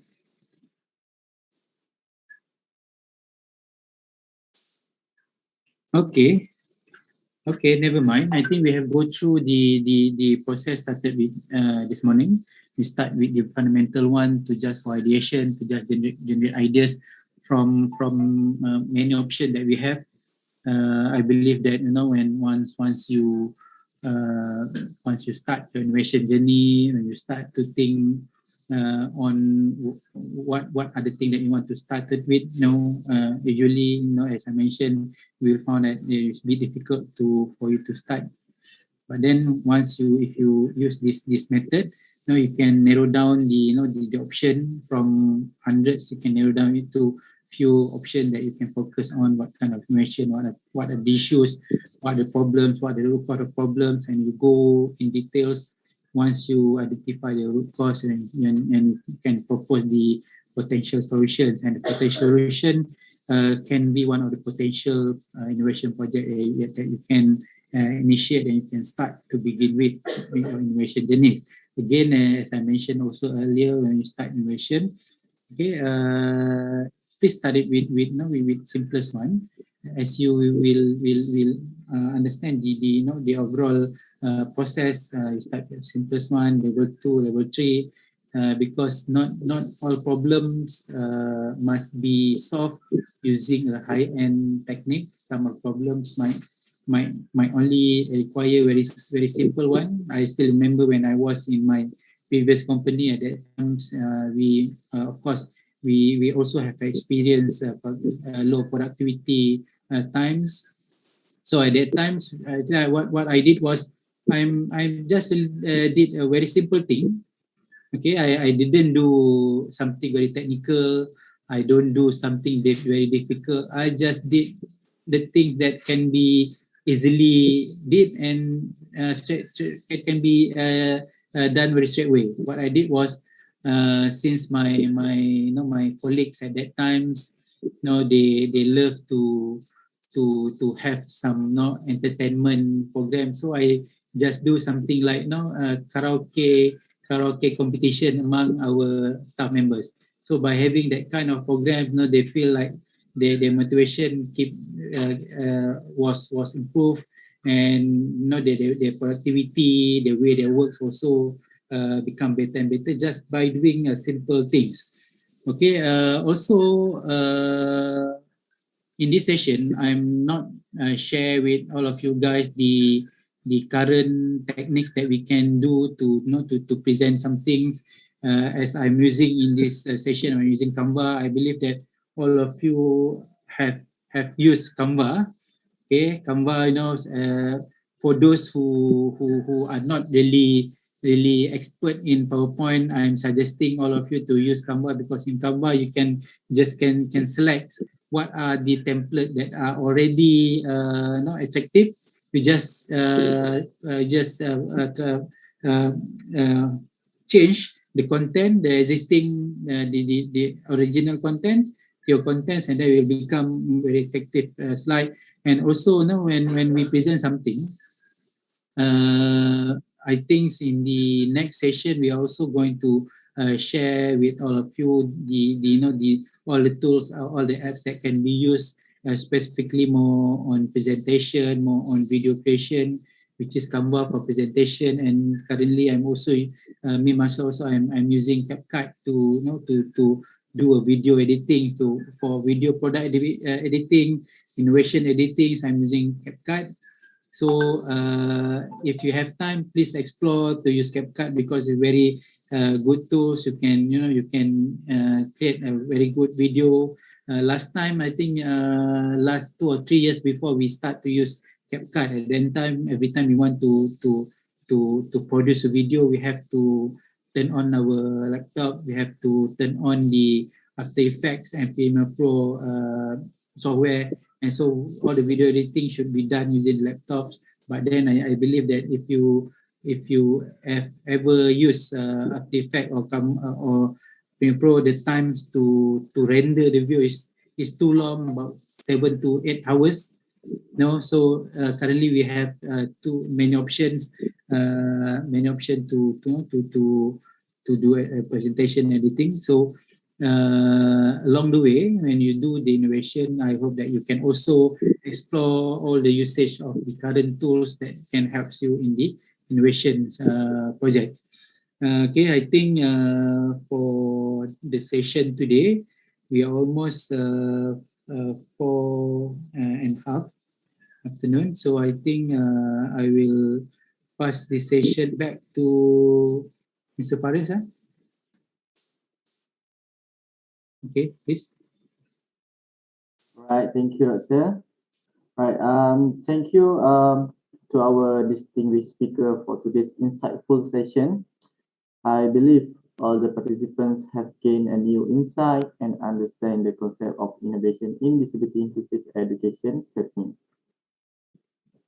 Innovation is about simplifying the existing product.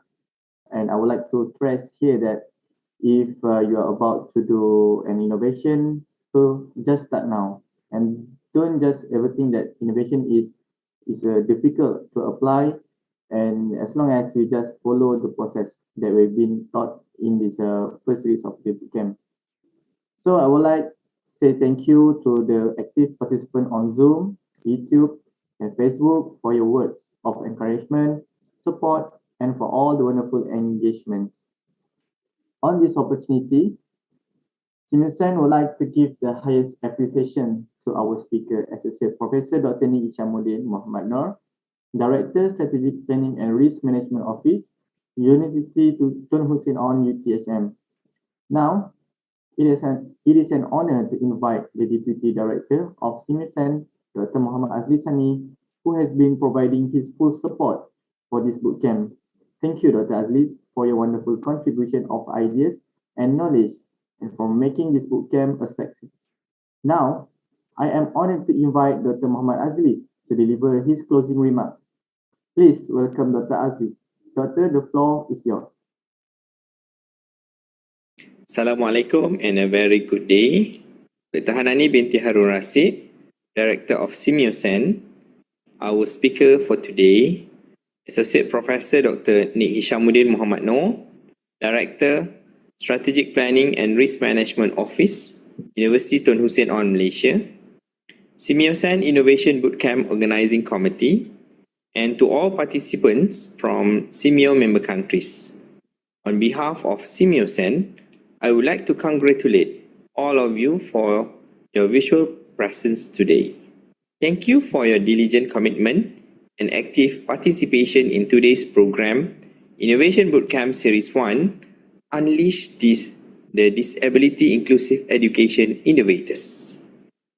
SEAMEO SEN is very delighted to have educators, school administrators and NGOs participate in this bootcamp to explore new approaches in uplifting the quality of disability inclusive education in Southeast Asia through innovation. In line with SEAMEO SEN's objective, which is promoting teachers' capacity building, this time around, SEAMEO SEN aims to equip teachers and relevant personnel with the basic concept of innovation in disability inclusive education and the planning mechanism on initiating innovation projects. I strongly believe all participants here will be able to initiate ideas to develop impactful projects in providing an inclusive learning environment for learners with disabilities. Moreover, it is hoped that innovation projects can help in building a better intervention and tools that will contribute in creating inclusive teaching practices to respond to students with disabilities needs. Ladies and gentlemen, we are very fortunate to have the expert with us today, Associate Professor Dr. Nick Syamuddin Muhammad Noor, for sharing his knowledge and experiences on initiating innovation projects. It is hoped that all of you now already have some ideas and notions on how to start to create significant and impactful innovation project for the benefit of learners with disabilities. On another note, I would like to inform you that SEAMEO SEN will be organizing a Disability Inclusive Education Innovation Competition in 2023. I would like to encourage all of you to take part in the competition. It is hoped that all of you here will be part of the competition and you can start to brainstorm your innovation projects now. Looking forward to receiving your nomination for innovation projects next year. Please keep updated with SEAMEO SEN programs via our official website and social media. Thank you for your time and we will meet again in upcoming SEAMEO SEN programs. Assalamualaikum. Salam. Thank you, Dr. Aziz. We have come to the end of our bootcamp. Please be reminded that the link to the evaluation form is now shared in the chat box for you to fill up, and you have approximately 2 hours from now to do so. If you join through Zoom meeting, please choose the Zoom meeting. And if you join this bootcamp through YouTube and Facebook, please choose YouTube and Facebook. For any updates on SEAMEO SEN activities, you can follow us through social media sites on Facebook, Instagram, YouTube, and Twitter, as on the screen display for more updates on our upcoming innovation program. Thank you to Dr. Hanani, Dr. Azlis, our speaker, Dr. Nick, the committee members, and to all of you here from all around the world. Thank you, everyone. Now, before we close this session, it is an honor to invite the director of SEAMEO SEN to give away the e-certificate of appreciation to our speaker. Thank you very much. Give away the certificate. Dr. Nick, I have a word from you. Sorry, thank you very much to SEAMEO SEN, thank you very much to Chairman Mr. Faris, and also thank you very much also to the Dr. Hanani, Director of SEAMEO SEN, Dr. Alisani, the Director of SEAMEO SEN, all organizing committees from SEAMEO SEN, also the most important parties is all the participants for these workshops. I do really hope that my sharing today can spark the innovations, motivations inside your all participants self, so that we can try to improve our ecosystems, our environment. We can help more people. We can do a lot of things by implementing innovations. Again, as I mentioned, innovations, by having innovations, by enculturate the innovation, we can expect the improvement in our daily life. We can expect the improvement in the ecosystem that we currently have. The most important things in particular in the inclusive innovation, we can create a better and much more brighter world to the all special needs students in all over the world, especially in Southeast Asia and also in Malaysia. Okay, thank you much once again, and I do hope that we can collaborate again. I really open to any participant. If you have any question, if you want to make discussion directly with me, just contact me. You can ask my handphone number from SEAMEO SEN. You can contact me anytime, and I'm more than happy to assist you. I'm more than happy to be part of your innovation journey. Thank you very much. All right, thank you so much, Dr. Nick. Okay, now I would like to request for the last photo session. So can we have a last photo session since now we have more participants? All right, so everyone, please turn on your camera. Everyone, please turn on your camera.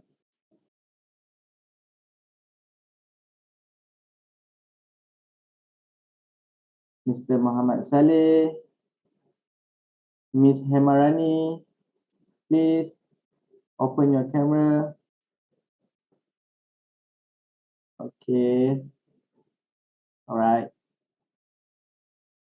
Okay, ready? All right. Okay, so in my count, 1, 2, 3, smile. Right, another one, freestyle. 1, 2, 3. Okay, that's all right. Thank you so much, everyone. So again, please be reminded that the evaluation link is currently open and you are given until 6:30 p.m. for you to access the link. I will also like to remind you that only participants who complete all bootcamp series with the evaluation form will be entitled for the certificate of participation.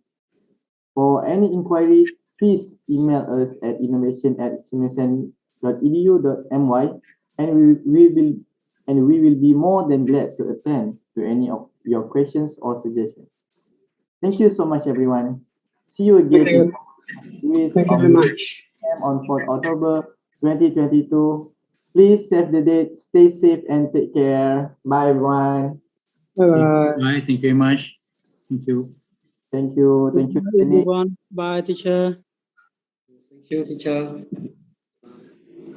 Thank you.